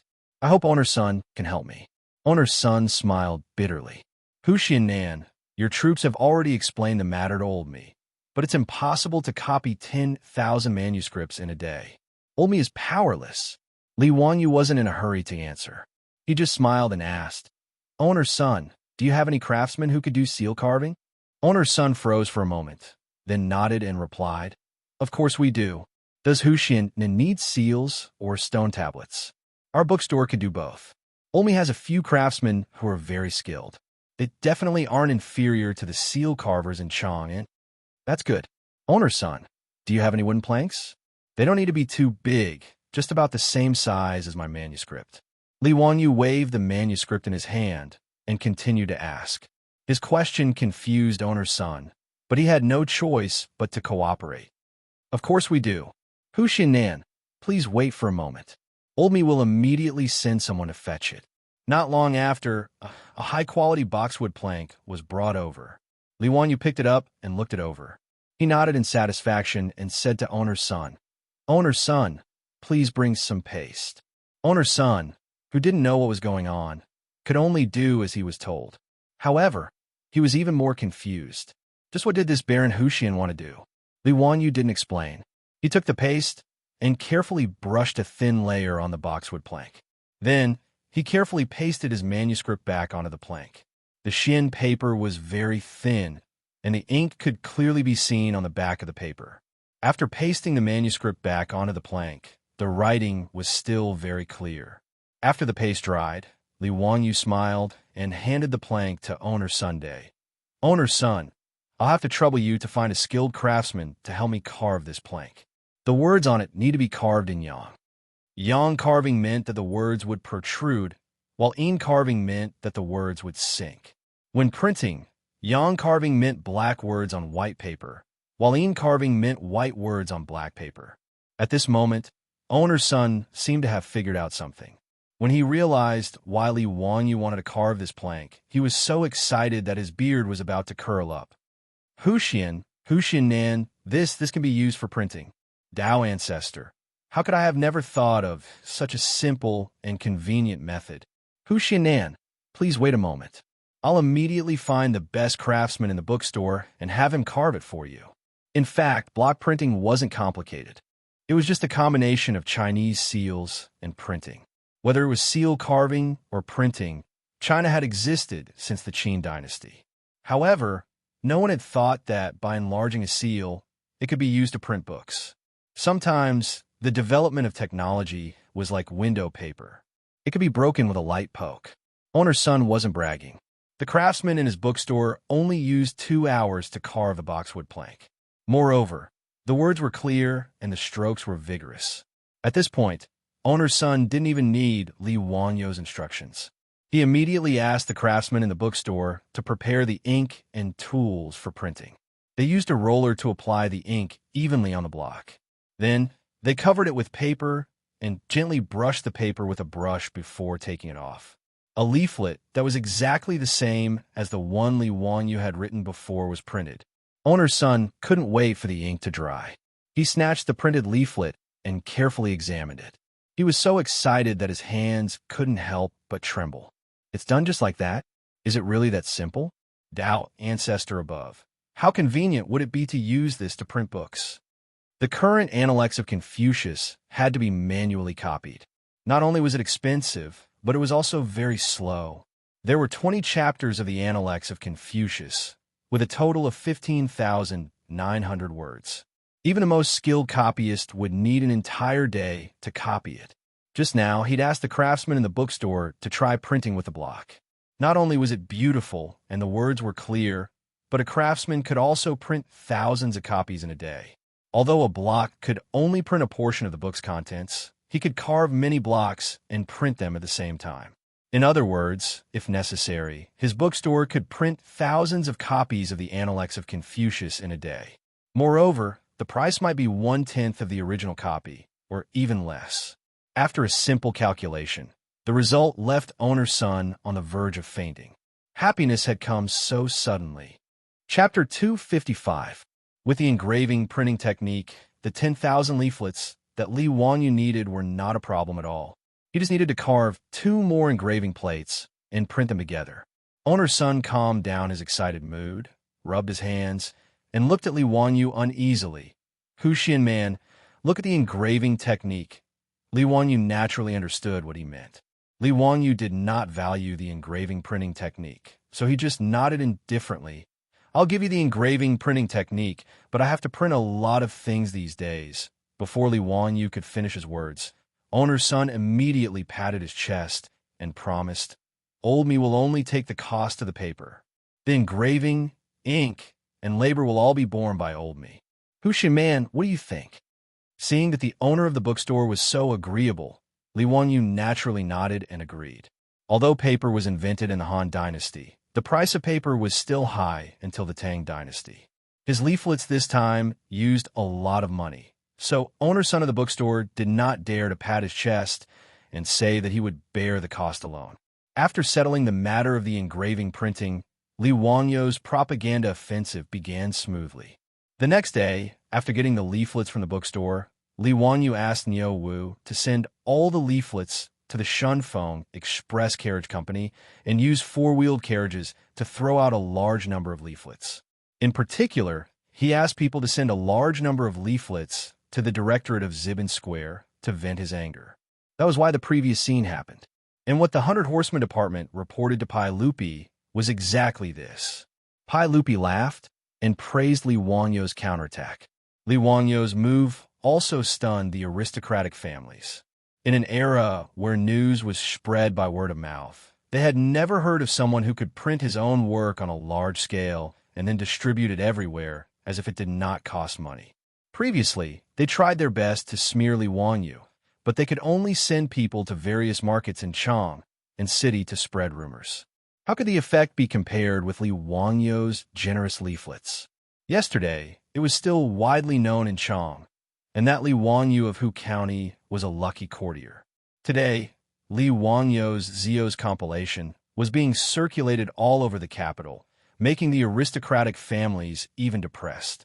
Their method of smearing their political opponents could be said to be successful, but they did not expect that Li Wanyu would stumble. None of the discerning people in Chang and city would believe the rumors that they had been spreading. If someone said that Li had no talent and virtue, they would be spat in the face.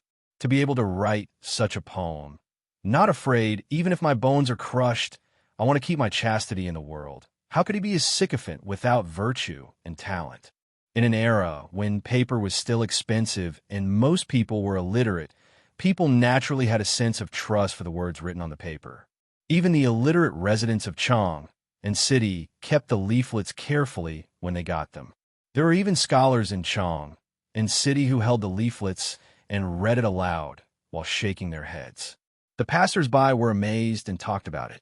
In the Peace House and the Hu People's Taverns in the West Market, there were immediately prostitutes who began to sing Li Wanyu's 10 poems, which made the guests in the brothel applaud. Li Wanyu's pamphlet did not have a single word of defense for himself. However, those 10 poems had made everything clear.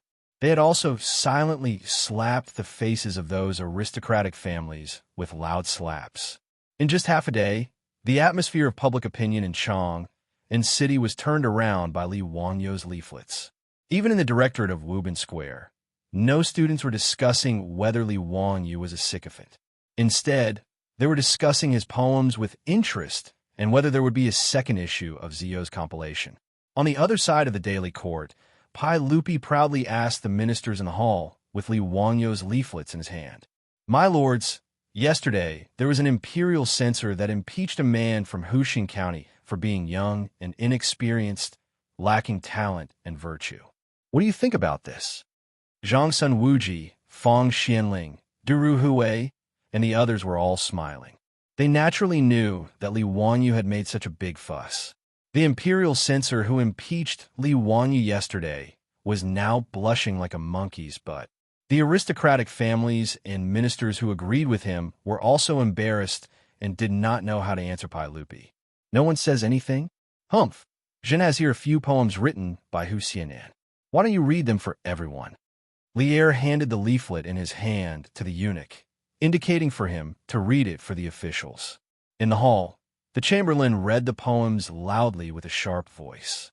Zheng Shanghua, Zheng Yuanshou, and the others became more and more angry, but they could not do anything. They could only stay silent with a pale face. The imperial censor who impeached Li Wangyou knelt on the ground and apologized profusely, not to mention how proud Pai Lupi was in the court. Today, in Chang and city, whether it was the brothel of Pingkong Square or the directorate of Woburn Square, there were people looking forward to see if Zio's compilation would be distributed today. Li Wangyou naturally would not let them down.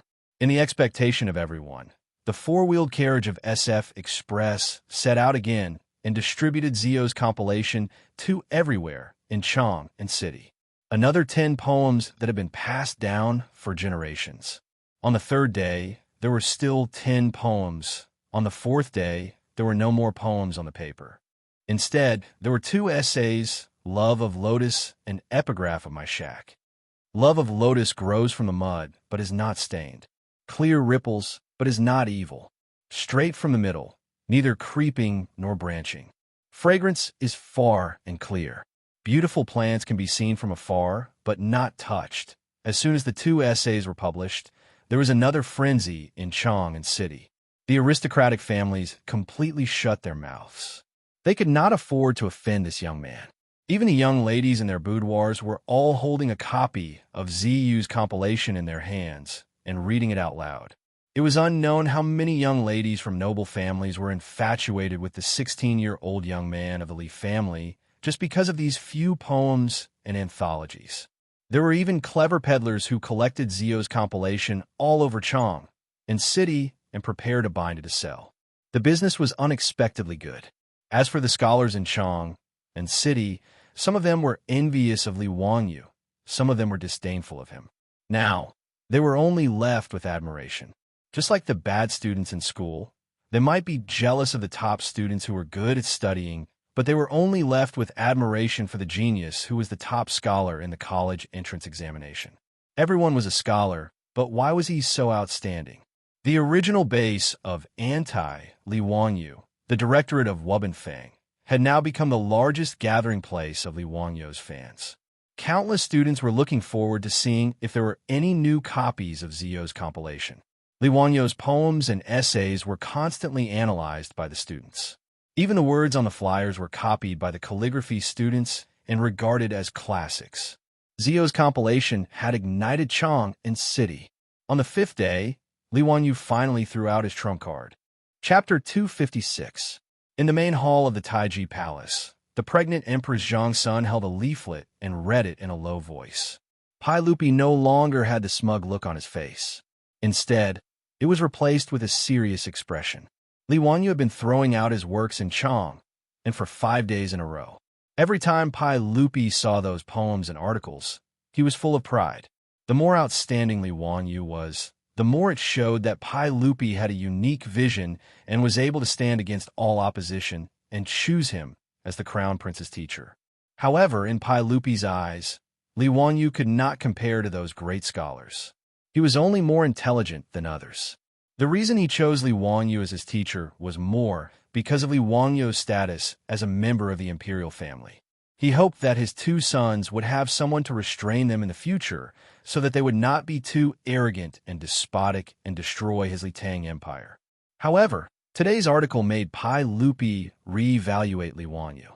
Someone who could write such an article could already be called a great scholar of the present age. However, when he thought of Li Wanyu's age, Pai Lupi could not help but shake his head and think that he was a monster. Empress Zhang's son read softly.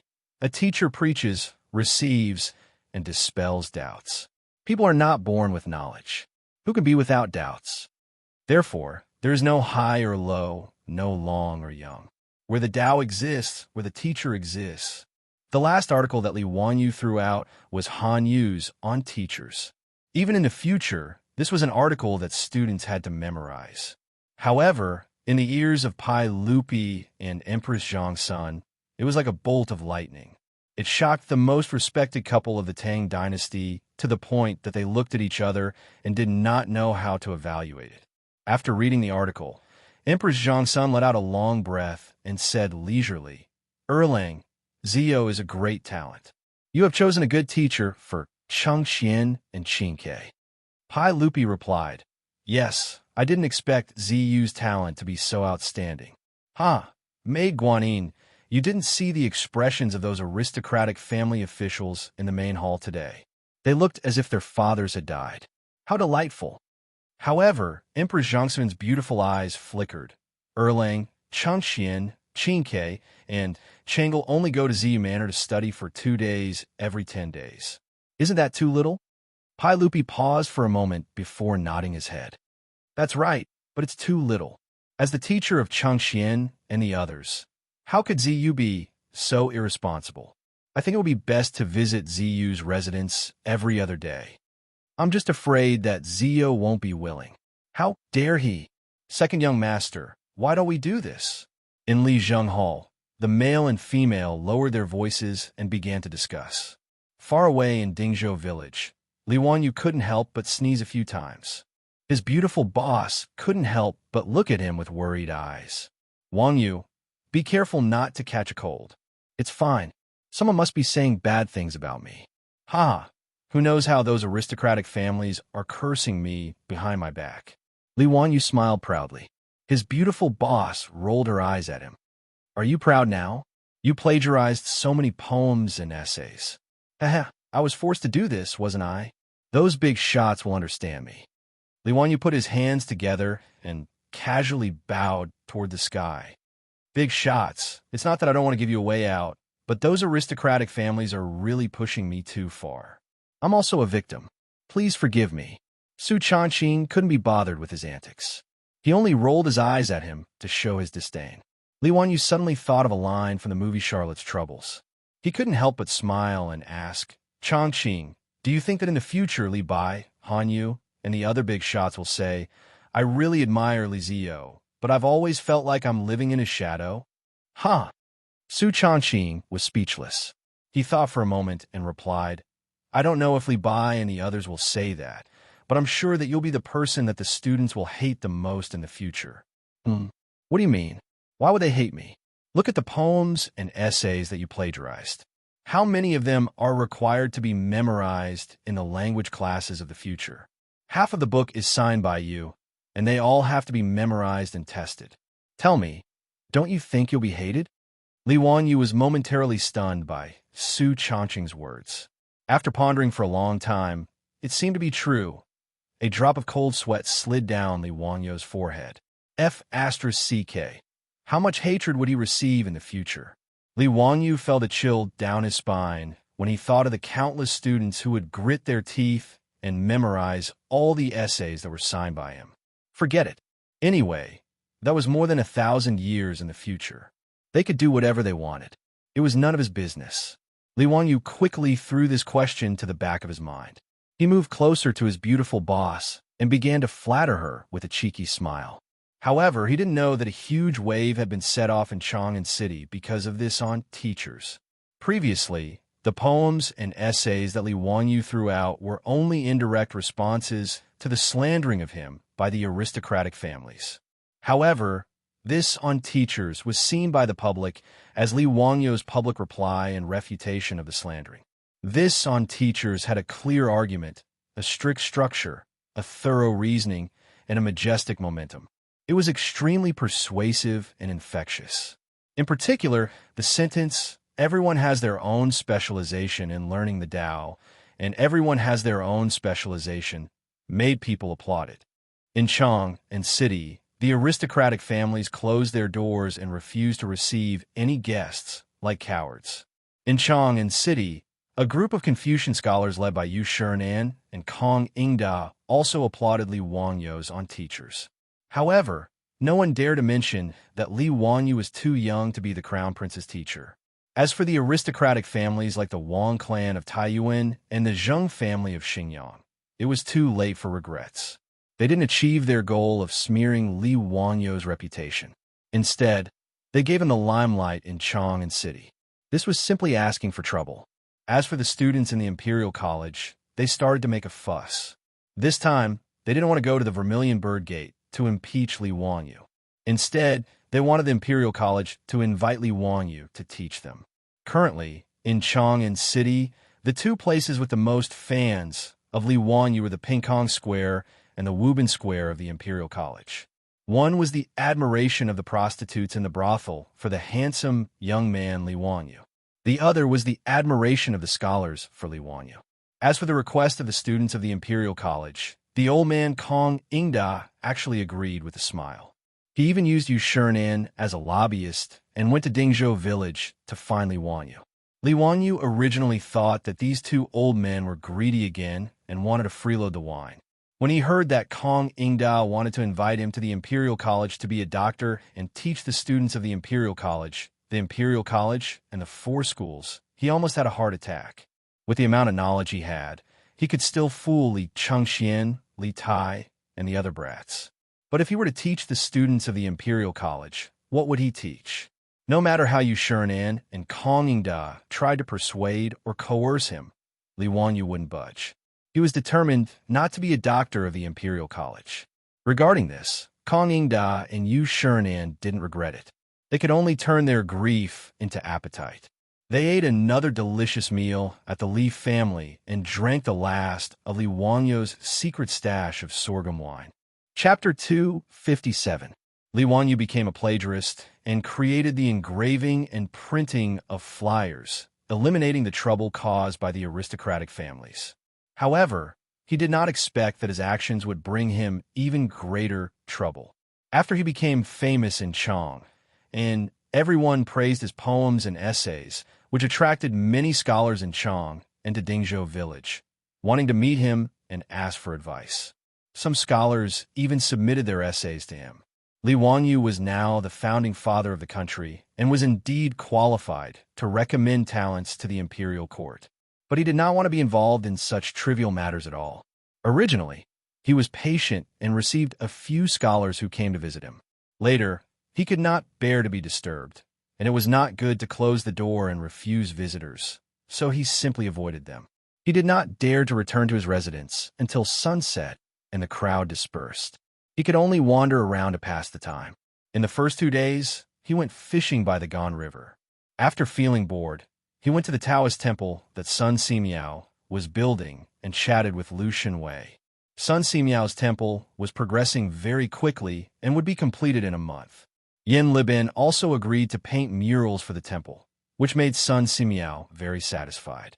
In the next few days, he went to the brewery and the construction site of the manor.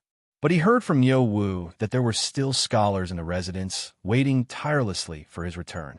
Li Wangyu was very depressed about this, but there was nothing he could do. In the end, he simply did not go out and hid in the backyard of his residence. If any scholars he did not know came to visit, Li Heng would say that he was not in and had gone out to visit friends. But the most unbearable thing for Li Wangyu was that it was too boring to stay in the residence. In the future, Li Wangyu could be considered half an otaku. When he was not at work, he liked to stay in his rented room, play games, watch videos, or read novels on the internet. He did not feel bored at all. But in the past few days, his beautiful boss, Aphrodite, and Perrin were not in the house during the day, so he found that the Tang dynasty was really too boring and seriously lacked entertainment. After forcing Li Hong, Niu Wu, and the maidservants in his house to play mahjong with him for 2 days, Li Wanyu was bored to death and was lying on a deck chair in a backyard, staring blankly into space. No wonder his beautiful boss didn't mind going back and forth between Dingzhou village and Chang and city every day, concentrating on managing the four-wheel carriage business. It seemed that her life in the Tang dynasty was really boring, so she wanted to find something to do to pass the time. Think about it.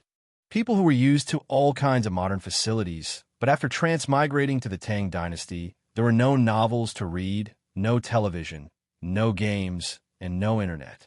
If they didn't find something to do, it would really drive them crazy. I'm so bored that I'm about to explode.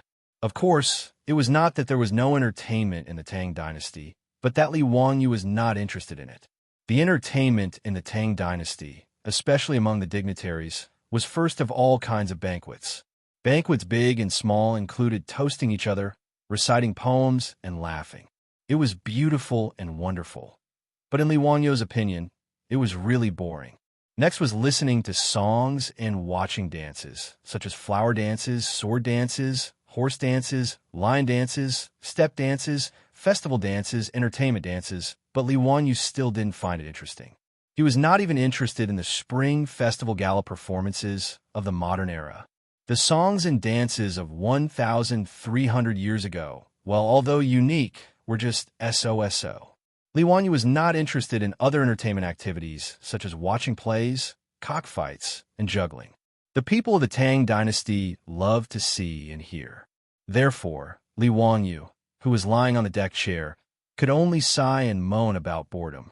The people of the Tang dynasty were really pitiful. They didn't even have novels to pass the time with.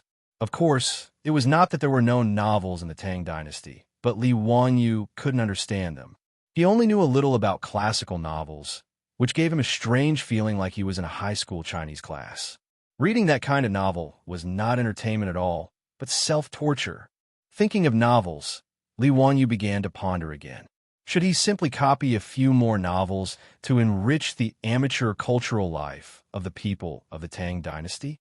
Thinking about the 4 great classical novels, Journey to the West seemed to be suitable. However, Sun Wukong was a disciple of Taoism who was incorporated into Buddhism. If Sun Simiao and Yuan Tiangang read this novel, they would probably kill him, right? Forget it. I'm not afraid of this bad luck.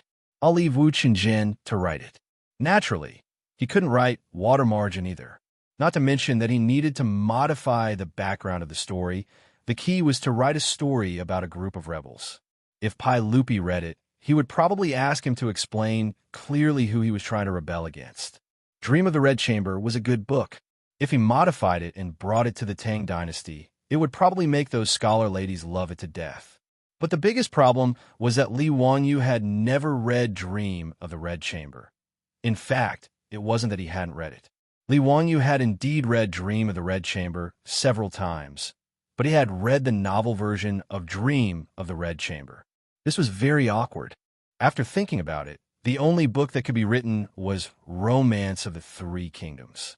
Li Wanyu also liked to read Romance of the Three Kingdoms and was very familiar with the plot of the Three Kingdoms. It was better to simply copy it in advance. On the one hand, it could kill time, and on the other hand, it could enrich the cultural life of the Tang dynasty.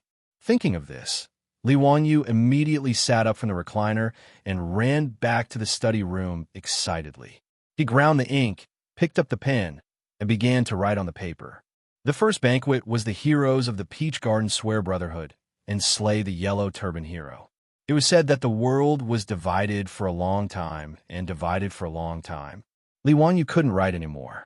After a long while, he threw down the writing brush and walked out of the study room gloomily. It wasn't that Li Wanyu had a conscience and was too embarrassed to copy Luo Guanzhong's novel, but that he couldn't memorize it at all. This wasn't the Tang or Song poems, which his grandfather forced him to memorize when he was young.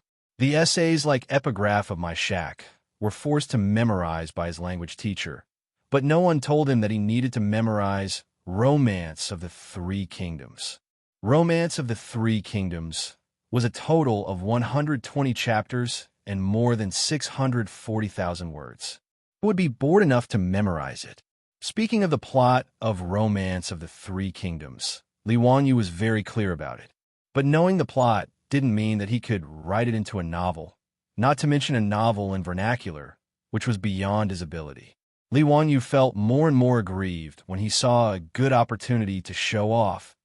Oh no, to enrich the cultural and entertainment life of the Tang dynasty, slip away from his fingertips. After his beautiful boss came back, he gloomily mentioned his failed attempt to copy Romance of the Three Kingdoms, which made Su Chongqing laugh for a long time. However, after Su Chongqing laughed, he also felt a little regretful. If only my phone still had battery. Nonsense. I know that I can listen to music and play games. I've already regretted it 100 times. Su Chongqing shook his head. No, I have a lot of novels saved in my phone, like the 4 great classical novels. Li Wanyu looked at her with disdain. Even if your phone can call back to the 21st century, it's useless. A phone without battery is worse than a brick. Chapter 258. Li Wanyu was complaining about the unreliability of his beautiful boss when his body suddenly froze. After a long while, he whispered, Chongqing, do you still remember the content about generators in high school physics? Su Chongqing was also stunned when he heard this. After thinking for a while, he replied with uncertainty, it seems that when a conductor does the motion of cutting magnetic induction lines in a magnetic field, it will generate electric current. Is that so? Li Wanyu nodded and swallowed a mouthful of saliva. It seems that the Tang dynasty was also a magnet. His words made Su Chongqing couldn't help but cover his mouth with his hand for fear of screaming out loud. After hesitating for a long time, Su Chongqing asked carefully, what do you mean? We can make generators in the Tang dynasty ourselves? Charge mobile phones? Li Wanyu wasn't convinced. He nodded and shook his head. I don't remember very clearly. That's middle school physics knowledge. My physics knowledge is very ordinary. Otherwise, why would I only be admitted to a second-tier university? Chongqing, you're a top student at the University of Pennsylvania. You should know how to do it, right? Su Chongqing glared at him angrily. I'm a liberal arts student. These words made the two of them stare at each other for a long time. After a long time, Su Chongqing couldn't help but laugh out loud. Forget it. If there's no electricity, then there's no electricity. Li Wanyu stubbornly said, no, I have to try. I don't believe that I can't make a simple generator. Generating electricity in the Tang dynasty 1,300 years ago, no matter how you looked at it, it felt like a fantasy. Even Li Wanyu himself was grumbling in his heart. Why did it feel like a novel from the modern era, with a strong taste of fantasy in it? But after thinking about it carefully, it didn't seem to be impossible. He remembered that in his middle school physics class, the chubby physics teacher had demonstrated the structure and function of a hand-crank generator to them in class. It was a coil rotating in a magnetic field, and it seemed to generate electricity. The principle wasn't complicated at all. When he shook the handle of the generator, the small light bulb lit up. To Li Wanyu, who had just come into contact with physics for the first time, it was very magical and left a deep impression on him. In fact, if Baidu existed in the Tang dynasty, it would be easy to make a simple hand-crank generator to charge a mobile phone after searching it on Baidu. Even many high school students with strong hands-on skills could do it. But Li Wanyu was a bad student, and Su Chongqing was a liberal arts student. It was not easy for them to come up with a generator that could charge mobile phones in the Tang dynasty. The two of them were clear about the principle of the generator, but how to cut the magnetic coil to generate the current was a very technical problem. Li Wanyu said that there were magnets in the Tang dynasty, but that was not true. Magnets were made using modern technology. In ancient China, only natural magnets could be used. Magnets were also known as compassion stones, magnets, and magnets. However, in the Tang dynasty, it was very easy to buy natural magnets. All the major pharmacies sold them. That's right, natural magnets were a type of medicinal material used in traditional Chinese medicine. It was salty and cold. It was the meridians of the liver, heart, and kidney. It was used for palpitations, insomnia, dizziness, blurred vision, tinnitus, deafness, kidney deficiency, and wheezing. It was recorded in the Compendium of Materia Medica. No matter what, Li Wanyu intended to give it a try. If he could really make a generator that could charge mobile phones, it would be amazing. He asked Niu Wu to buy a large piece of natural magnets from the pharmacy and copper wire from the jewelry shop. Li Wanyu was ready to start his physics experiment class in the Tang dynasty.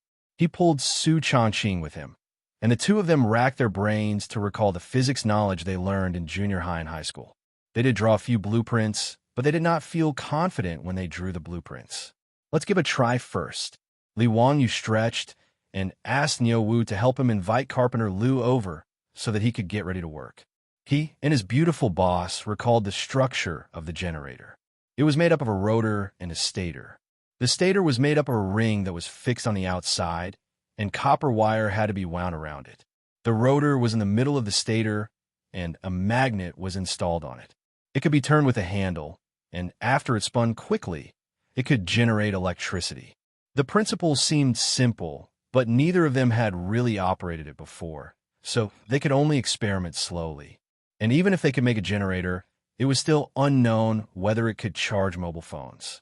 However, Li Wanyu was bored now, and the temptation of being able to use mobile phones filled him with enthusiasm. When Carpenter Lu heard that the county man wanted him to help again, he did not hesitate. He put down his work and brought a full set of tools to follow Niu Wu. When he held the blueprints Li Wanyu drew, he could not understand what they were for. However, Carpenter Lu did not dare to ask too much. In short, he would do whatever Li Wanyu asked him to do. In the eyes of the villagers of Dingzhou Village and Carpenter Lu, Li Wanyu was definitely an immortal who had descended to the mortal world. This was especially true for Carpenter Lu, who was even more convinced after helping Li Wanyu with a water wheel and four-wheeled carriage. Carpenter Lu even secretly put up Li Wanyu's memorial tablet in his house. He burned incense and prayed to Li Wanyu every day, treating him like a god. If Li Wanyu knew about this, he would probably vomit 3 liters of blood. Fortunately, Li Wanyu did not know that Carpenter Lu had put up a memorial tablet for him. Otherwise, there might have been a murder case at the county man's mansion in Huxian today. After tinkering for half a day, Li Wanyu did not feel annoyed. Without the interference of mobile phones, computers, and the internet, it did not seem boring to concentrate on one thing. Carpenter Lu's craftsmanship was really good. With just a sketch that Li Wanyu had drawn, he was able to make the main structure of the hand-crank generator out of wood.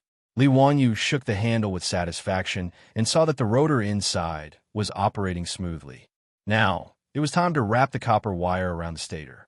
After wrapping it a few times, Li Wanyu stopped and took off the copper wire that was wrapped around the stator. The beautiful boss was puzzled and asked, "Wanyu, what's wrong? Is there a problem?"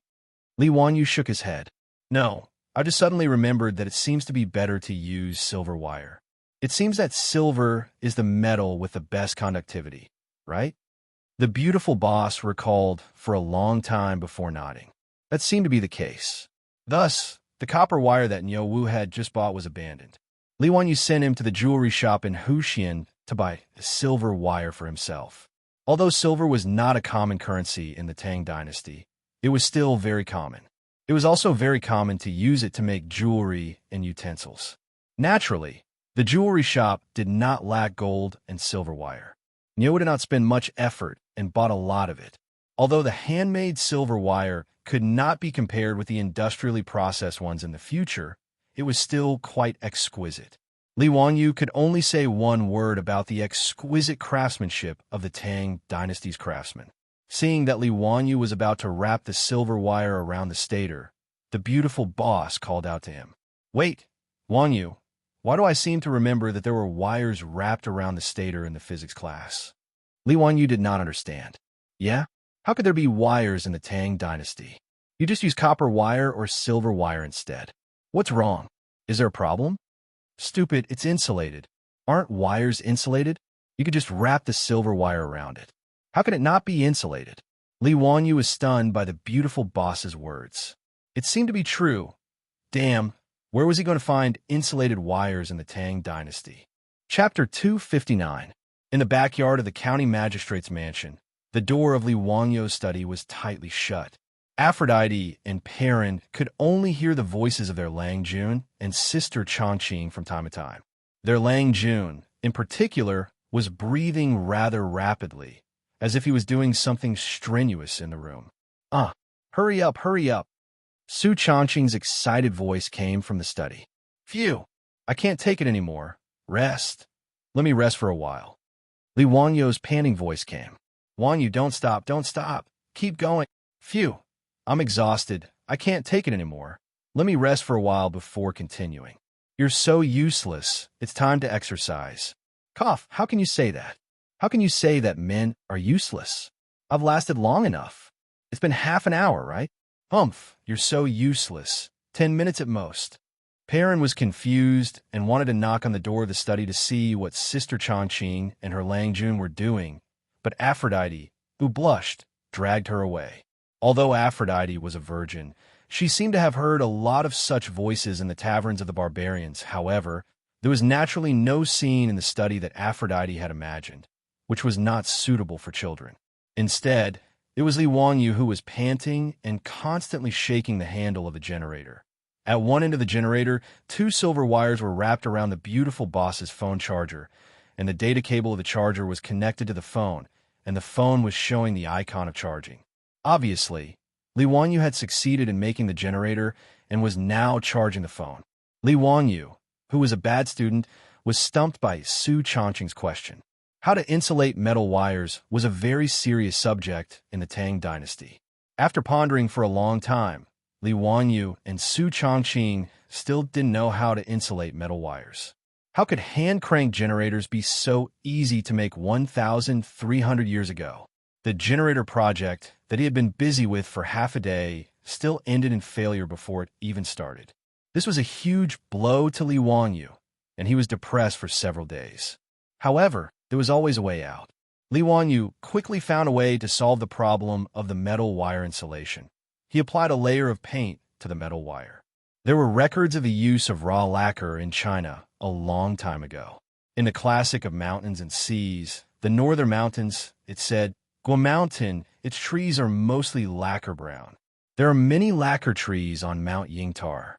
Raw lacquer is a kind of pure natural liquid paint harvested from the lacquer tree.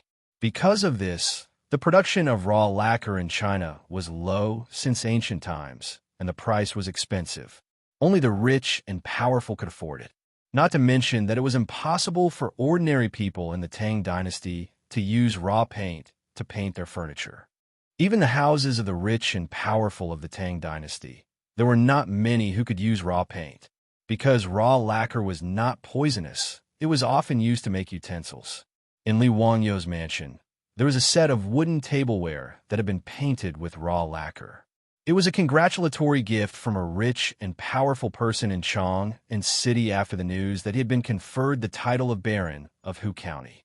Li Wanyu, who had been vexed over how to insulate the metal wire, suddenly had a flash of inspiration when he saw his servant girl serving him food using this set of lacquered wooden tableware. He remembered the good stuff of raw paint. Li Wanyu couldn't help but laugh. He didn't have time to eat and immediately asked Niu Wu to buy some raw lacquer for him. Where to buy raw lacquer? Of course, it was the all-purpose medicine shop.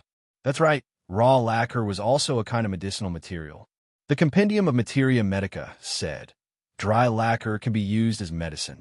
It is mainly used to treat fatal injuries, heal muscles and bones, fill the marrow cells, calm the 5 viscera, treat the 5 invasions and 6 acute diseases, and adjust the spleen when cold. It has the effect of repelling insects and relieving coughing. Chinese medicine was so awesome. Li Wanyu admired Chinese medicine very much. He had always wanted to know how they found out that these strange things could be taken as medicine. Moreover, the more awesome thing about the ancient Chinese was that they could keep the raw lacquer from hardening. The method was to throw a few crab shells into the raw lacquer. The raw lacquer could be kept liquid and would not dry up and harden. The raw lacquer cut from Shandong, Gansu, Guizhou, and other places was transported thousands of miles away to be sold in Chang and city by relying on a few crab shells. It was very magical. After Niu Wu bought the raw lacquer from the medicine shop in the county, Li Wanyu soaked all the silver and copper wires in the raw lacquer. After taking it out and drying it, it became a simple version of lacquer wire. Finally, with the insulating silver and copper wires, Li Wanyu had a chance to restart the Tang Dynasty generator plan that had been put aside for a few days. He carefully wound the lacquered silver wires around the stator and tightly fixed a magnet on the rotor. An extremely simple generator could be considered to be completed. However, whether this thing could generate electricity or not, neither Li Wanyu nor his beautiful boss was sure. If it was in the future, it would be clear if a small light bulb was connected and the light bulb lit up after shaking the handle. However, there was no such thing as a light bulb in the Tang Dynasty. To test whether the generator could generate electricity or not, they had to rely on a human experiment. Li Wanyu called Niu Wu over with a sneaky smile and let him hold the two ends of the silver wires. "Lang Jun, what are you doing?" Niu Wu asked foolishly. Li Wanyu held back his laughter and said casually, "Nothing. I made a little thing and let you try it." Niu Wu, hold the two silver wires tightly and don't let go. His beautiful boss rolled her eyes on the side, but she did not stop Li Wanyu from doing funny things. Anyway, now, except for the human body directly sensing it, she did not know whether the thing Li Wanyu fiddled with could generate electricity or not. Niu Wu was confused, but he did not feel that there was anything wrong. He held the two silver wires tightly with both hands and watched Li Wanyu quickly shake the handle. Niu Wu let out a scream and instantly threw away the two silver wires in his hands. "Lang Jun, why did the silver wires bite?" Niu Wu shook his hands and looked at the two silver wires connected to the hand-crank generator with a frightened expression. Li Wanyu and his beautiful boss's eyes lit up and stared at Niu Wu. "Niu Wu, you really felt it?" "Yes, it hurts a lot." "Lang Jun, what kind of magic are you fiddling with? Why did the silver wires suddenly bite? Did you turn them into spirits?" Niu Wu stared with his bell-sized eyes and was inexplicably shocked. Li Wanyu ignored him and looked at his beautiful boss. "This should be a success, right?" Su Changqing nodded with uncertainty. "Maybe?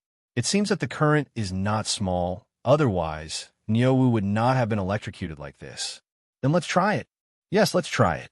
Niu Wu was confused, but no one explained to him. Li Wanyu and Su Changqing picked up the hand-crank generator and ran back to the study, once again slamming the door shut. And so, Perrin and Aphrodite heard the scene outside the study. In any case, Li Wanyu's extremely simple hand-crank generator could be considered a success. Su Changqing's phone, which had run out of battery and automatically shut down, was now lit up with the charging icon. Chapter 260. Although Li Wanyu created a hand-crank generator, it was a very deceptive thing to use it to charge a mobile phone. He and his beautiful boss took turns to crank the handle. Not long after, both of them were tired and out of breath. Using this method to charge a mobile phone was really unreliable. Without a multimeter, Li Wanyu and Su Changqing did not know the output power of this hand-crank generator. Moreover, the output voltage of the hand-crank generator was related to the shaking speed. If it was slow, the voltage would be low. If it was fast, the voltage would be high. It was very unstable. Later generations of hand-crank generators would be installed with a speed-increasing device. A relatively heavy flywheel would be added to the rapidly rotating shaft, using its inertia to increase the stability of the rotation speed. However, Li Wanyu and Su Changqing did not know how to do this. Being able to make the hand-crank generator generate electricity was already their limit.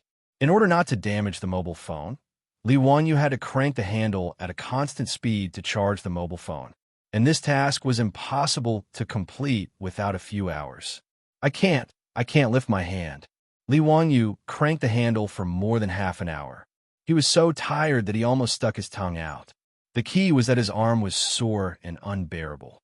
He really could not continue, and the battery shown on the mobile phone screen was less than 10% charged. Su Changqing wrinkled his nose in dissatisfaction. "Humph! At this speed, when can you charge it fully?" Li Wanyu directly played dead. No matter what his beautiful boss said, he was not willing to crank the damn generator handle again. The matter of charging the mobile phone needed to be kept a secret. Except for the two of them, It was not convenient to ask Niu Wu and Niu Yong to help. Between slacking off and using the mobile phone, Li Wanyu persisted for half an hour and finally chose the former. The beautiful boss was angry at Li Wanyu's tired appearance, but there was nothing she could do. It was really too tiring to crank the generator manually. She persisted for 5 minutes and gave up. Naturally, she could not scold Li Wanyu anymore. Li Wanyu took the opportunity to slip out of the study and ran to the backyard. He sat on a recliner and ordered a maidservant to bring tea, acting like a master. While Li Wanyu was renovating the backyard of the Li residence, he asked Carpenter Lu's 2 sons to help him send a continuous stream of spring water into the backyard using bamboo. They even built a wooden frame with a huge clay pot on top of it. The spring water in the clay pot flowed like a small waterfall into the canal below. Li Wanyu was stunned for a while as he listened to the gurgling sound of the spring water. He couldn't help but pat his head with his hand. What a pig's brain. Even though he was from a second-tier university, he couldn't be that stupid, right? There was obviously a simple method. So why did he have to act like an idiot and frantically shake the controller for more than half an hour? Chongqing, the two of us seem to have done something stupid. Li Wanyu looked at Su Chongqing speechlessly. Su Chongqing didn't understand what he meant. He asked in confusion, "What's wrong?" Li Wanyu pointed at the artificial waterfall in the backyard. "Why don't we use water to move the generator? We could just make a small water wheel and use a belt to move the generator's handle." His words stunned the beautiful boss. She glared at him fiercely. I knew you were stupid. You couldn't even think of such a simple method. You made me shake the controller for so long. Why don't you go and find Carpenter Lu?" Li Wanyu was stunned by Su Chongqing's words. How could he be reasonable? This was clearly his idea. How could he say that he was in the wrong? Moreover, you clearly only shook it for less than 5 minutes, but he shook it for half an hour. Fortunately, Li Wanyu also knew that he couldn't reason with a beautiful woman. He could only silently accept the beautiful boss's criticism. He turned around and ordered Niu Wu to find Carpenter Lu. A day later, there was a small water wheel under the artificial waterfall in the backyard. It was constantly being washed by the spring water flowing out of the clay pot above. A round wheel was installed on the axle of the water wheel. Li Wanyu installed a belt on the wheel to replace the belt pulley. The other end of the belt was connected to the generator, driving the generator's rotor to rotate at a uniform speed. Li Wanyu also asked Carpenter Lu to build a small house the size of a sentry post with logs in the backyard and put the generator in it. In the future, he and Su Chongqing would come to the small wooden house to charge their phones to avoid exposing their secret. Whether it was Li Heng, Niu Wu, or Niu Yong, they were already used to the strange actions of their Langjun. No one asked for the reason. In the study, Li Wanyu looked at the phones that were finally charged. He was very excited. Before he was ready to turn on the phone, he went to wash his hands. He was just short of burning incense and praying. "Chongqing, I'm turning on the phone." "Yes, turn on." Li Wanyu excitedly pressed the power button. A moment later, the phone screen lit up, the familiar boot music and the familiar boot animation. At this moment, Li Wanyu was about to cry. "I want to listen to music, read novels, play games."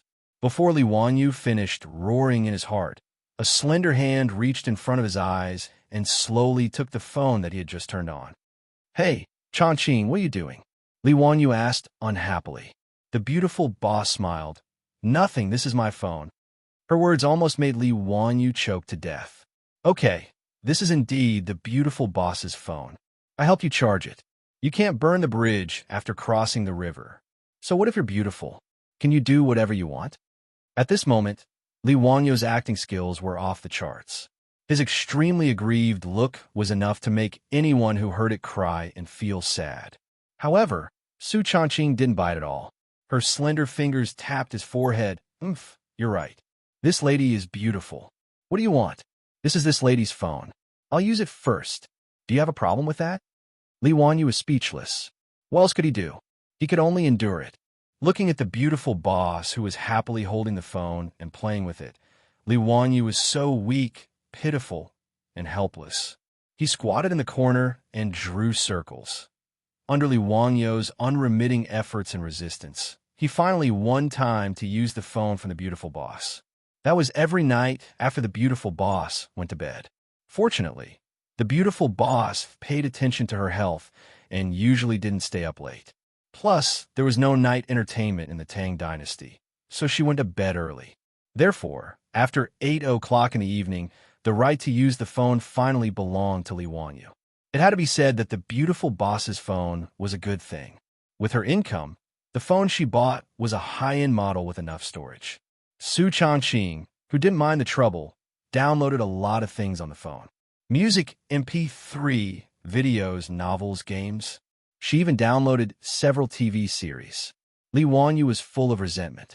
He brightened the biogas lamp in the study, opened a reading software on the phone, opened the Romance of the Three Kingdoms, and began to shamelessly plagiarize. Chapter 261. Li Wanyu was both happy and in pain. He became a shameful plagiarist. As for moral integrity, he had already thrown it to the back of his mind when he plagiarized Li Bai and other big shots' works. The reason why Li Wanyu continued to be a plagiarist, in addition to enriching the cultural life of the people of the Tang dynasty, was purely because he was too bored. Although the phone was now charged and turned on again, Li Wanyu didn't know how long the phone could last. The self-made generator's current and voltage were not up to standard, and it was also unstable. What if it burned the phone one day?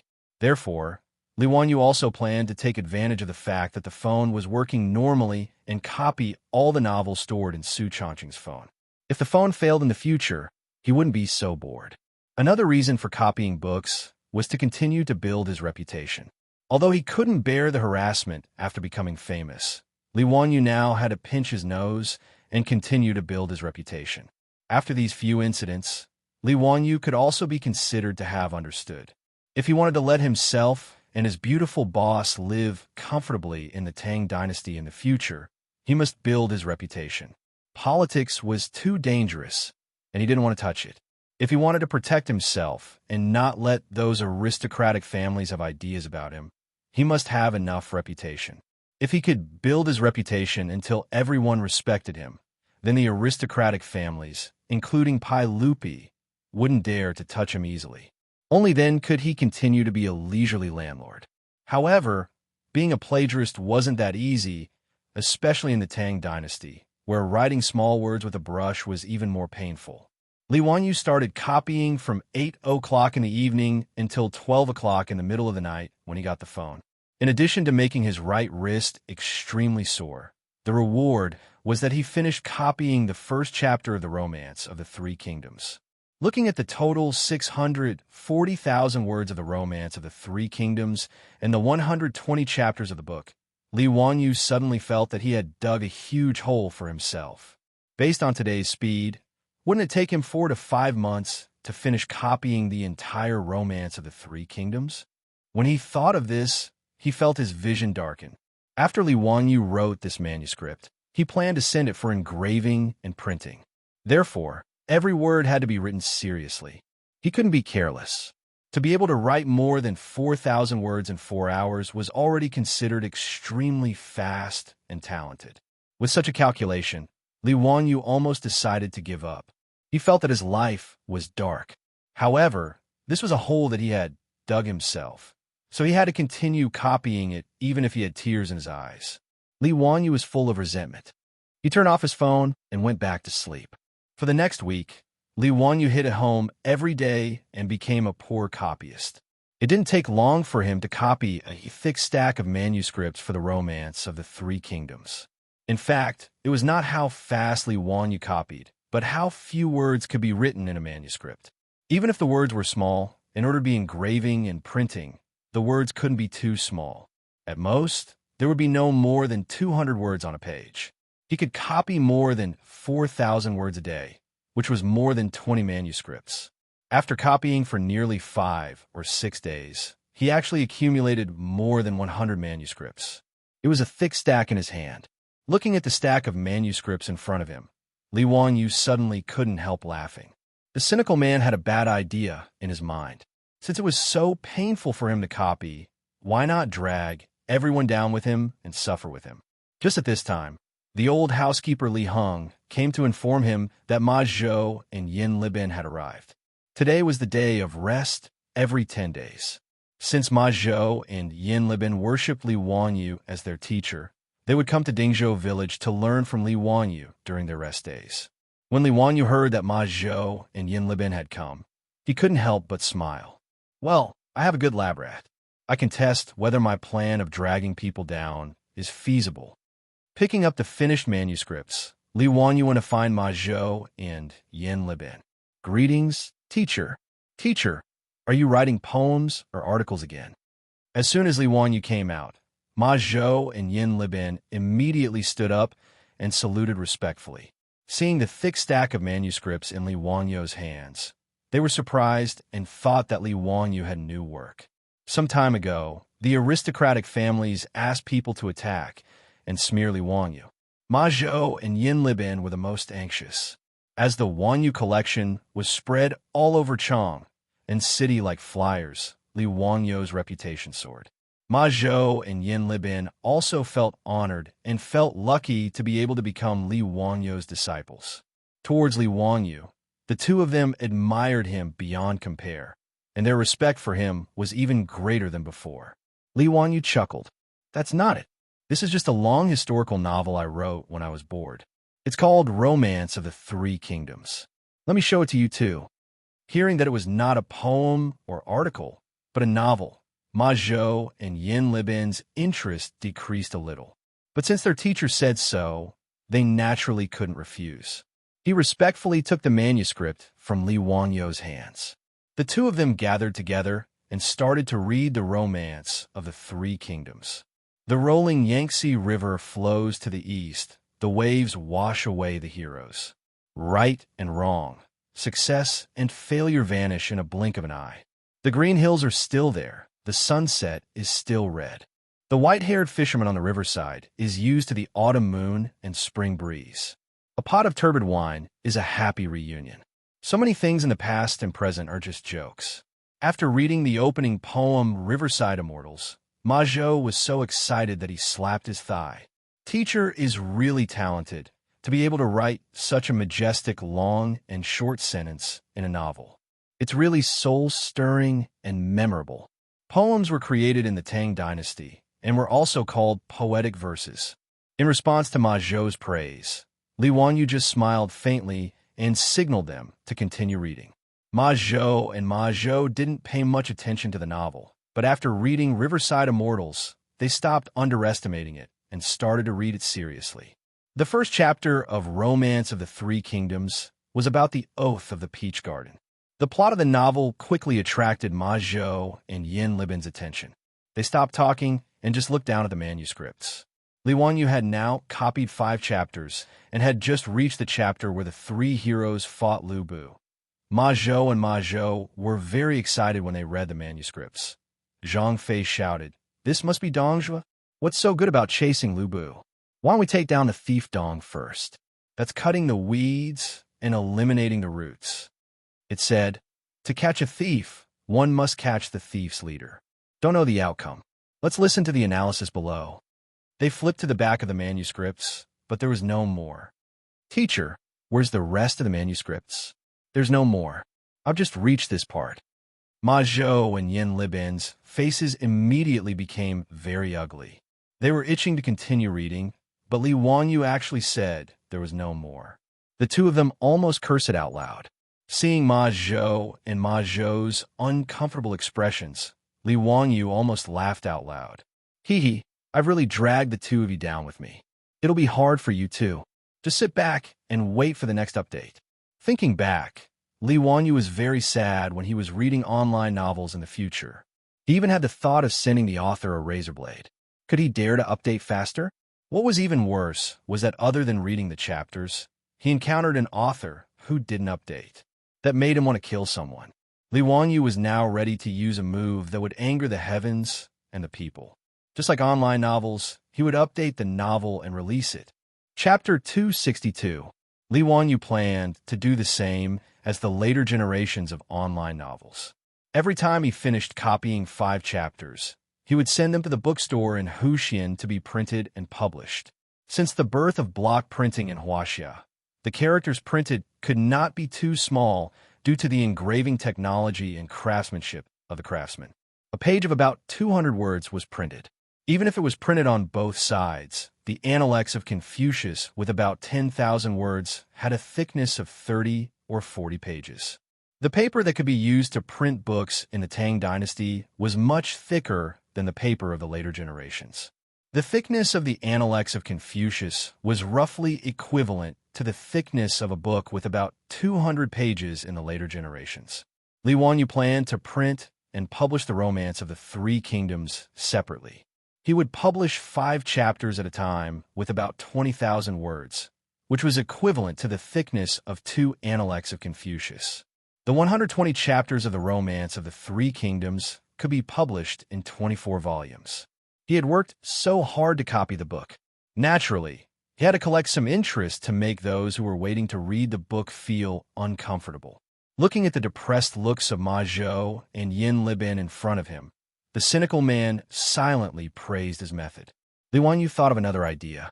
He turned to Yin Libin and said, "Libin, I plan to publish a book of the Romance of the Three Kingdoms. Can you draw some illustrations for me?" "What are illustrations?" Yin Libin was confused by Li Wanyu's words and did not understand what he meant. Books with illustrations only appeared in large numbers in the books of the Ming and Qing dynasties. In the era without printing, it was impossible for the readers who copied books to draw their own illustrations according to the manuscripts. With the maturity of block printing technology in the Tang dynasty, it was possible for illustrations to appear in books. Yin Libin naturally did not know what illustrations were, so he had this question. Illustrations are pictures drawn according to the contents of the book. For example, in the first chapter of The Oath of Brotherhood in the Peach Garden, you helped me draw a picture of Liu Bei and his brothers swearing to be sworn brothers in the Peach Garden. Just outline the lines. I will ask someone to take it to block printing and bind it with the manuscripts into a book. When Yin Libin heard Li Wanyu's words, he could not help being excited. "Teacher, do you mean that you will also print the pictures I draw into a book? Can the pictures be block printed? Can I sign it?" Li Wanyu rolled his eyes at him strangely. "Who would know that the illustration was drawn by you if you didn't sign it? I was planning to keep it as a family heirloom." Hee.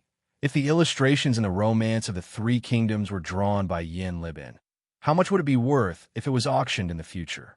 Of course, you have to sign off on the book. You have to sign off on every illustration. Just help me draw an illustration for each chapter. Draw it now, and I'll send it to the bookstore today. Li Wanyu's words made Ma Zhou envious. He looked at Yin Libin with a burning gaze, wishing that he could snatch this job from Yin Libin. Ma Zhou and Yin Libin had already heard about the woodblock printing from Li Wanyu. The two of them felt that it was inconceivable that books could be printed in large quantities so quickly. For scholars, regardless of the dynasty, the temptation of writing a book and creating a biography was incomparably huge. However, before the birth of the woodblock printing, the time-consuming and laborious stone carvings, thick bamboo slips, and expensive silk, it was impossible for scholars to write a book. Now, that Li Wanyu was going to write a book and Yin Libin's name in it, it was also a huge temptation. How could Ma Zhou not be envious? The only regret was that Li Wanyu was going to write a novel. In the eyes of Ma Zhou and Yin Libin, they felt that their little teacher was not doing his job properly. In the Tang dynasty, novels were not valued by the people of that time. They were regarded as unrefined. Not to mention the Tang dynasty. Even in the Ming and Qing dynasties, those authors who wrote novels used pseudonyms to protect their reputation. However, Li Wanyu was not afraid of being slandered. Anyway, he was only 16 years old. It was normal for him to be a little impulsive. Compared to the influence that the book Romance of the Three Kingdoms would bring, that bit of controversy was nothing. Yin Libin did not say much and immediately asked Li Heng to bring him a brush and ink. He ran to the side and looked at the manuscript while thinking about how to draw the illustration. Ma Zhou hesitated and asked, "Teacher, your book seems to have some mistakes. It does not match the history books. The history books did not record that Liu Bei and the other two became sworn brothers. It only mentioned that they were as close as brothers. Gongsun Zan did not join the alliance. Liu Bei and the other two should not have participated in the war. How could the three heroes fight Liu Bu?" When Li Wanyu heard him finish, he could not help bursting into laughter. Bin Wang, I am writing a novel. It is a romance, not a history book. This is called artistic exaggeration. Some parts are made up by me. There's no need to take it seriously. With regard to this explanation, Ma Zhou could only nod and accept it. However, he picked up one of Li Wangyu's manuscripts and asked, Teacher, what do these circles on your manuscripts mean? Li Wanyu looked up and saw that Ma Zhou was pointing at the punctuation marks in the book. When he copied the book, he copied from right to left and from top to bottom according to the Tang people's habit.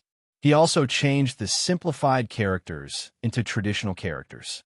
However, he had copied the punctuation marks out of habit as well. In the Tang dynasty, there were no punctuation marks. There was only a mark called sentence reading. It indicated that a sentence had a complete meaning. Only in the Ming dynasty did the names of people and places appear. These are the early punctuation marks. What Li Wanyu wrote on the manuscript were the standard punctuation marks of the later generations. Naturally, Ma Zhou could not understand it. Li Wanyu pondered. Since he was used to copying, he might as well continue copying the punctuation marks. He was not in a hurry to answer Ma Zhou's question. Instead, he raised his hand and wrote a sentence on the paper. This house can be lived in, and the person is not sad. Bin Wang, what do these words mean? It means that this house can be lived in, and the person is not sad? Ma Zhou read it out. Li Wanyu smiled and shook his head. He raised the brush again and added punctuation marks in the sentence. Read it again. This house can be lived in, and the person is not sad.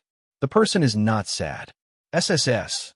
Teacher, the meaning has completely changed. Ma Zhou immediately reacted. Li Wanyu nodded. Bin Wang, this is a symbol that I created to assist in reading. Yes, I call it punctuation marks. Look, this circle-shaped mark is called a period. It means that a sentence has ended. This tadpole-shaped mark is called a comma. It means Li Wanyu took a piece of paper and wrote down all the punctuation marks on it. He also wrote the meaning of these punctuation marks at the side. Since he had copied it, he might as well promote these punctuation marks when he printed the Romance of the Three Kingdoms. Wonderful. It's really wonderful. Teacher, these punctuation marks are really divine. With this, there will be no more punctuation mistakes. In the face of Ma Zhou's praise, Li Wanyu nodded calmly again, showing that he was such a genius. Chapter 263. Ma Zhou looked at Li Wanyu with a burning gaze. He no longer cared that Romance of the Three Kingdoms was just a story. This was the first book in the Tang dynasty to be engraved and printed, and the first book to use punctuation. Even Yin Libin could draw the illustration and sign it. So how could Ma Zhou not be envious? Hee. Teacher, what do you think your disciple can do for you? I also want to contribute to your book. Ma Zhou rubbed his hands and said embarrassedly. Li Wanyu looked at Ma Zhou with a smile, but in his heart, he suddenly had a plan. Such a good free labor, it would be a waste not to use it. The most tiring part of copying Romance of the Three Kingdoms was using a brush to transcribe stroke by stroke. Because this manuscript was to be sent to the bookstore for engraving, every word could not be sloppy. Therefore, he had to concentrate and write seriously, which was very tiring. If he accidentally wrote a word wrong, the entire manuscript would have to be rewritten, and he would not even have the chance to alter it. These few days, Li Wanyu was very impatient with copying. Although he could not give Ma Zhou his phone, if he could copy it without worrying about writing, and then let Ma Zhou help him rewrite the manuscript, it would save a lot of time. Bin Wang, are you willing to help me copy the manuscript? This manuscript will be sent directly to the bookstore for engraving, and in the future, Romance of the Three Kingdoms will be your pen and ink. How about it? Are you willing? Ma Zhou nodded his head like a chicken pecking rice. I am willing. Of course I am willing. It is my honor to be able to work for teacher. Li Wanyu was very happy. He patted Ma Zhou's shoulder and gave him a sweet date.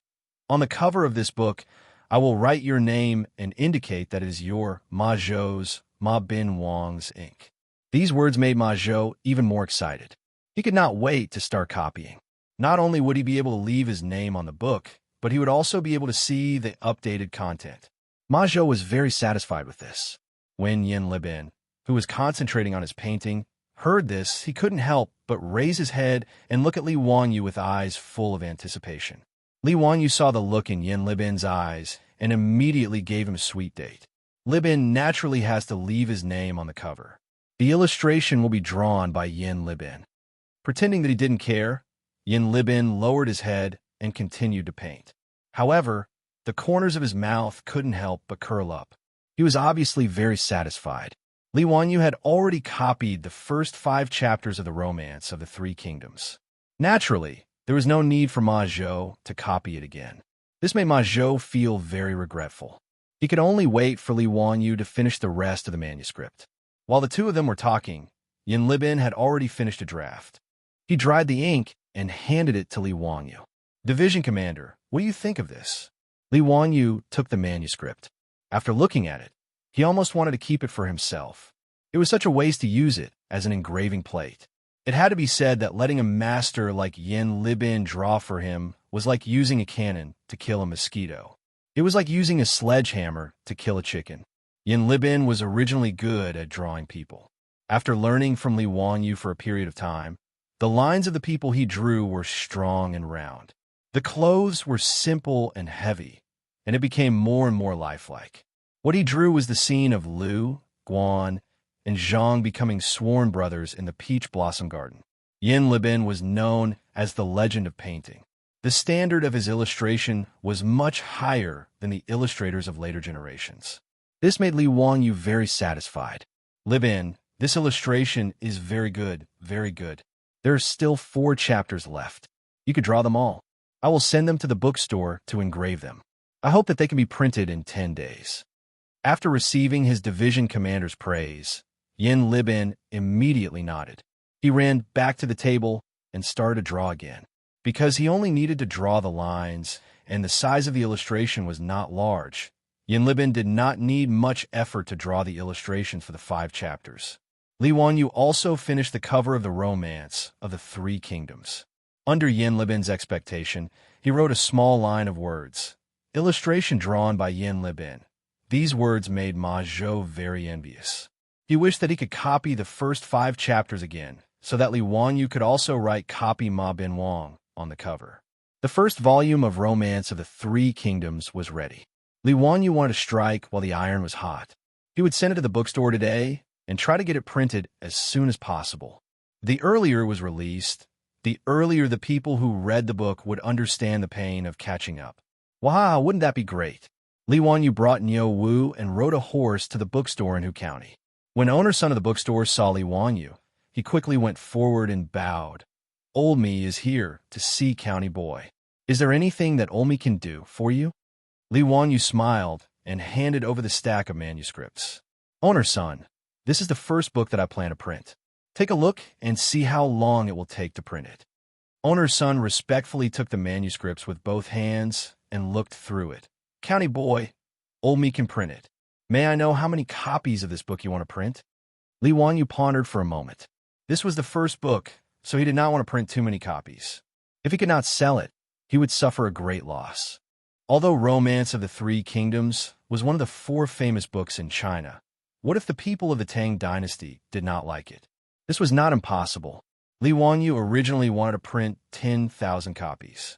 Anyway, the lifespan of a woodblock engraving was about 10,000 copies. 10,000 copies would complete the lifespan of the woodblock engraving. However, considering the cost, he decided to print less to test the waters. "Let's print 1,000 copies first. If it sells well, we can print more." After owner-son heard this, he was a little hesitant. "County Boy, how do you think the wages will be calculated?" Last time, when he helped Li Wanyu print the flyers, owner-son was generous and did not charge Li Wanyu for the labor cost because he only engraved a few engravings. In addition, he wanted to obtain the engraving printing technology. However, the manuscripts that Li Wanyu took out now had about 100 pages. In other words, he needed to engrave more than 100 engravings. However, the labor cost of engraving was not cheap. The fees for the engravings in the bookstore were the same as the fees for engraving seals. They were charged according to the number of words. For every 100 words, owner-son had to pay the engraving craftsman 200 copper coins. The engraving of a page of manuscripts cost about 400 copper coins.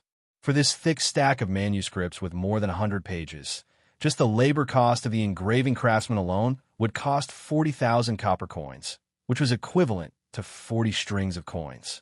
As for the other costs, such as paper, ink, and printing, owner's son did not know how much labor he would need. Although he had obtained the engraving printing technology, he had never printed a book before. He could only make a rough estimate of how much capital he would need. However, after owner's son silently calculated in his mind, the number that he came up with gave him a shock. According to his estimation, not counting the cost of the engraving, just the cost of paper, ink, and other printing, Li Wanyu wanted to print this book would cost no less than 100 copper coins. In other words, if Li Wanyu wanted to print 1,000 copies of Romance of the Three Kingdoms, just the cost of the bookstore alone would be about 140 strings of coins, which was 140 copper coins per book. With such a large expenditure, owner's son could not help but be cautious. Chapter 264. Owner's son's mental calculation skills were not bad. His estimation of the price was not wrong. In ancient China, the cost of printing a book was indeed frighteningly high. During the Southern Song dynasty, a book called De Yi Kun Yin was printed. It recorded the cost in detail. Today, there are a total of 20 volumes of De Yi Kun Yin. Number of sheets of paper used, printing costs, ink costs. A total of 1,300 sheets of paper used. 30 sheets of green paper used for printing. 30 sheets of green paper used for printing. 30 sheets of green paper used for printing. 30 sheets of brown paper, ink, paste, printing costs, and other costs. A total of 5 coins for printing. A total of 2 coins for printing board costs. Experts in later generations did the calculations and concluded that each volume of De Yi Kun Yin in the Southern Song dynasty cost 290 copper coins. On average, each volume was 160 copper coins. The purchasing power of 1 copper coin was equivalent to about 4 renminbi in modern times. In other words, the cost of printing a book was 640 renminbi. It was simply a sky-high price. However, compared to manual copies, the price was at least 10% cheaper. Li Wanyu naturally knew that the cost of printing a book was not low. However, he was not sure of money now. He could afford to spend a few hundred coins to print it. Besides, he was planning to sell this book. He might even be able to earn some money back. He waved his hand generously. Owner's son, just name the price. I only have one request. The sooner the better. Of course.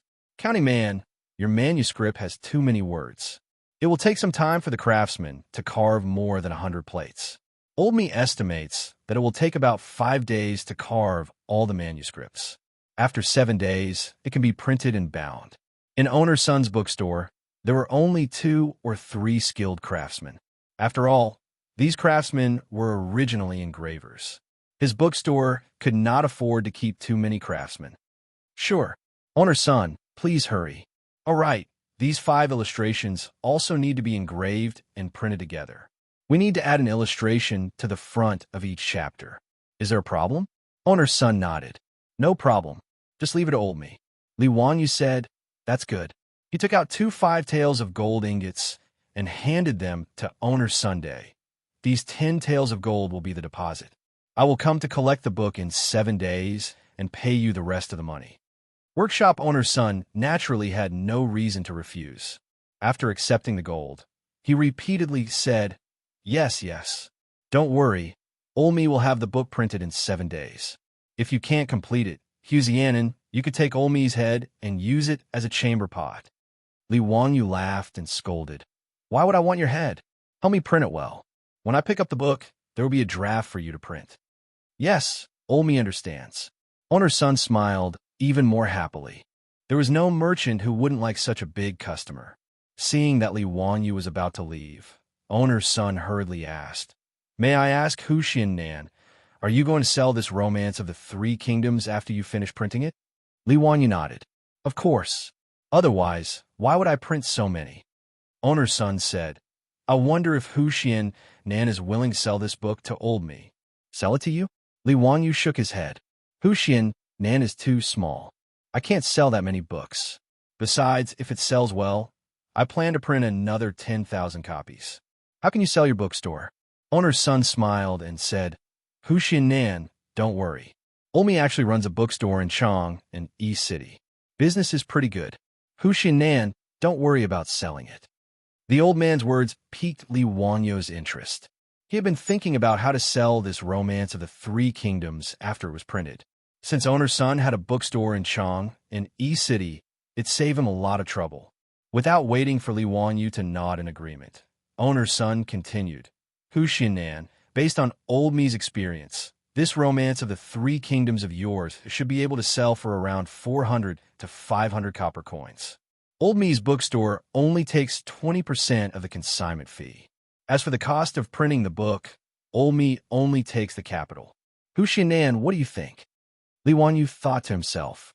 Books from the Tang dynasty were really ridiculously expensive. A book with over 20,000 words was sold for so much. That would be around 2,000 yuan in the future. The key point was that he planned to produce 24 copies of the Romance of the Three Kingdoms. According to this price, if he wanted to buy the entire Romance of the Three Kingdoms, he would need 12 strings of copper coins. That would be 48,000 yuan in the future. If any profiteer in the future dared to sell books like this, they would definitely be beaten to death. However, looking at the bookstore, the price of the handwritten Analects of Confucius was actually 2 strings of copper coins. Li Wanyu felt that he was being too kind. Ma Zhou was now a 6th-rank court official, but his monthly salary was only 2 strings of 400 copper coins. If he came to the bookstore to buy books, his monthly salary would only be enough to buy 1 volume of the Analects of Confucius. Li Wanyu pondered over owner's son's proposal for a while, then nodded in agreement. Having someone to help him sell books would save him a lot of trouble. Furthermore, Li Wanyu had a good impression of owner's son, so he was naturally willing to continue working with him. The cost of printing the first volume of the Romance of the Three Kingdoms was 150 copper coins. If he sold it for 500 copper coins, he would have a profit of 350 copper coins. If he gave owner's son 100 copper coins, he could still make 250 copper coins. 1,000 copies would be 250 strings of copper coins. If the sales were good, he could print another 10,000 copies. That would be a profit of 2,500 strings of copper coins. Furthermore, this was only the first 5 chapters of the first volume of the Romance of the Three Kingdoms. If the book really sold well, he would be able to make a small fortune just by selling the books. However, a profit of 250 per book? Damn, why does this number sound so awkward? Forget it. Earning money is a good thing. 250 it is. Li Wanyu did not argue and immediately nodded in agreement to owner's son's proposal. He was prepared to hand over the Romance of the Three Kingdoms to this old man. When owner's son heard that Li Wanyu was planning to write 24 volumes of the Romance of the Three Kingdoms, he was so happy that his beard started dancing. After reaching an agreement, Li Wanyu returned to Dingzhou village and prepared to continue his work as a plagiarist. Since Ma Zhou was willing to help him copy, Li Wanyu was naturally happy to save him the trouble. When he returned home, he began to think about how he could save time and energy to complete the difficult work of copying books. The most important thing was the brush. He definitely could not continue using the brush. Even though Li Wanyu was forced by his grandfather to practice writing with the brush since he was young, no matter what, using a brush to write was not fast. Naturally, there was no need to think about making a fountain pen or a ballpoint pen. Li Wanyu planned to try making a few goose feather pens first. However, there were no geese in Dingzhou village. Li Wanyu pondered and simply asked Niu Wu to bring a bow and arrow to help him kill a few crows. The feathers of the crows could also be used to make a feather pen. The effect was not inferior to a goose feather pen. Moreover, it was just right for writing small characters. Niu Wu was already numb to all of Li Wanyu's strange requests. He was too lazy to ask anymore. Carrying the bow and arrow, he went out to look for the crows. With his archery skills, killing a few crows was a piece of cake. Without much effort, the corpses of the crows were placed in front of Li Wanyu. Amitofu, I've sinned. Li Wanyu said that he had sinned, but his hands were not careless. He directly reached out and plucked a few of the longest feathers from the crow's wings. Chapter 265. Li Wanyu had tried making a feather pen because he found it fun when he was a child. In order to make a feather pen, He had even secretly plucked the feathers of several geese at home. For this reason, every time the geese at home saw Li Wanyu, they would immediately go into attack mode and chase after Li Wanyu. There was a saying in the countryside, "It's better to be bitten by a dog than to be pinched by a goose." The geese didn't look fierce, but they were actually ferocious guardians of the house. Not only did the geese bite, they would also fly and beat people, making ear-piercing cries as they did so. In addition, adult white geese were even bigger than house cats, so Li Wanyu was no match for them. Therefore, every time he was chased by the geese at home, he would be utterly defeated. He was in a very sorry state. But even at such a huge price, Li Wanyu didn't succeed in making a feather pen when he was a child. Making a feather pen wasn't as simple as plucking a feather. In order to make a feather pen, Li Wanyu even asked the European girl, Aphrodite, for an answer. But who would have thought that Aphrodite was also confused? She had never heard of feather pen. It was only after his beautiful boss pulled Li Wanyu aside and explained in a low voice that Li Wanyu finally understood. His beautiful boss had paid attention to the introduction of a feather pen when she was studying in the United States. She still remembered it clearly. The European feather pen was invented around 700 AD, and it was now the second year of Jingguan, 628 AD. Aphrodite naturally didn't know what a feather pen was. As for how to make a feather pen, the beautiful boss remembered the instructions on the introduction. First, it had to be degreased. There was a thin layer of oil on the feathers of birds, which would stink after a long time, so it had to be removed. The oil on the feathers could be removed by steaming them in a steamer basket and then washing them. Then, the roots of the feathers were cleaned with a knife, and the body of the pen was hardened. The roots of the feather were inserted into an iron pot filled with sand, heated for 15 minutes, and taken out after it cooled down. Finally, he used a small knife to cut the base of the quill into the shape of a fountain pen. Just like a fountain pen, he cut a thin slit in the middle to act as an ink reservoir. Li Wanyu experimented a few times and damaged a few crow feathers before he finally succeeded in making 2 or 3 quill pens. After dipping the quill in ink, it could write very smoothly on the paper. The ink was clear, and it was not much different from the fountain pens of the future. Li Wanyu was very satisfied with his own hands-on skills. But before Li Wanyu could gloat and show off, he saw his beautiful boss reach out her slender hand, grab a few quills, and snatch them away. Hey, what are you doing? Are you trying to rob me? Yao Yao Ling. Someone is robbing here. Li Wanyu quickly shouted, trying to protect his work. The beautiful boss glanced at him and shook her fist threateningly. Humph, I taught you how to do it. Shouldn't I charge you some tuition? Do you have a problem with that? In the modern city, except for Li Wanyu, who was forced by his grandfather to practice calligraphy since childhood, few people knew how to use a writing brush. Su Changqing naturally did not know how to write with a writing brush, but he had no choice but to use it. In the four-wheel carriage, she had to record a lot of things every day. During this time, Su Changqing could only pinch his nose and write ugly words with a writing brush. Although Li Wanyu didn't say it explicitly, the smile that often appeared in his eyes made his beautiful superior gnash her teeth in hatred. She was also confused for a moment and forgot that she could make a quill pen to write. When Li Wanyu said that he wanted to make a quill pen, the most happy person was the beautiful boss. So after the quill pen was made, Su Changqing did not hesitate to directly reach out and forcibly seize the right to use these quill pens. In the face of the beautiful boss's threat, Li Wanyu immediately admitted defeat. No problem. It's what I should do. It's what I should do. The beautiful boss proudly raised her swan-like white neck and proudly left with her spoils of war. She quietly left, just as she quietly came, waving her sleeves, not taking away a cloud, only taking away my quill pen. Li Wanyu looked at the ceiling with tears in his eyes. He was full of sadness and grievance. At this moment, he only wanted to recite a poem. In desperation, he looked at Niu Wu again. Before he could speak, Niu Wu looked at him with disdain, grabbed the bow and arrow, and strode out. Damn, this poem was not good. He actually dared to look down on his Lang Jun. Li Wanyu became more and more speechless. Even Niu Wu dared to look down on him. Where was the dignity of the family head? After Niu Wu brought back a few more crows that were killed by arrows, Li Wanyu was busy again. Finally, he used a quill pen. Copying with a quill pen was much faster than using a writing brush. In addition, Ma Zhou was copying for him. Li Wanyu wrote even more flamboyantly. His speed was so fast that he almost flew. In one night, Li Wanyu copied almost 2 chapters, which made him very satisfied. Sure enough, tools were the ladder of human progress. After solving the problem of copying books, Li Wanyu's bitter days had finally come to an end. Although he still spent a lot of time copying books every day, the efficiency was much higher.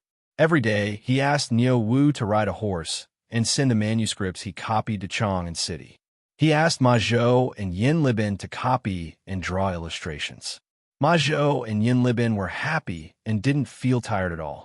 Instead, they could see the latest chapters every day and were very satisfied. Sometimes, Niu Wu was delayed by something and was late. Ma Zhou and Yin Libin complained.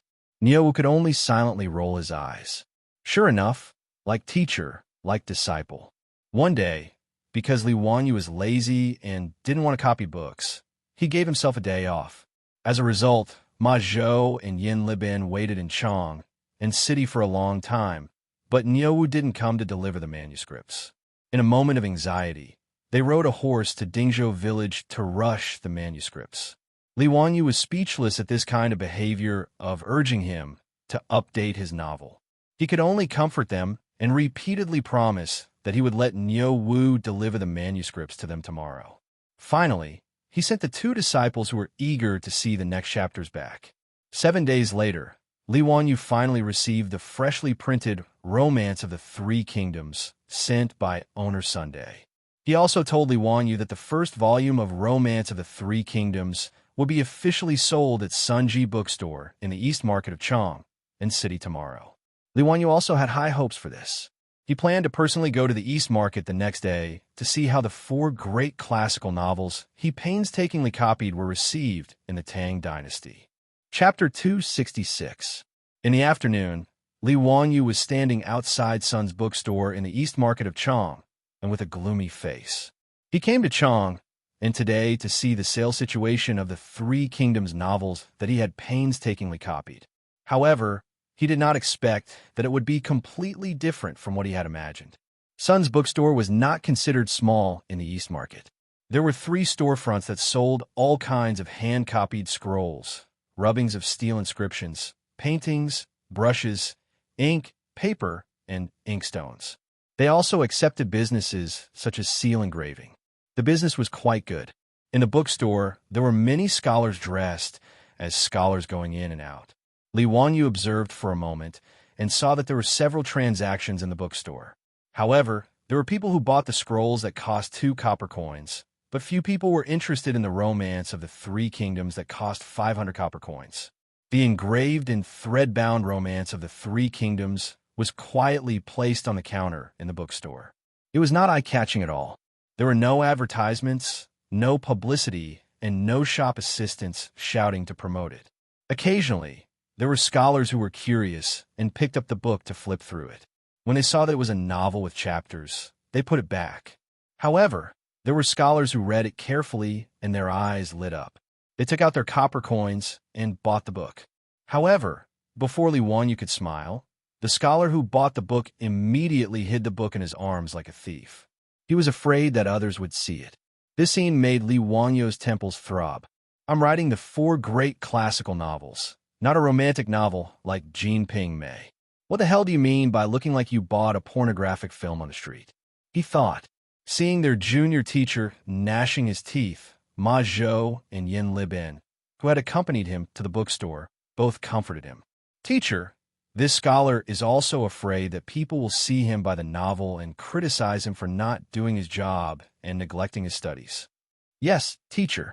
Although we know that your novel is majestic and is not written in a game, in the eyes of the people, novels are not elegant. After being comforted by Ma Zhou and Yin Libin, Li Wanyu became even more depressed. This was exactly the same as what he had imagined.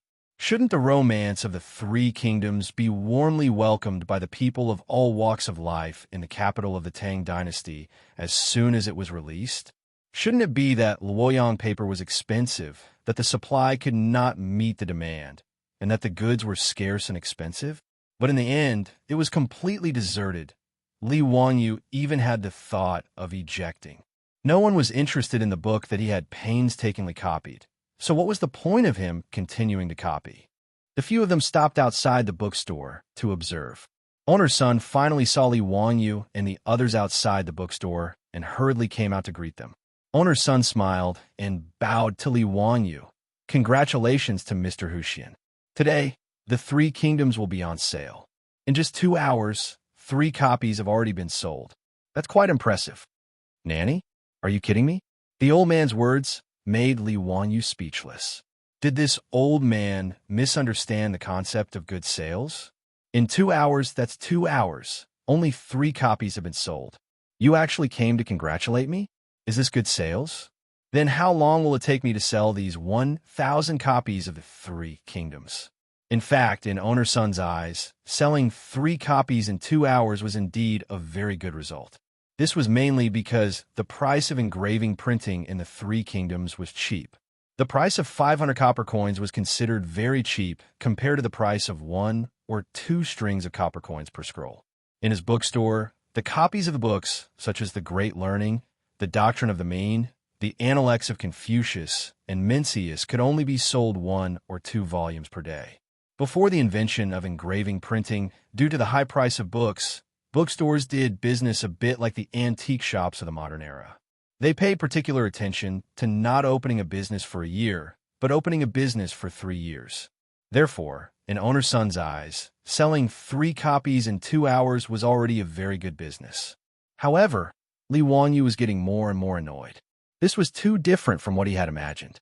The East and West markets were not open for business early in the morning. The Tang dynasty's rule was that the market was in the middle of the day. In other words, the East and West markets could only start trading at noon and end in the afternoon after the drum sounded. There was only half a day of business every day. According to today's sales speed, 10 copies of the three kingdoms would not be sold in a day. Owner's son had printed 1,000 copies of the first volume of the three kingdoms. Based on the current sales, wouldn't it take more than 3 months to sell all of them? This was only the first volume of the three kingdoms. There were still 23 volumes after that. How long would it take to sell all of them? Moreover, Li Wanyu's goal was not only to sell 1,000 copies. He was also thinking of selling 10,000 copies, or even more. Although the literacy rate in the Tang dynasty was not high, there were at least hundreds of thousands of scholars in the Tang dynasty. In an era without any entertainment, was it difficult to write a novel and sell tens of thousands of copies? However, he did not know that if he could sell 1,000 copies of the three kingdoms in 3 months, he would make Owner's son laugh his head off. In Son's bookstore, the books that were originally the best-selling had only sold 40 or so in a month's time. In fact, Owner's son was not the only one who thought so. Even Ma Zhou and Yin Libin felt that selling 3 copies in 2 hours was already considered a big hit. Seeing that they all had such a matter-of-fact expression, Li Wanyu was speechless. He could only ponder on how to increase the sales of the book. If his beautiful boss knew that he had sold 3 copies of the three kingdoms that he painstakingly copied in 2 hours, she would laugh herself to death. Brother Ziqiao, let's go to the bookstore and see if there are any new paintings. Li Wanyu was pondering when he heard a voice behind him.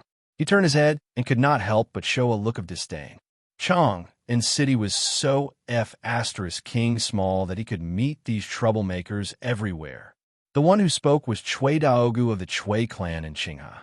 Beside him were Wang Ziqiao of the Wang clan in Taiyuan, Cui Hong of the Cui clan in Bowling, and Lu Xiong of the Lu clan in Fanyang. Naturally, there's a large group of servants following behind the 4 rich young masters of aristocratic families. The large group of people was bustling with noise and excitement. Li Wanyu was too lazy to meet these foppish sons. He pulled Ma Zhou and Yin Libin to the side and avoided the sight of Wang Ziqiao and the others. When this group of silk pants entered Sun's bookstore, The troops behind them immediately became extremely overbearing and chased away all the customers who were buying books and looking at paintings. Owner's son could only pretend that he did not see such behavior of driving out his customers. He smiled and greeted them. "Gentlemen, may I know what you want to buy?" "Shopkeeper, do you have any new books?" Yes, this novel, Romance of the Three Kingdoms, was just put on sale today. It was written by a man from Hu County." "Gentlemen, are you interested?" Owner's son naturally did not know the conflict between Li Wangyu and these foppish sons. He even enthusiastically picked up a copy of Romance of the Three Kingdoms and respectfully handed it over. "Which man from Hu County?" Wang Ziqiao asked in an unfriendly tone. Owner's son did not know and smiled. "Li Zio of Hu County, Baron of Hu County." Just as he finished speaking, Wang Ziqiao angrily tore the Romance of the Three Kingdoms in his hand into two. Chapter 267. Now, the name that these aristocratic families, including the Wang clan of Taiyuan, the Chui clan of Bowling, the Lu clan of Fanyang, and the Chui clan of Qinghe, least wanted to hear about Li Wangyu of Hu County. In his previous life, these aristocratic families had wanted to vent their anger by spreading rumors in an attempt to smear Li Wangyu's reputation. However, Li Wangyu had displayed his works in Chang, and for several days in a row, ruthlessly slapping the aristocratic families in the face. Not only did they fail to achieve their goal, but they also made Li Wangyu even more famous. This was like making a wedding dress for someone else, making the aristocratic families feel very sullen. In order to disgust these aristocratic families, Pai Lupi did not care about their reputation at all. During the court meeting, he ordered people to read Li Wangyu's works out loud, making the aristocratic families even more embarrassed. Although he did not mention any names, in Chang, anyone with some ability would know that the aristocratic families had made a big mistake because of Li Wangyu. In the court, the officials who did not come from aristocratic families looked at the officials who came from aristocratic families with ridicule in their eyes. Zheng Yuanshou and the others gnashed their teeth in hatred, but there was nothing they could do. As for Wang Ziqiao, Cui Daogu, Lu Xiong, Cui Hong, and the others, they saw Li Wangyu as a thorn in their side. They could not wait to eat his flesh and skin, burn his bones, and scatter his ashes. Owner's son actually took Li Wangyu's books to recommend to them. To them, this was a naked provocation. After Wang Ziqiao tore the Three Kingdoms in his hand, he did not wait for Owner's son to react. He raised his hand and slapped Owner's son across the face. The old man almost fainted from his slap.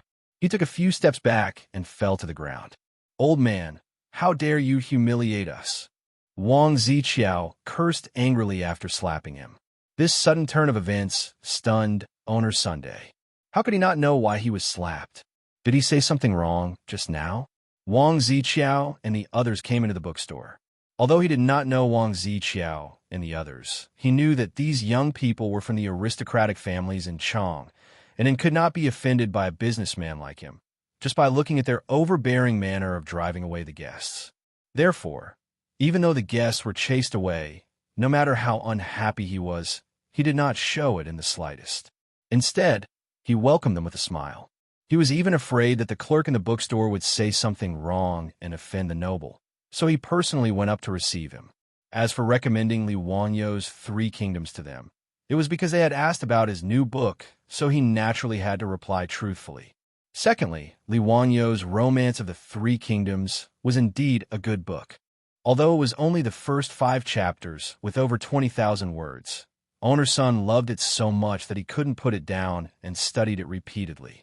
If it weren't for the huge difference in status between him and Li Wangyu, he would have urged Li Wangyu to write a manuscript. The first volume of the Three Kingdoms only had a short 20,000 words. It really wasn't enough to satisfy him. It made him want to read more, but he was also looking forward to the next chapters. Therefore, Owner's son did not care that it was a novel and recommended it to Wang Ziqiao and the others. However, he did not expect to be slapped in the face. Young masters, why do you say that? Olmi did not offend you in any way." Owner's son was beaten, but he did not dare to complain. He was just a businessman. If he was beaten by this group of good-for-nothings, then so be it. Even if they smashed his bookstore, what could he do? Ever since the Tang dynasty, the status of merchants had greatly increased compared to the previous dynasties. However, the so-called scholars, farmers, businessmen were always a respectable and inferior profession. Old man, do you think that the Taiyuan Wang clan is easy to bully? Taiyuan Wang clan? Young master, why do you say that?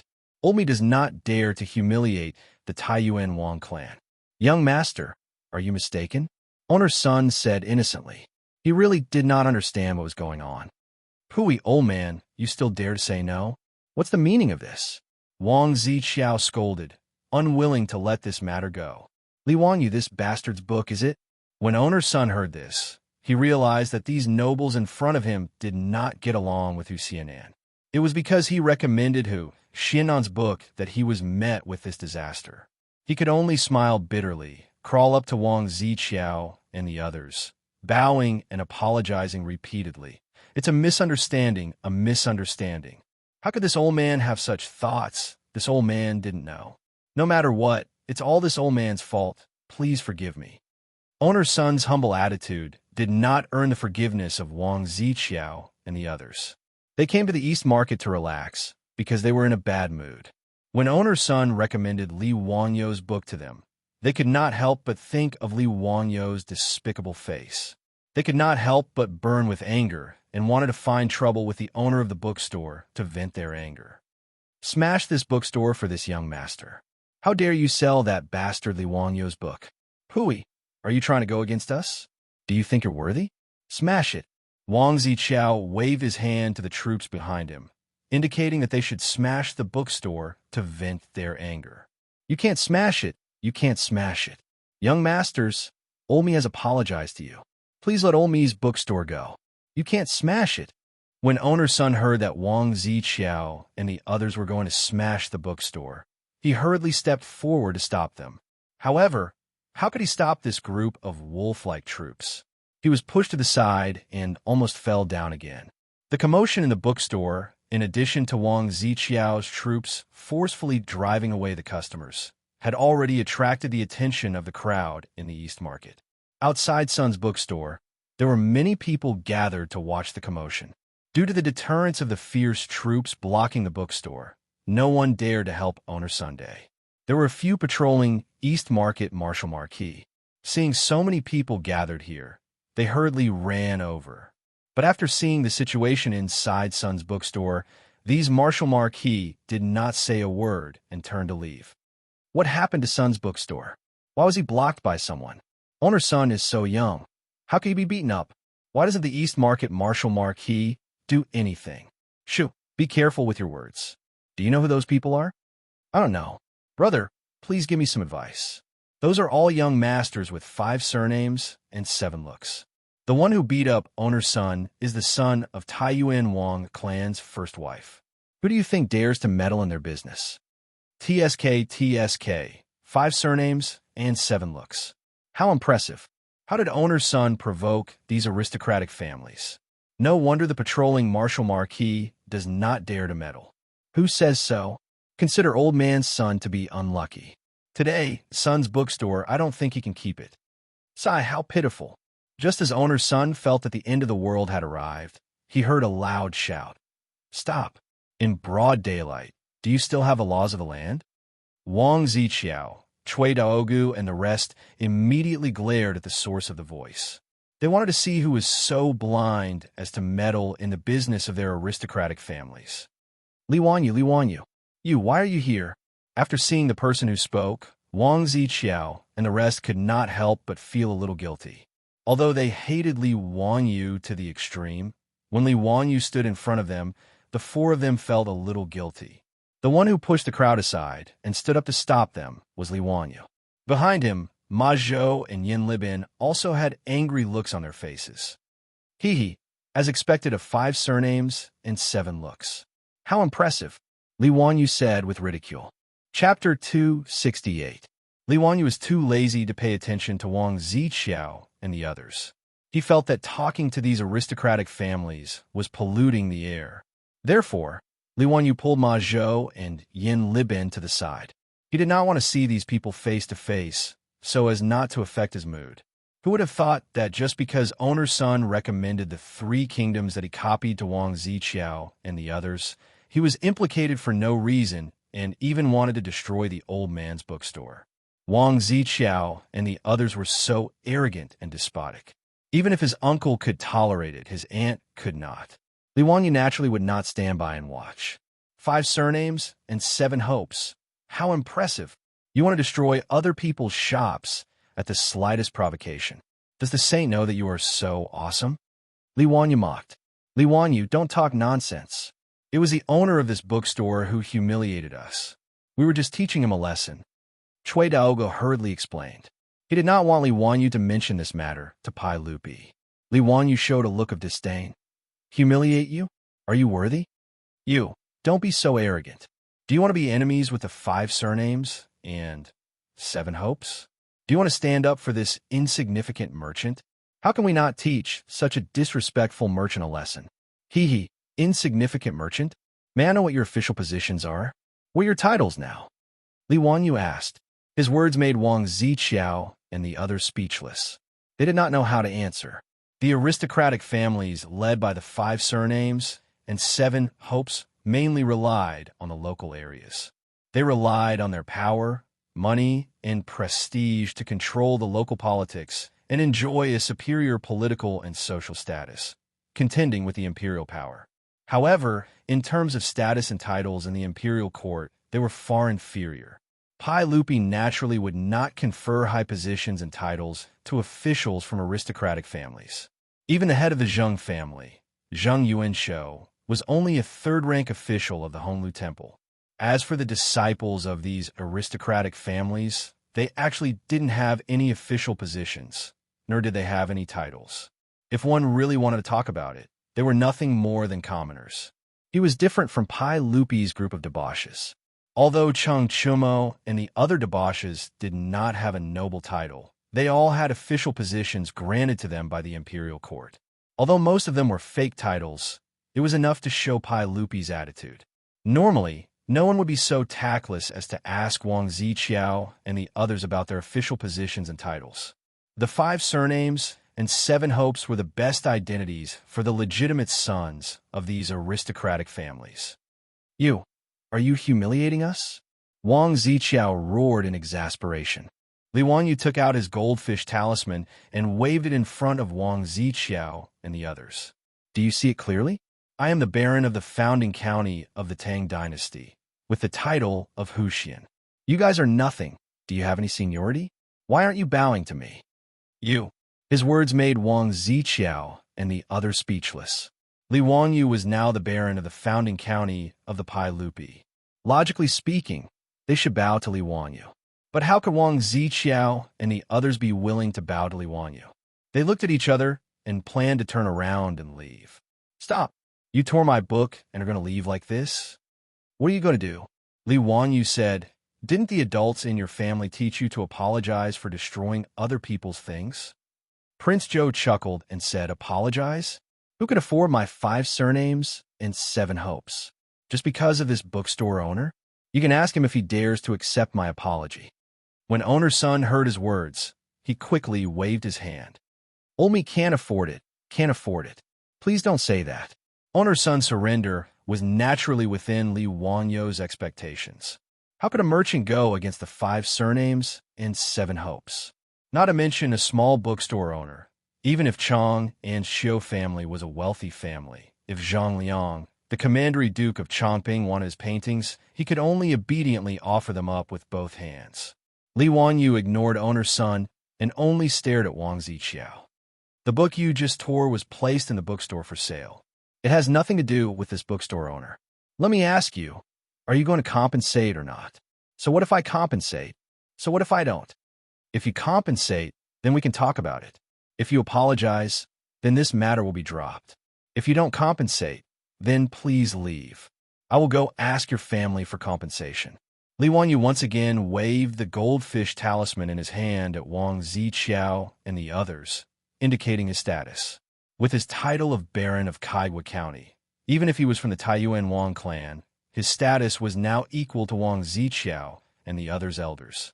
These sons of the first wife were said to be of noble status, but according to the laws of the Tang dynasty, they were no different from ordinary people. Li Wangyou's words angered Wang Ziqiao and the others so much that they almost vomited blood. According to what he said, it was the four of them who would lose face. There was no need to say more about apologizing. Today, the face of the aristocratic families had been trampled to the ground by Li Wangyou. And if they didn't compensate, Li Wangyou would really use his status to force an explanation. That would be even more humiliating. If a young man came to their door and complained to their parents, the four of them would no longer be able to survive in Chang'an. At this time, Wang Ziqiao, Cui Daogu, Cui Hong, and Lu Xiang were forced into a corner by Li Wangyou and were in a dilemma. Just when they were at a loss, Cui Daogu inadvertently caught a glimpse of the pile of 3 kingdoms and the torn book on the ground by Wang Ziqiao. Thinking of owner's son's introduction, he couldn't help but turn his eyes and quibble. Huxin Man, this is the book you wrote? As the founding Huxin Man of the Tang dynasty, instead of thinking of repaying the saints, you wrote such unorthodox stories. It's really a disgrace to the educated. A gentleman wouldn't do such a thing. We were thinking of the saints, so we tore this book. We just don't want you to lose your mind and go astray. Novels had always been in a bad position in ancient Huaxia and were in a suppressed position. The Han Shu Yiwenji said, the novelist came from Yuguan. The street talk was created by those who listened to the talkers. It meant that what the novelist did was to record the street talk and hearsay of the people. They were seen as unorthodox people who didn't do proper work. Although Cui Daogu was quibbling, what he said was the common understanding of the scholars of the Tang dynasty about novels. Li Wanyu was not moved at all. He rolled his eyes. So what? Why do you care what I wrote? What does it have to do with you? What do you want? Ma Zhou also said indignantly, even if my teacher wrote a novel, it's still a work passed down from generation to generation. How can it be called unorthodox? This Romance of the 3 Kingdoms is a work that both refined and popular can appreciate. It's a rare masterpiece and will definitely be passed down for generations. When Cui Daogu, Wang Ziqiao, and the others heard Ma Zhou's words, they laughed so hard that they bent forward and backward. Ha! A novel actually wants to be passed down for generations. You master and disciple are not afraid of boasting. The wind will cut your tongue. TSK. So this kind of hearsay novel can also become a work passed down from generation to generation. Today has really broadened my horizons. Why don't we let the scholars take a look and see whether or not this novel is a waste of time? Wang Ziqiao and the others mocked and ridiculed, but Li Wanyu was too lazy to even lift his eyelids. I'll ask you one more time. Are you going to compensate or not?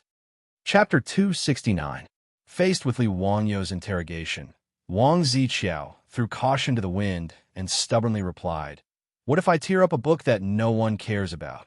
Li Wanyu looked at him with contempt. No one cares about it? Do you think you have the qualifications to evaluate my book? Why can't I say it? Why were there so many of these novels piled up in the bookstore? Li Wanyu, are you planning to sell it as cleaning paper? Wang Ziqiao mockingly pointed at the pile of Romance of the 3 Kingdoms in the bookstore. Why don't I take out a copper coin and treat these books that no one cares about as waste paper and sell them all to me? It's also fine to use them to light a fire. Cui Daogu also joined in with a laugh. Lu Xiang and Cui Hong also laughed and nodded repeatedly in agreement. Ma Zhou and Yin Libin were so infuriated by this group of rich young masters that they almost went berserk. Humiliating Li Wanyu like this was equivalent to humiliating them both. However, Li Wanyu stopped the two who were about to go berserk. Facing the ridicule of Wang Ziqiao and the others, he only smiled contemptuously. Since you all keep saying that no one cares about my book, why don't we make a bet? Bet? What do you want to bet? Hearing the word bet, Wang Ziqiao and the others suddenly had a bad feeling. Whether it was in the Zhan Temple or in the brothel of Peace Square, they had lost both bets with Li Wanyu. Wang Ziqiao's face was even more unsightly. He remembered the bet he made with Li Wanyu, saying that he had to avoid him at all costs. Li Wanyu looked at Wang Ziqiao with deep meaning. Let's bet how many copies of this Romance of the 3 Kingdoms can be sold in 10 days. How about it? Okay, we'll bet that your book can't be sold in 10 days. How about it? Do you dare to bet? Upon hearing Li Wanyo's words, Wang Ziqiao's eyes lit up, and he immediately proposed an extremely difficult and impossible bet condition. After he finished speaking, Cui Daogu and the others also laughed loudly and agreed. That's right, we'll bet that you won't be able to sell 10,000 copies in 10 days. How about it, Hu Xinman? Do you dare to bet? Ma Zhou couldn't help but panic. How dare you spout such nonsense? How is it possible to sell 10,000 books in 10 days? Ha, what does this have to do with us? Didn't Hu Xian want to bet on the sales of his book? Our conditions are as such. It's up to you whether you want to bet or not. If you don't dare to bet, then we don't have the time to grind our teeth with you. Goodbye. Wang Ziqiao thought that he had caught Li Wanyo's weakness. After ridiculing Ma Zhou for a while, he was ready to call the others to leave. Wait, you haven't said what the stakes are. Li Wanyu suddenly called out to them. What stakes? Wang Ziqiao and the others didn't understand Li Wanyo's meaning. Li Wanyu continued to ask, didn't you want to bet that I won't be able to sell 10,000 copies in 10 days? Why don't you tell me what the stakes are? If you sell it, what will you do? That's impossible. Impossible? Wouldn't you win even more easily? What? You don't dare to bet with me. Li Wanyu continued to provoke them. Why wouldn't we dare? If you can sell 10,000 copies in 10 days, we'll lose to you, so what if we lose 10,000 gold? Wang Ziqiao blurted out after being provoked by Li Wanyu. Li Wanyu shook his head. 10,000 gold? Haha, can you take it out? Why don't we bet 1,000 gold taels? How about it? Can a dignified, direct descendant of an aristocratic family afford 1,000 gold taels bet? 1,000 gold taels?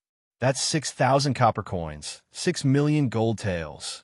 Wang Ziqiao and the others looked at each other.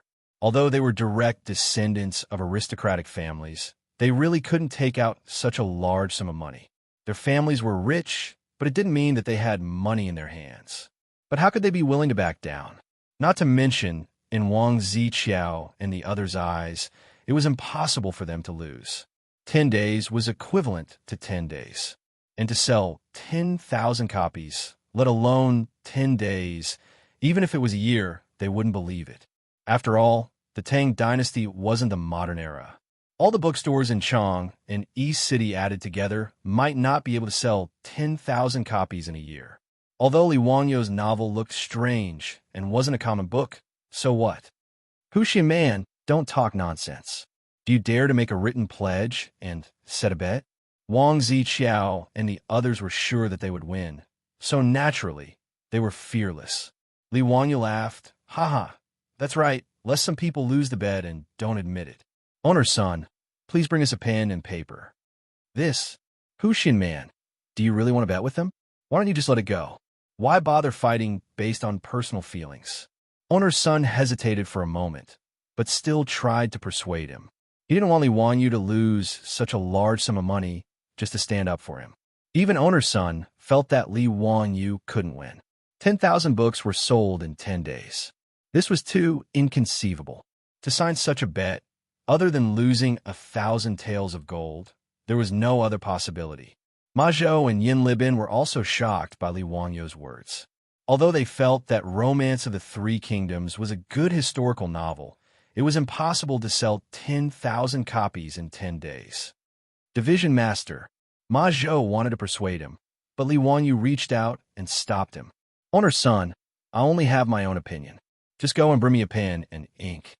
Seeing Li Wanyu's resolute attitude, Owner's son could only helplessly shake his head and bring over a pen and paper. Li Wanyu wrote down 2 bets on the paper and signed them.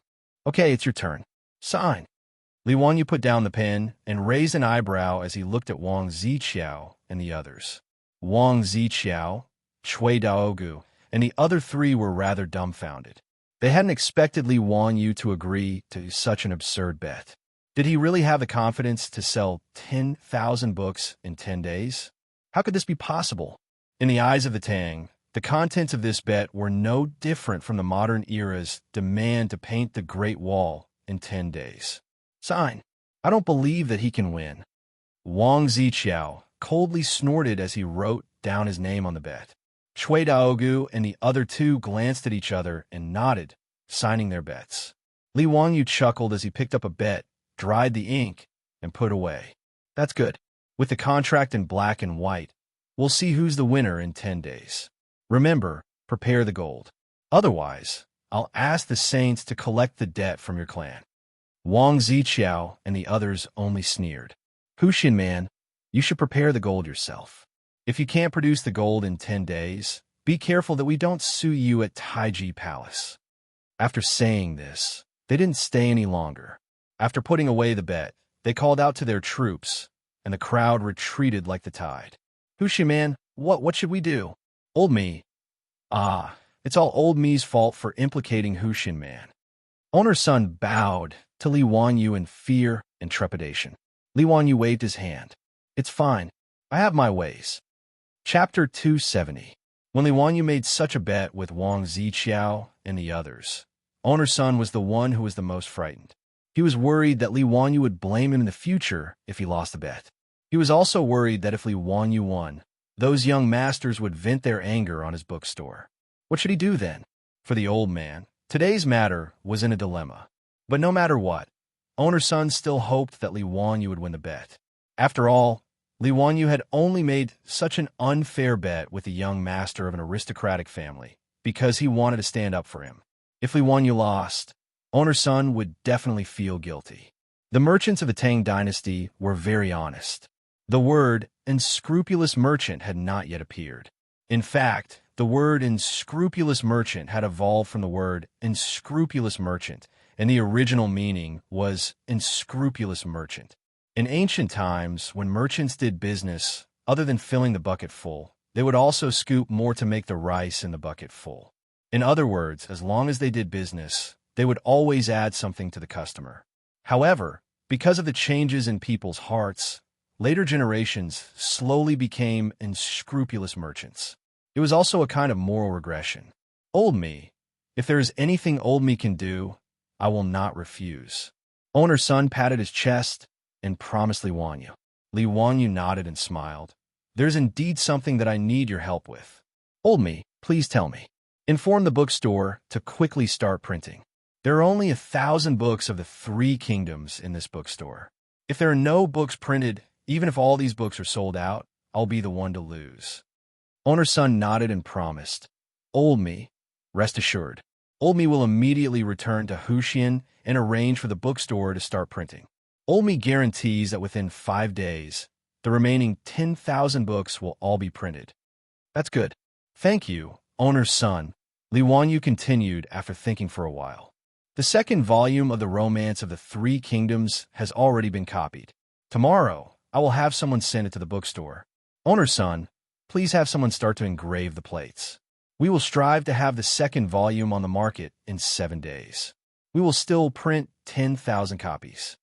Omi understands. Owner's son was now in the same boat as Li Wangyu.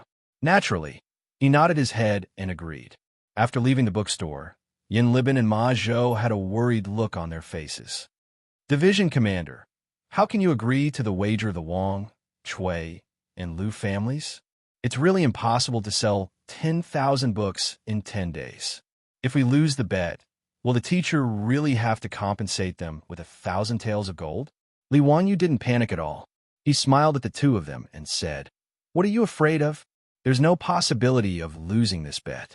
Do you think I'm as stupid as those Wangs? Take a closer look at this bet. Are they sure to lose? What? How is that possible? Ma Zhou and Yin Libin were stunned when they heard this. They hurriedly reached out to take the signed agreement and read it carefully a few times. After looking at the bet several times, the two were still confused. They didn't know what Li Wangyu meant. Division Commander, forgive us for being slow-witted, but why can't we see anything wrong with this bet? Li Wangyu chuckled and said, This bet only stipulates that the bookstore will sell 10,000 copies of the Romance of the 3 Kingdoms in 10 days. Is that right? Ma Zhou and Yin Libin looked at each other and nodded. That's right. You still don't understand? You two should just die of stupidity. Let me ask you, if Cheng Chumo and the others go to the bookstore and buy all the books, does that count as completing the bet? Li Wangyu rolled his eyes at the two disciples. Ma Zhou and Yin Libin were instantly petrified. Their minds were filled with lightning and thunder, and they were stunned. Can it be like this? How can it be like this? Isn't this cheating? But it seems like it really can be done. Anyway, it's nothing more than selling all 10,000 copies of the Romance of the Three Kingdoms to Qing Chumo and the others. Afterwards, they can hand them over to the bookstore to slowly sell. In this way, Wang Ziqiao and the other aristocratic family disciples would really have to suffer in silence.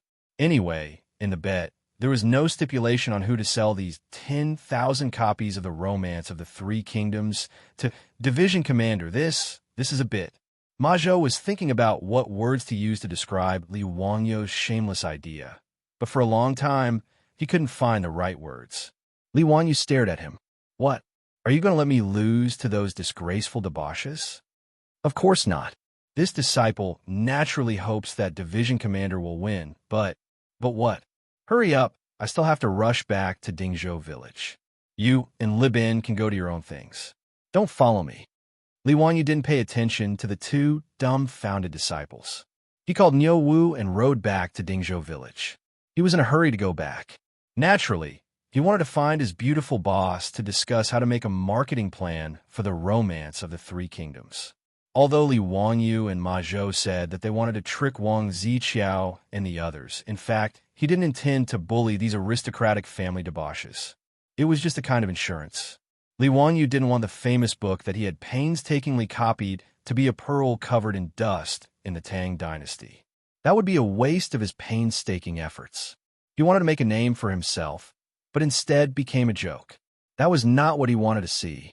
The Romance of the Three Kingdoms being neglected in the Tang dynasty was something that Li Wanyu didn't expect before, but he didn't lose heart. At least from the performance of Ma Zhou and Yin Libin, the Romance of the Three Kingdoms could still be accepted and liked by the scholars in the Tang dynasty. It was just that the Romance of the Three Kingdoms had not become famous yet, so no one knew about it. Therefore, just like Owner's son, who only put the book on the shelves and waited for people to slowly discover the treasure, was definitely not a good way to sell it. He needed to have a good discussion with his beautiful boss about how to make a marketing operation in the Tang dynasty. He needed to let the people of the Tang dynasty understand the great power of advertising and marketing. At the end of the 70s in Huaxia, the first TV advertisement appeared. A product called Ginseng Osmanthus Nourishing Wine was advertised several times on the TV stations in Shanghai. The result was that all the stores that sold this medicinal wine in Shanghai were sold out. The product was out of stock. When TV advertisements first appeared in the future, they had such an explosive effect. What kind of effect would advertising and marketing have in the Tang dynasty? Li Wanyu was very much looking forward to it. Li Wanyu didn't believe that with the ability of him and his beautiful boss, they wouldn't be able to make the Romance of the Three Kingdoms set off a storm in the Tang dynasty. If that happened, the two time travelers would be wasted. After returning to the Li family's old residence, Li Wanyu immediately found Su Changqing. He pulled her into the study, closed the door, and told her everything that had happened today. The two of them discussed in whispers for most of the day in the study. Finally, they decided on a series of advertising and marketing plans. Chapter 271. 5 days later, at the Vermilion Bird Gate in Chang, an imperial city. The Vermilion Bird Gate was the southern gate of the imperial city. It got its name because the vermilion bird of the four symbols represented the south. Outside the gate was the Vermilion Bird Avenue, the central axis of Chang. On the busy Vermilion Bird Avenue, carriages and horses shuttled back and forth. The 150-meter wide Vermilion Bird Avenue had a 50-meter wide imperial road in the middle. Commoners could cross it, but they were not allowed to walk on it. At 9 in the morning, the court session in the Taiji Palace had just ended. After the court session, the officials had to leave the Taiji Palace through the Sky Gate and head south out of the Vermilion Bird Gate. After that, all the officials returned home to sleep, while those that had to go to the Yamen for the morning roll call went to work. Some of the officials who were familiar with each other were chatting as they walked. Suddenly, they heard the sound of horse hooves coming from the Vermilion Bird Avenue. In Chang, horses were not allowed to gallop unless there were special circumstances. The sound of horse hooves naturally attracted the attention of the officials. They all looked up to find the source of the sound. They saw a general wearing a three-pronged purple-gold crown and wearing a beast-shaped armor. He held a halberd and rode a red horse toward the Vermilion Bird Gate. What was going on? The first thought in the minds of all the officials was there going to be another Xuanwu Gate rebellion? 3 years ago, didn't Pai Lupi charge into the Taiji Palace through the Xuanwu Gate with soldiers and force the retired Emperor Li Yuan to abdicate? Was there going to be another Vermilion Bird Gate rebellion today? Outside the Vermilion Bird Gate, the officials who had just left the court were in an uproar. Some of the more timid ones even exclaimed. But soon, the officials realized that something was wrong.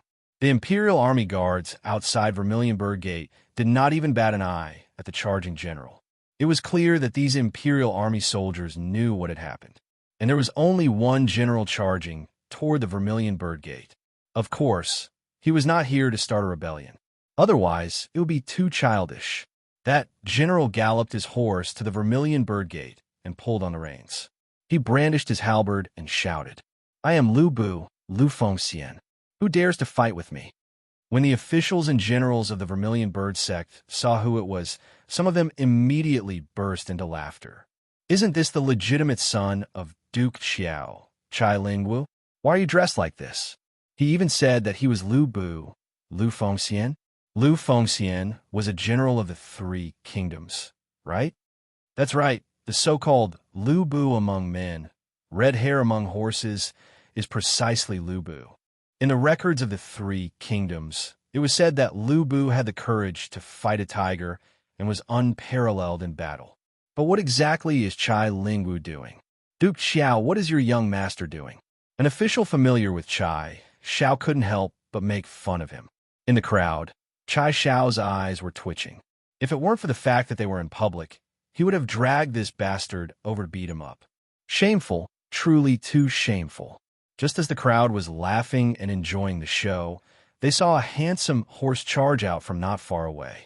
On the horse was a dark-faced general with round eyes and a serpent spear in his hand. The horse shouted, "Slave of 3 surnames, don't run. Zhang Fei of Yin is here." The officials roared with laughter.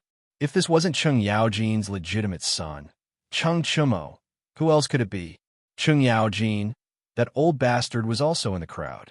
When he saw this scene, he wasn't angry at all. Instead, he laughed heartily. "Wahaha, this scoundrel, this brat, is actually playing the role of Zhang Fei of Yin. Why didn't he call me over for such an interesting thing? When we get back to the manor, I'll definitely take care of this unfilial son." Cheng Yaojin's words stunned the officials who were watching the show. Isn't your focus a bit off? You actually think this is interesting and want to personally participate. Unconsciously, the officials around Cheng Yaojin slowly moved a few steps away from him, afraid that this old bastard would infect them with his insanity. Cheng Chumo and Chai Lingwu, these two people, began to fight on the main street of Vermilion Bird Gate. It was very lively. This caused more and more people to gather around Vermilion Bird Gate. They applauded and cheered, making these two people even more excited. The two people fought for dozens of rounds. Then they saw a red-faced man holding a green dragon crescent blade rush over on his horse. "I am Guan Yu, Guan Yinchang." This time it was Yuqi Jingde, that old bastard, who began to cheer loudly. He shouted with his broken voice, "It's my family's child. Dog, you even painted your face red. Yuqi Baolin, if you can't beat them, don't go home." His words almost made Yuqi Baolin, who was disguised as Guan Yu, fall off her horse. She calmed herself down and pretended that she didn't hear anything. She raised her blade and attacked Chai Lingwu. The 3 horses fought for 30 rounds. Then they saw another horse rush out from the side. On the horse's back was a white-faced general, holding a double-edged sword. "I am Liu Bei, Liu Xuanda. Little Lu Bu, don't hurt my brother." Then he urged his horse forward. The 4 people fought on Vermilion Bird Gate. This time it was Fang Xuanling's turn to be stunned. The old man's temple suddenly throbbed. The one who called himself Liu Bei was his second son, Fang Jun, Fang Yai. Du Ruhui also poked him with his elbow. "Brother Xianling, your second son is also very brave." Fang Xianling was choked half to death by his words. He could only pretend that he didn't hear anything. He glared at his son, thinking about how to punish him when he returned home.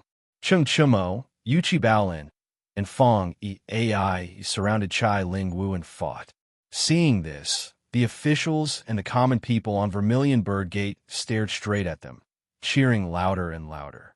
No one noticed that on top of Vermilion Bird Gate's Imperial City wall, Pai Lupi's figure quietly appeared, watching the four people fight with interest. Zio, is this the three heroes fight Lu Bu in your book? It is very interesting. Li Wanyu was also beside Pai Lupi. Hearing Pai Lupi's question, he smiled and nodded. Your Majesty, it is the three heroes fight Lu Bu. Pai Lupi asked again, a bit interesting. What about the chapter after that? Where did you write it? Has the second volume been printed? The second volume is being engraved and will be finished in 2 days. Once the book is printed, I will immediately send it to your Majesty for inspection. Pai Lupi nodded with satisfaction and continued to look below. Li Wanyu sighed. Damn, such a big-shot reader. I can't afford to provoke him. If I provoke him, it won't be a problem of sending him razor blades. In order to advertise and market his Romance of the Three Kingdoms, Li Wanyu went to the palace a few days ago and presented the first volume of his Romance of the Three Kingdoms to Pai Lupi. Pai Lupi liked Romance of the Three Kingdoms immediately. This historical novel about the Three Kingdoms was very much to his liking. Li Wanyu also took the opportunity to make a series of requests to Pai Lupi, including today's performance outside Vermilion Bird Gate. After receiving Pai Lupi's approval, it was carried out. Outside Vermilion Bird Gate, the performance was still going on. Chapter 272. Outside the gates of Vermilion Bird City, the four playboys fought for a long time before Lu Bu was defeated and retreated. The four of them left on their horses, and the crowd on Vermilion Bird Avenue cheered again. For the people of the Tang dynasty, it was worth it to be able to see such a scene. For the people of Chang and City, the scene just now could make them talk for a long time. The civil and military officials were also discussing with each other, not understanding the meaning of the Playboys' actions today. Although Pai Lupi knew that the Playboys were imitating the plot of the Three Heroes Battle Lu Bu in the book, he was still suspicious when he saw them leave on their horses. Zio, is this your arrangement? Is it over just like this? Li Wanyu laughed. Your Majesty, keep watching, there's more to come. He had finally convinced Pai Lupi to allow him to hold a marketing event for Romance of the Three Kingdoms in front of the civil and military officials, as well as the people of Chang and City. How could it end so anticlimactically? The performance of the four playboys just now was just to warm up the atmosphere and attract the attention of the crowd. After the four playboys left on their horses, the crowd thought that there was no more drama to watch and started to talk loudly, discussing the meaning of the scene just now. Some of the scholars who were familiar with history immediately showed off their knowledge and explained who Lu Bu, Zhang Fei, Guan Yu, and Liu Bei were in the Three Kingdoms. Just as the crowd was about to disperse, a few singers in palace attire walked out from the crowd on both sides of Vermilion Bird Avenue with various instruments in their hands. Under the astonished gazes of the crowd, they slowly walked to the center of Vermilion Bird Avenue and faced the gate of Vermilion Bird City. They plucked the instruments in their hands and played pleasant music. The crowd that was just about to disperse immediately stopped. The singers opened their mouths and sang in unison. In the Han Dynasty, the heavens are Huanling. The red sun is about to tilt to the west. The treacherous minister Dong Zhuo deposed the young emperor. Zhang Jide of Yan appeared, holding the snake spear 8 zhang long. Lu Bu struggled to walk, looking at his home mountain from afar, flattering his horse. The song that the singers were singing was the poem from this chapter of the Romance of the Three Kingdoms. Accompanied by the singing, under the astonished gazes of Pai Lupi and the officials, more and more dancers, singers, and musicians walked out from the crowd on both sides of Vermilion Bird Avenue and merged into the group of singers. The chanting grew louder and louder, and the number of people in the group increased as well. Along with the music and singing, the people on the Vermilion Bird Avenue started to dance.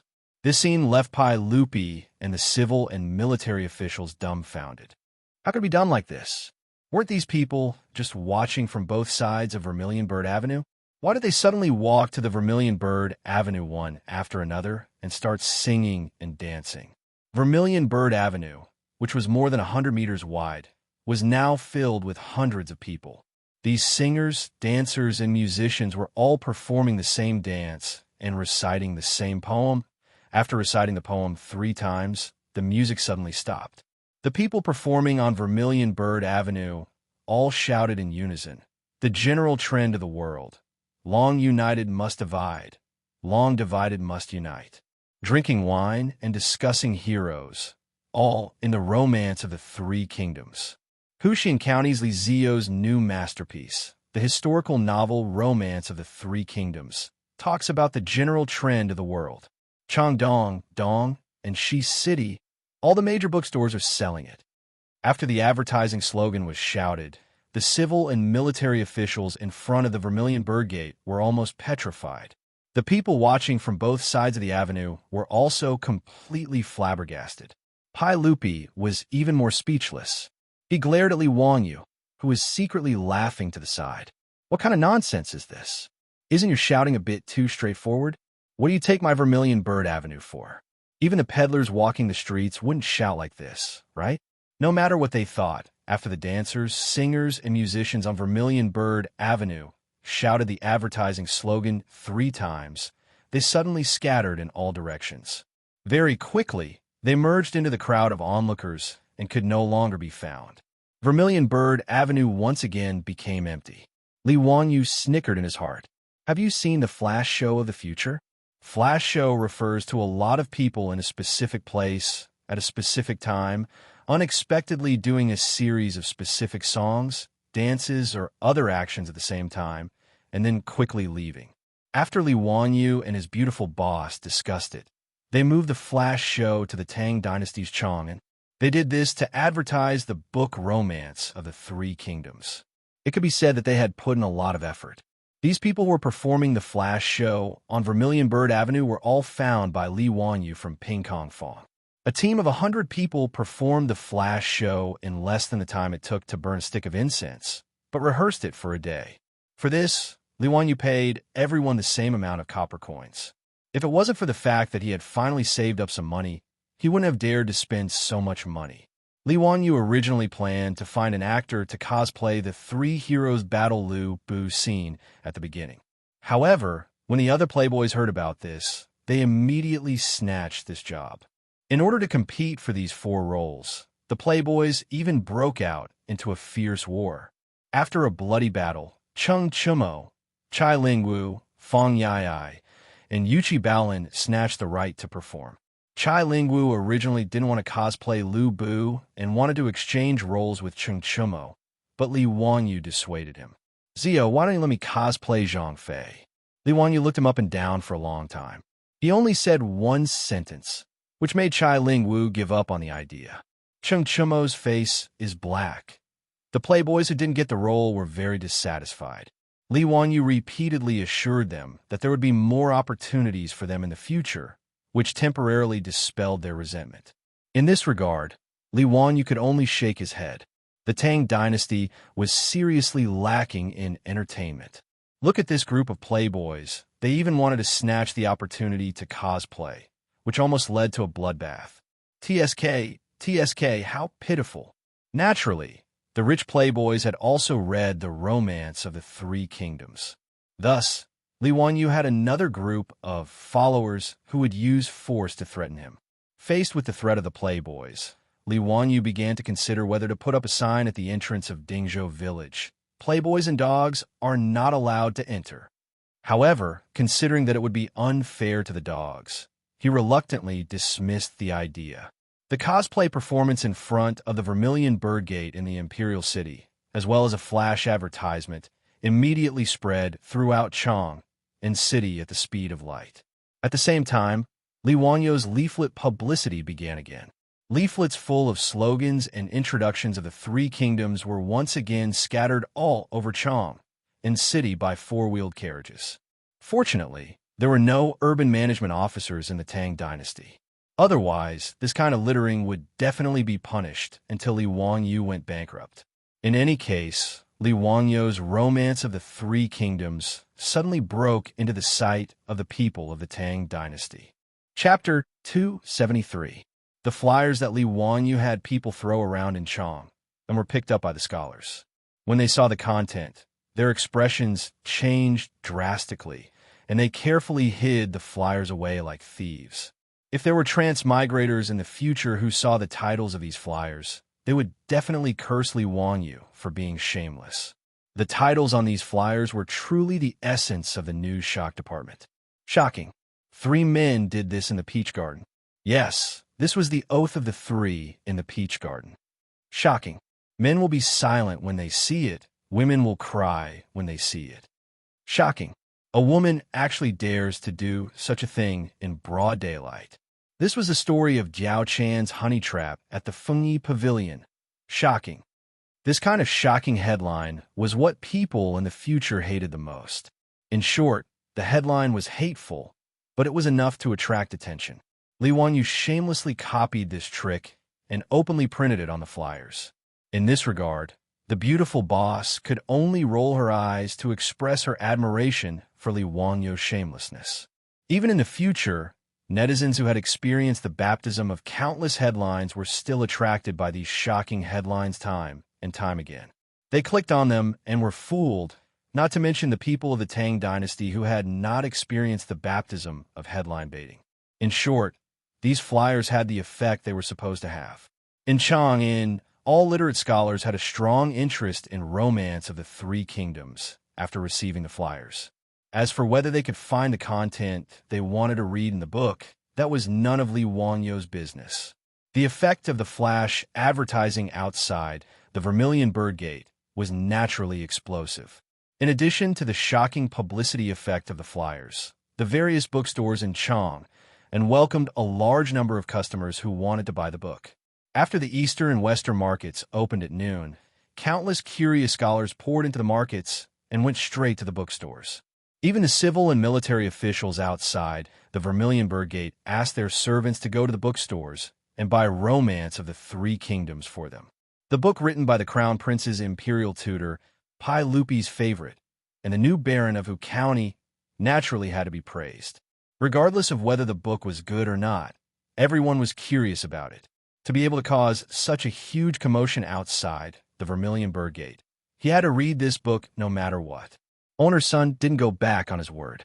His bookstore in Wu County worked for several days and finally printed all 10,000 copies of the Romance of the Three Kingdoms. However, with such a large number of books, it was obviously not possible to rely on his bookstore to sell them. Therefore, with Li Wangyu's approval, Owner's son contacted dozens of bookstores in the eastern and western parts of Chang and city and asked them to sell the books on his behalf. Each copy of the Romance of the Three Kingdoms was priced at 500 copper coins, and those bookstores could earn 100 copper coins for selling them. Naturally, no one would refuse such a good deal. Without much effort, all the bookstores in Chang and city had been placed in the Three Kingdoms. What the owners of the bookstores had not imagined was that a huge, colorful poster was sent together with the bookstores. The life-size portrait was unprecedentedly realistic and shocking. In the portrait was a lovely and moving beauty. Beside her was a powerful general holding a halberd. This beauty was so realistic that it was as if a real person was sealed in the painting. Her figure was beautiful, her ears were thin, and her smile was captivating. What was even more unbearable was that the beauty in the painting had a voluptuous body and a slender waist. It instantly made the bookstore owners feel a little impulsive. On the huge portrait were the words, "Romance of the Three Kingdoms," which spoiled the mood. The bookstore owners were so distressed that they beat their chests and stamped their feet. How could such a great painting be wasted like this? At the top of the poster were the words, "Honey Trap," and below the characters were the names of Jiao Chan and Lu Bu. These colorful posters were all hand-drawn by Li Wangyu and Yin Libin in a few days. The two of them had drawn a total of 10 posters, and they were also very tired.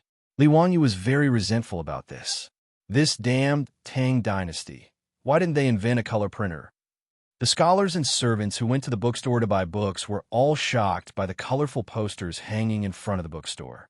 Such a soul-stirring portrait of a beauty made the men who had not been destroyed by the various movies of the later generations feel that it was somewhat difficult to control themselves. The woman named Diao Chan in the painting, that figure, that curve. For the scholars of the Tang dynasty, such a realistic, colorful beauty was simply a visual balm. In front of every bookstore with a colorful poster hanging in front of it, there were 3 layers of people inside and 3 layers of people outside. Even those who were illiterate were staring at the colorful poster nonstop. They were even reluctant to blink their eyes. The owners of the bookstores hurriedly sent out their employees to guard the colorful poster to prevent it from being snatched away by others. Many libertines even squeezed to the front and almost stuck their eyes on the poster. They were quickly stopped by the shop assistants. "Hey, what are you doing? You can't afford to pay for this painting if it's dirty. If you want to look, stay away. Don't get so close. No matter how close you get, you won't see anything. What are you smelling? Are you a dog? You can smell something from the painting. Take your dirty hands away. If you reach out again, I'll call the patrolling Wu-Ho." No matter how loudly the shop assistants reprimanded them, the libertines were not angry. They only stared at the colorful poster nonstop with an extremely vulgar expression. If Li Wangyu was here, he would have noticed that the expressions on these people's faces when they were looking at the colorful posters were exactly the same as the expressions on the faces of his roommates when they were watching Japanese romantic action movies behind closed doors. As for the scholars, they were still considered reserved. After staring at the poster for a while, they silently said, "See no evil," in their hearts.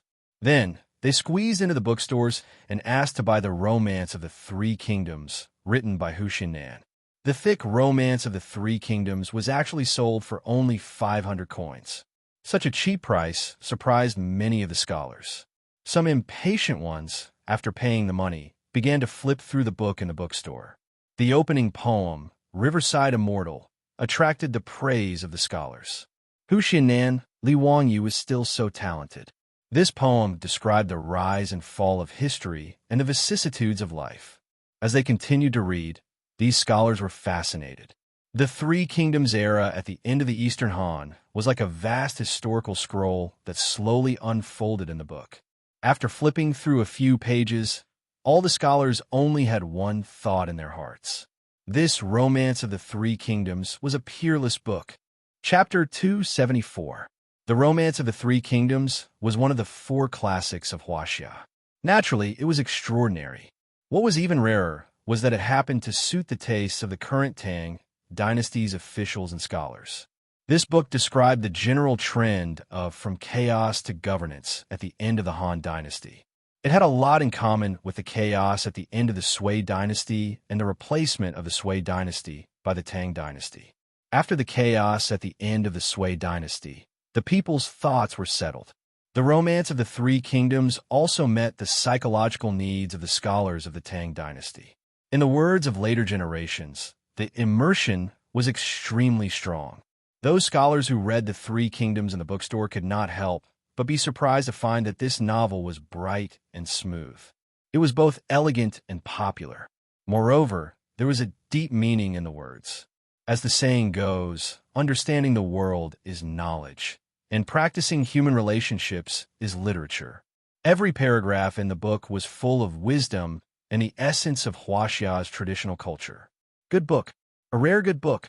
This was the unanimous thought in the minds of all the scholars who read the 3 Kingdoms. Such a good book should be poured into a cup of good wine and read carefully while drinking. That was a kind of enjoyment. Or perhaps he could boil a pot of fragrant tea and have a beautiful woman to accompany him. Then he could savor this wonderful book. As the saying goes, the earth stove, the tea cauldron, and the fire is alive. Where can the joy of reading be found? Several plum blossoms, the heart of the world. In short, the scholars who read the 3 Kingdoms all opened their wallets and bought the book. Even if there were scholars who were poor and did not have enough money, they still shamelessly borrowed copper coins from their companions and bought a book. In the 2 cities of Chang, and more than a dozen bookstores were like this, it was unprecedentedly popular. The scene of selling books even scared the owners of the bookstores. No one had ever seen books sold like this. Those scholars gave away a lot of copper coins just to get a copy of The Three Kingdoms. The Three Kingdoms, plagiarized by Li Wangyu, was completely popular. Seeing that the stock in each bookstore was decreasing, the owners of the bookstores hurriedly called their shop assistants and asked them to quickly go to Sunji Bookstore in the East City to replenish the stock. Due to the fact that Romance of the Three Kingdoms was a story, most of the bookstore owners didn't ask for too many books when owner Sun sent them over. They thought that the books would take up too much space. The books in these bookstores range from 100 to a few dozen books. Now, with so many scholars rushing in to buy the books, many bookstores were sold out. The owners of these bookstores were already starting to regret not leaving behind more copper coins when owner Sun came to sell his goods. After all, these were all copper coins. If he sold one book, he would earn 100 copper coins. If he sold 10 books, he would earn 1 copper coin. Looking at the customers who squeezed into the bookstore with strings of copper coins in their hands, the owners of the bookstore sighed in their hearts. This money was too easy to earn. Owner Sun, I'm an employee from the Ma family bookstore in Shi City. Our bookstore would like to make up for 500 copies of The Three Kingdoms. Owner, I'm from Liuji Bookstore in East City. Please send another 600 books of The Three Kingdoms to our bookstore. Owner Sun, all the books in our bookstore have been sold out. Please give us the books first. Our bookstore is full of customers waiting to buy books. It's the same for our bookstore. All the books are sold out. Owner Sun, please send the books to our bookstore first. Similarly, Sun's bookstore was packed with scholars who wanted to buy books. When owner Sun heard the words of these employees, he was so happy that his beard trembled. He hurriedly agreed and began to arrange for his employees to deliver the books. Li Wangyu, on the other hand, had already anticipated this situation. He had arranged for several four-wheeled carriages to wait near Sun's bookstore and informed owner Sun that these carriages could help him deliver books to various bookstores. Originally, owner Sun didn't think much of it and thought that Li Wangyu was too optimistic. He had sent more than 1,000 books of The Three Kingdoms to the bookstores in Chang and City. Could it be that they were all sold out? It was impossible to sell 1,000 books in a day. However, owner Sun naturally couldn't say much about Li Wangyu's arrangement. He just smiled and thanked him and didn't think much of it. Now, owner Sun realized that he had underestimated the influence of The Three Kingdoms. He was also full of admiration for Li Wangyu's foresight. He hurriedly called for the four-wheeled carriages to come over and ordered the employees to start moving the books out of the warehouse. Stacks of books that emitted the fragrance of ink were moved onto the carriages. Under the guidance of the employees of the bookstore, they were sent to the bookstores in Chang and City. More and more people rushed to buy the books of The Three Kingdoms. Many of them were just passing by the bookstores. They were either attracted by the colorful posters or the flood of people rushing into the bookstores to buy the books.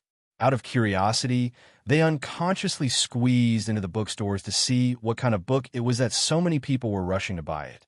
After flipping through a few pages, these people who didn't know about The Three Kingdoms also opened their wallets and bought a book, preparing to go back and study it carefully. The books were selling faster and faster. In just half a day, the evening drum sounded in Chang and City. The customers in the market had no choice but to leave. The bookstores also sent in the sales statistics for the day. Owner Sun almost had a heart attack when he saw the numbers on top of it. More than 4,700 books sold.